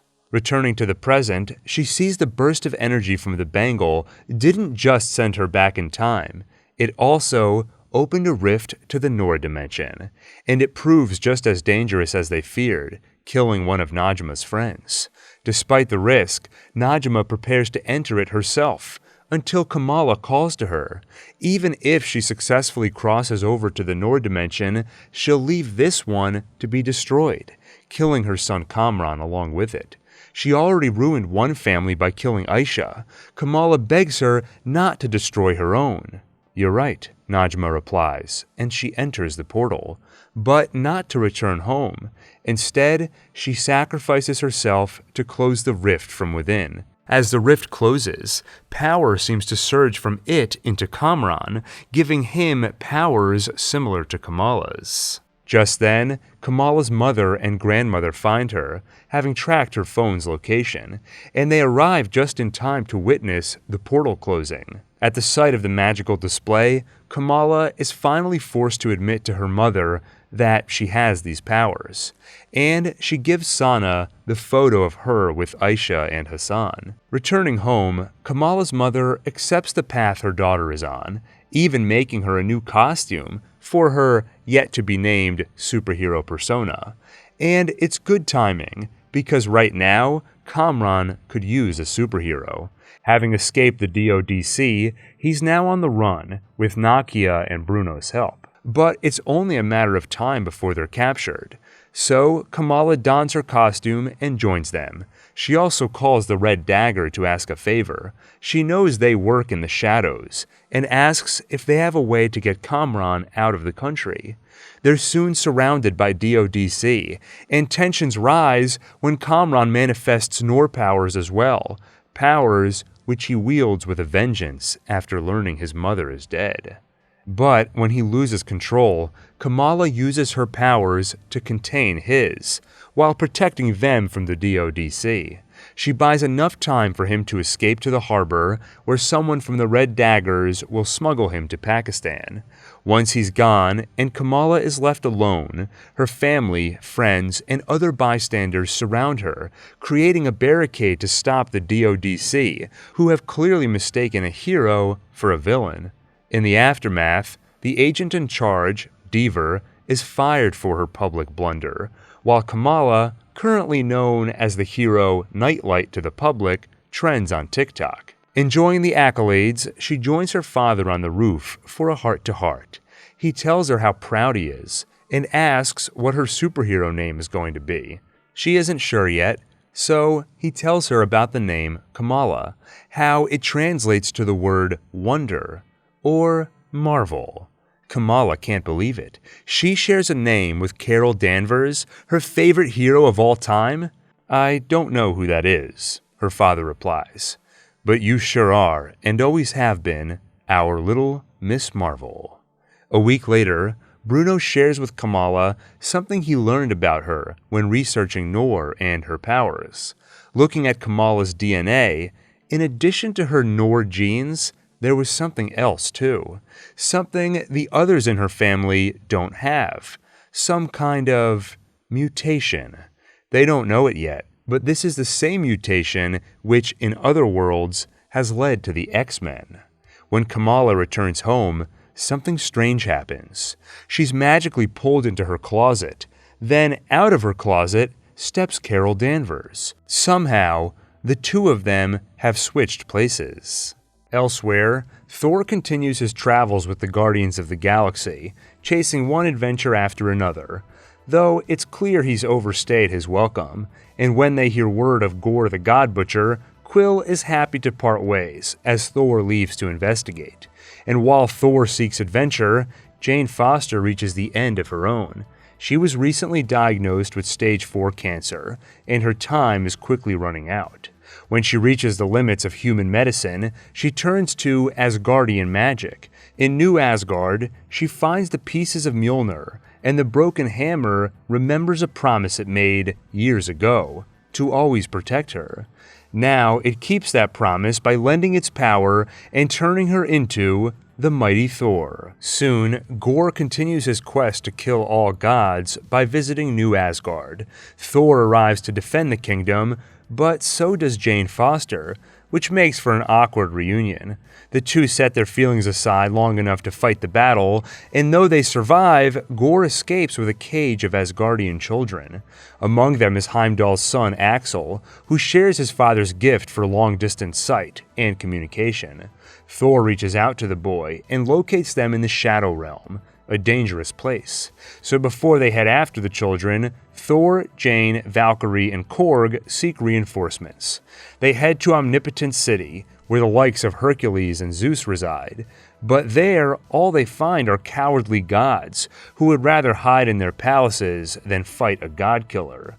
The city is a dead end, though Zeus does reveal Gorr's next move. He will try to reach Eternity, a powerful being at the center of the universe, who will grant the desire of the first person who reaches him. With no help to be found in the decadent city, Thor and company instead steal Zeus's thunderbolt, then head for the Shadow Realm themselves. On the way, Thor and Jane take in the sight of galaxies, stars, and space dolphins. Then finally address their feelings. Both admit they closed their hearts to avoid the pain of loss, but in truth, they want to be together. Except Jane has cancer, something she finally admits to Thor. It's a heartbreaking revelation, but does not change Thor's desire to be with her for whatever time life affords them. They reach the Shadow Realm, and in the ensuing fight, learn that Gorr can't reach Eternity without the key, which is the Bifrost, something accessible through Stormbreaker. It must be kept out of his hands, but he and his army of shadow monsters are formidable. Valkyrie is hurt, and so is Jane. They rush home, and in that rush, Gorr manages to grab the axe. Now, he has access to the Bifrost and the key. In the hospital, Valkyrie is taken into treatment, and Jane learns that her body is failing to fight the cancer. Every time she uses Mjolnir, it saps her mortal energy and leaves her vulnerable to the disease. So Thor makes a promise not to wield it again. He will save the children himself. He finds Gorr at the center of the universe and lends the children some of his power so they can fight with him. But still, he finds himself in need of an ally, and at that moment, mighty Thor appears. He's happy to see her, but also knows it'll likely be the last time. With Mjolnir sapping her energy, she'll soon have none left. But with the little that remains, she fights, and together they destroy the Necrosword. Without it, Gorr will die. But first, he steps through the portal and finds eternity. He prepares to make his wish as Thor rushes to Jane's side. Gorr watches the god of thunder choose love, and Thor reminds him that he can do the same. "You can bring her back," he says. "She would have no one," Gorr says. "She would be alone." And with her dying words, Jane convinces him otherwise. She won't be alone. Knowing Thor will care for his daughter, Gorr makes his wish, and just before dying himself, sees his daughter return to life. Thor, after losing every loved one he's ever known, now, for the first time, gains one. He raises Gorr's daughter as his own, and even fights alongside her in battle. She wields Stormbreaker, and he Mjolnir, as they travel the galaxies, providing aid wherever it's needed. They're known by many names, but to those who know them best, they are simply known as Love and Thunder. Meanwhile, in Omnipotent City, Zeus recovers from his wounds and sends his son Hercules to get revenge on Thor. And elsewhere, Jane Foster learns it's true what they say. When an Asgardian dies in battle, they are welcomed into the gates of Valhalla. She appears in the land of gods, and Heimdall is there to welcome her. Elsewhere, the patriarch of the Bloodstone family dies, meaning the family weapon, the Bloodstone itself, must be passed on to a new owner. Per Ulysses' wishes, monster hunters from around the world are gathered. The Bloodstone is affixed to a monster, weakening it but also making it angry. The monster is let loose in a maze, and so are the hunters. Whoever kills it gets the stone. But the hunters don't realize there is a monster among them. Jack, a werewolf currently in human form. Also among the hunters is Elsa, Ulysses' estranged daughter, though she gets no special treatment from her stepmother Verussa, who organizes the hunt. Elsa left the family long ago, and Verussa never forgave her for it. During the hunt, Elsa and Jack make a deal. If she helps Jack free the monster, who happens to be his friend, he will give her the stone. They succeed, and Jack's friend Ted, also known as Man-Thing, escapes. But when Jack tries to grab the stone, it rejects him, revealing to the hunters that he himself is a monster, which is convenient because with Man-Thing gone, they need a new monster to hunt. Although the next full moon is 5 days away, using the Bloodstone, they can turn Jack into a werewolf tonight. He warns them it's too dangerous, and offers they can hunt him in human form, anything to ensure he doesn't hurt anyone, especially Elsa. Before turning, he quickly takes in her scent, hoping it'll ensure his monster form recognizes her, and when he turns, it works. The werewolf slaughters everyone around him, but stops when it smells her. Then, the wolf escapes. But Verussa now has Elsa cornered. She prepares to kill her stepdaughter, but Man-Thing returns and kills Verussa first. By morning, Elsa has the Bloodstone, and Jack returns to human form, safely reunited with his friend. Soon, Christmas time approaches, and the Guardians of the Galaxy are busy. They recently purchased Nowhere from the Collector, and are hard at work making it livable. They're helped by Cosmo, a talking, psychokinetic dog from the Collector's collection. Most on Nowhere have never heard of Christmas, but Mantis knows it's important to Peter. And she heard from Kraglin what happened the last time Peter tried to celebrate. Yondu destroyed the tree and scoffed at the idea of handouts. She also knows that Peter is still grieving for Gamora, so she decides to give him a great Christmas and something to smile about. Why does she feel it's her responsibility? Because he's her brother, something she's kept from him, because she doesn't want him to think about his father, who killed his mother, every time he looks at her. She teams up with Drax, and he has the perfect idea for a gift that'll make Peter's Christmas: Kevin Bacon. As a child of the 80s, Peter's always loved the actor, for Footloose especially. From the passionate way Peter's spoken of him over the years, Mantis and Drax assume he's some kind of world leader. But after they abduct him and learn he's an actor, they're both disgusted. Peter was just a kid when he left Earth. His memory is probably all screwed up, Mantis surmises. So she trances Kevin to be a heroic version of himself. Back on Nowhere, they surprise Peter with a grand Christmas display and Kevin Bacon. Peter is excited, then shocked at their human trafficking, and tells them to free the actor from Mantis' trance. Kevin, of course, freaks out, but once he calms down and they prepare to take him home, he learns just how much he's meant to Peter over the years. So he decides he can stay a little longer to give Peter a Christmas to remember, performing a rendition of Here It Is Christmas Time, while everyone exchanges gifts. Peter gives Groot a Game Boy, and Nebula gives Rocket Bucky's arm.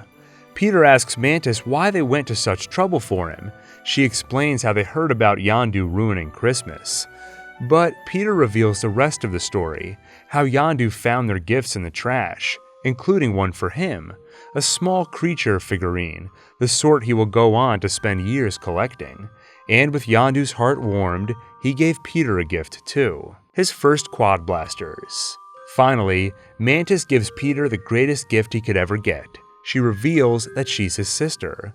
And suddenly, Peter realizes he still has some family left.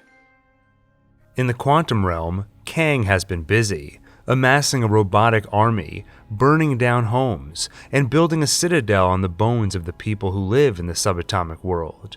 But still, he is trapped there. Until now, Scott Lang's daughter Cassie has become interested in the quantum realm and built a satellite to explore it.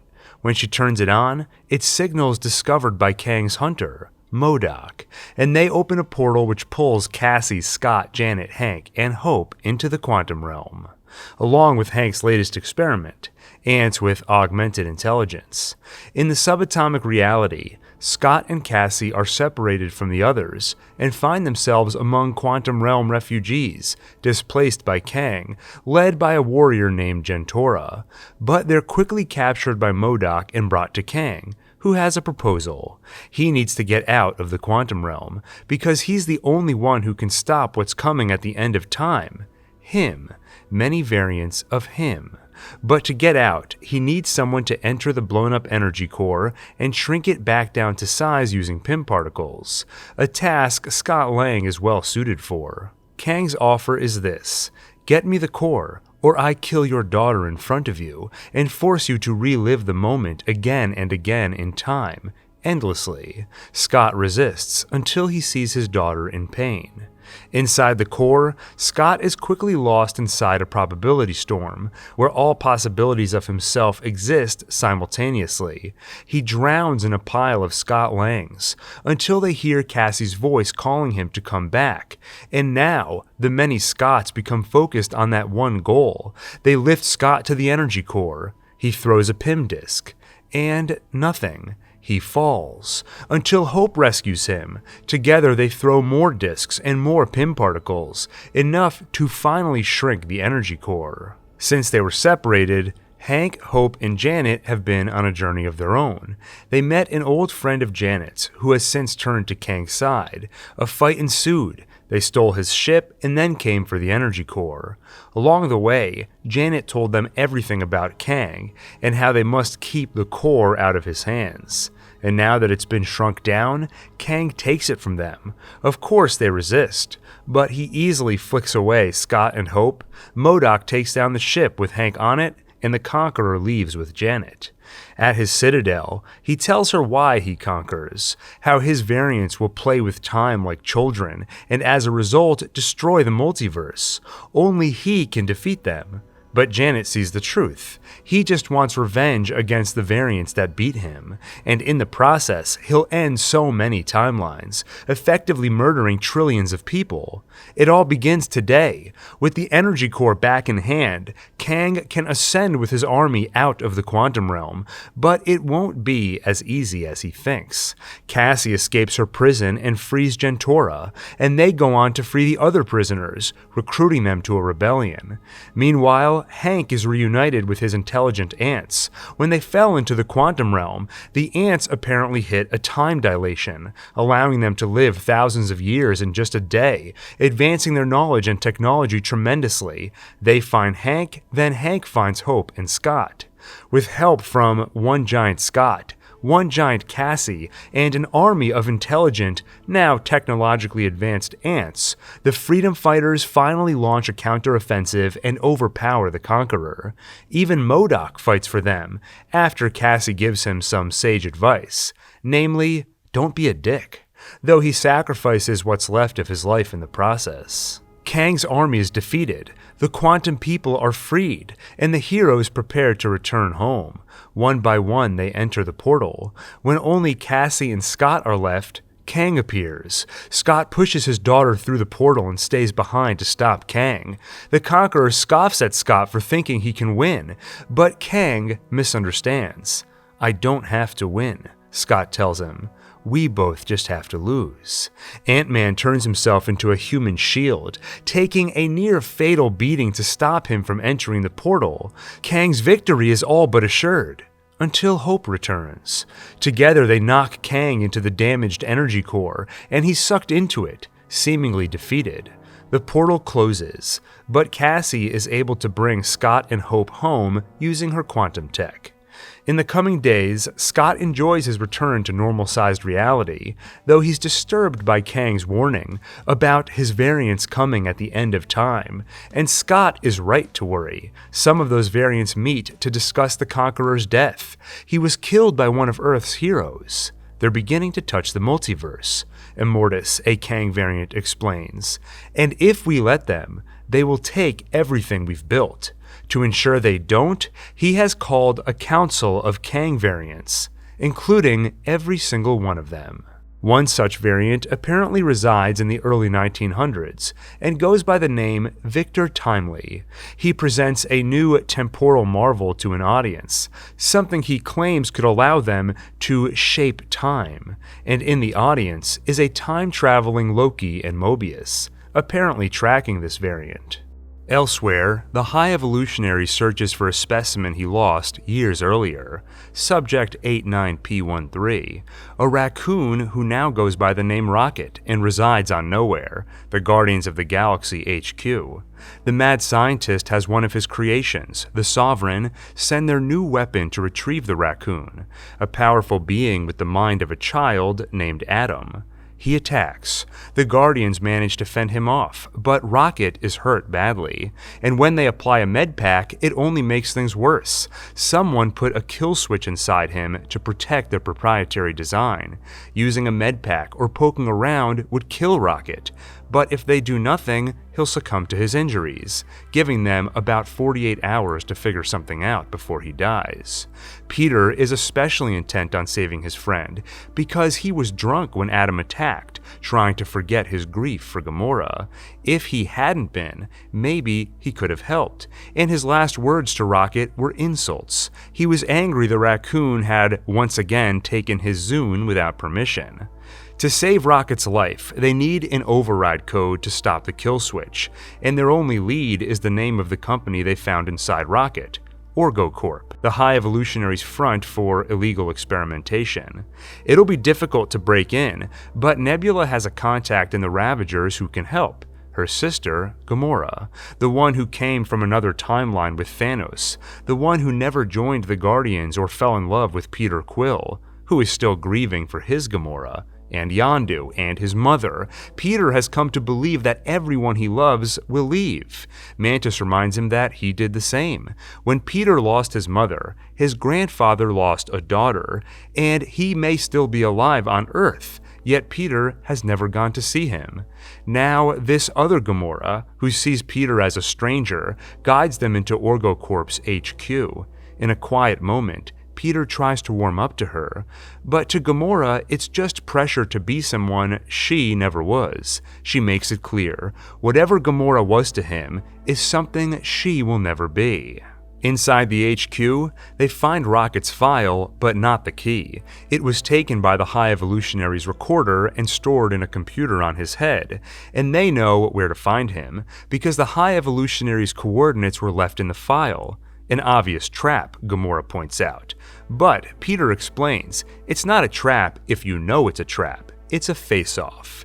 It becomes clear to Gamora that when it comes to saving their friends, the Guardians aren't big on hesitation, even if it means going toe-to-toe with a man some corners of the universe consider God. Meanwhile, the High Evolutionary is displeased with Adam and the Sovereign's failure to capture 89P13. He threatens to end their species if they fail again.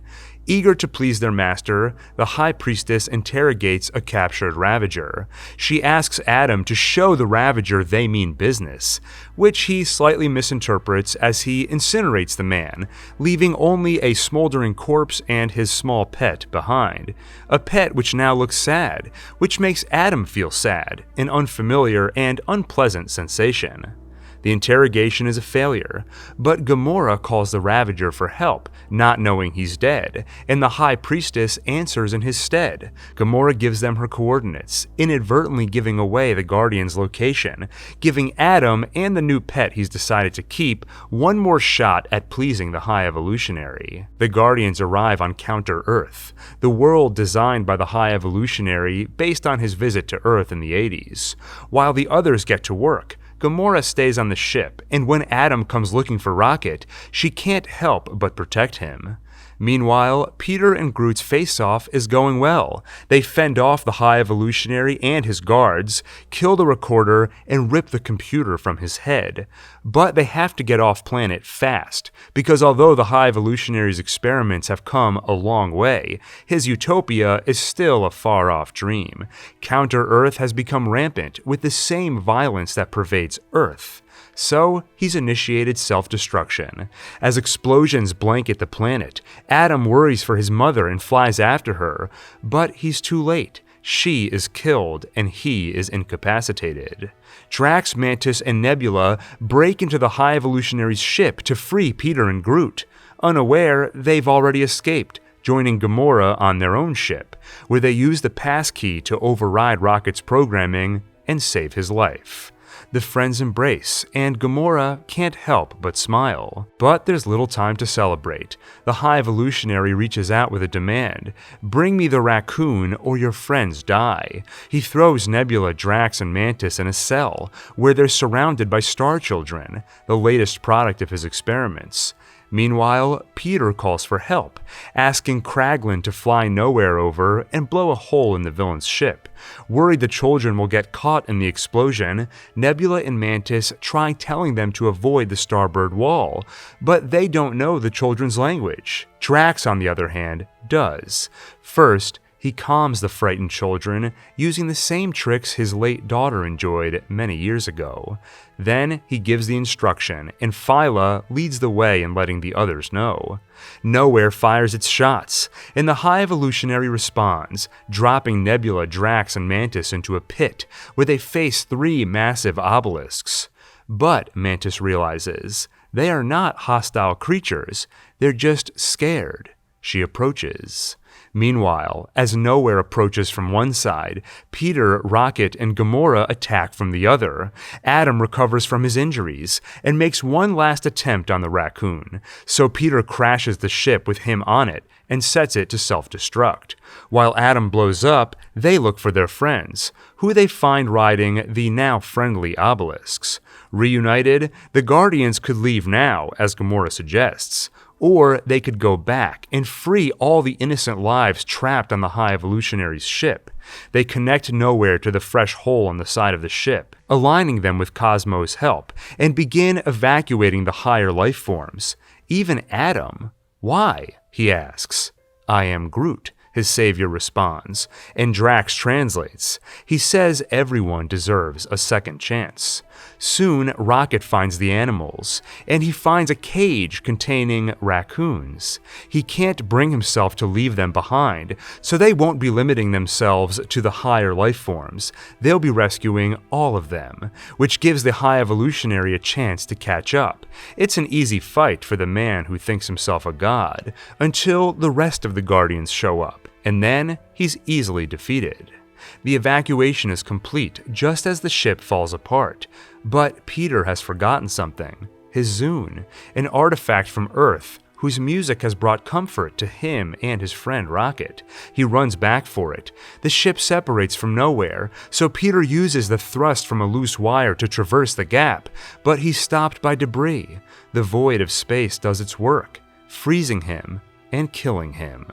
But Adam, the Sovereign's warlock, in his adolescence, has learned he doesn't enjoy inflicting pain or sadness. He prefers benevolence, the sort shown to him by Groot. So he learns from the Flora Colossus and saves Peter, flying him to safety. In the aftermath of the battle, Peter gathers his friends and tells them he's leaving. Like Mantis suggested, he will return to Earth after spending almost 40 years running from it. Mantis is leaving too, after spending her entire life, first doing as Ego asked, and then as the Guardians asked. It's time for her to discover what she wants. Nebula will oversee Nowhere with Drax's help. Gamora will return to her new family, the Ravagers. And as for Rocket Raccoon, he will oversee the new Guardians of the Galaxy, including Groot, Adam and his pet, Kraglin, Cosmo, and Phyla. Peter heads to Earth, though he leaves a small piece of it behind for Rocket, that Zune he nearly died getting. And soon Peter is welcomed home into his grandfather's open arms. And Quill isn't the only one who returns to Earth after a long absence. So does Nick Fury. Almost 30 years ago, he and Carol Danvers made a promise to help the Skrulls find a new home. Thus far, they've failed, and some of the Skrulls have become impatient, including Gravik, who remembers Fury's words well. You keep your word, I'll keep mine. As far as Gravik is concerned, Fury did not keep up his end of the bargain, so Gravik's taken matters into his own hands, building a faction of angry Skrulls. They displace Talos as their leader, and rather than coordinate with humans, decide on a new strategy: exterminating them. They've kidnapped various officials and important people, placed them in pods which keep them in stasis and steal their memories. By borrowing those memories and shape-shifting, Gravik's Skrulls have taken over their lives, infiltrating positions of power. They've done this so they can manipulate world events and push humanity toward World War III. While humanity is distracted by war, the Skrulls will rise up to take power. And to help the cause, Gravik has scientists working on a machine, which, if provided with DNA from someone with superpowers, would allow a Skrull to absorb those powers, and with an army of Super Skrulls, Gravik's takeover of Earth would be easy. Maria Hill catches wind of the invasion, even learning that Everett Ross is among those who have been replaced by Skrulls. So she calls Nick Fury. And knowing that Gravik is a monster he himself created, Fury leaves Saber and returns to Earth to clean up his mess.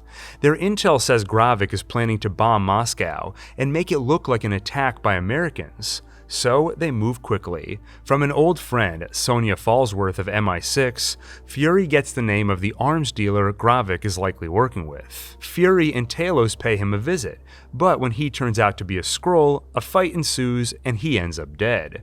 So instead, they chase down the Skrull he was meeting with before they arrived. Gaia, Talos' own daughter, who is now working for Gravik. This is not what your mother would have wanted, he tells her, and that's how she learns her mother is dead, apparently killed by the man she works for, Gravik. She leaves, but later Talos' words have an effect, and she decides to help them stop the attack. But despite her help, they fail. The bombs go off, killing over 2,000 people, and during the chaos, Gravik takes the form of Nick Fury, gets close to Maria Hill, and shoots her dead. In the aftermath, Fury suspects Talos has not been entirely forthcoming with him, and under some light interrogation, Talos makes a confession. There aren't just some Skrulls hiding on Earth. There are about 1 million of them. Nearly every Skrull remaining is here. They haven't been able to find a new home, and during the blip, Talos thought Fury was gone for good. He had to do something. The Skrulls needed a home, so he decided to make Earth their home. He kept it a secret, but only for now. His hope is that at some point, humans will accept them, and the two species can coexist, sharing this planet instead of finding a new one. Fury is furious. Humans can't even coexist with each other. Of course they'll never accept Skrulls. Fury's next meeting doesn't go much better than this one. He sits down with Colonel James Rhodes to sound the alarm and tell him about Skrulls infiltrating positions of power. Rhodes' response is to fire Nick Fury, and Fury leaves with a suspicion that will soon prove true. Rhodes is a Skrull. Next, Fury visits his wife Vara, who was left a widow during the blip, and after Fury returned, she looked forward to their reunion, but instead, he left to wallow on his space station. And now, though the two still have feelings for each other, it's clear she is working with Gravik, who has just hatched a scheme to find the traitor in his midst. He launches an attack between a nuclear sub in the Royal Navy and a UN plane, to see which of his people will sabotage it. And sure enough, Gaia helps Talos and Fury stop the attack. With the traitor identified, Gravik shoots her and leaves her for dead. Only she doesn't die, because Gravik's Super Skrull machine works, and Gaia snuck behind his back to use it on herself. One of the powers they've assimilated is Extremis, which has extraordinary healing capability. Gravik's next assassination attempt also fails. He has Rhodes give Vara the order to kill Fury, but they underestimate the remaining love between them. There's no blood shed at their next meeting, only a loving conversation about their time together. Later, Gravik makes another assassination attempt, this time on the President of the United States, Ritson, and Talos saves him by sacrificing his own life.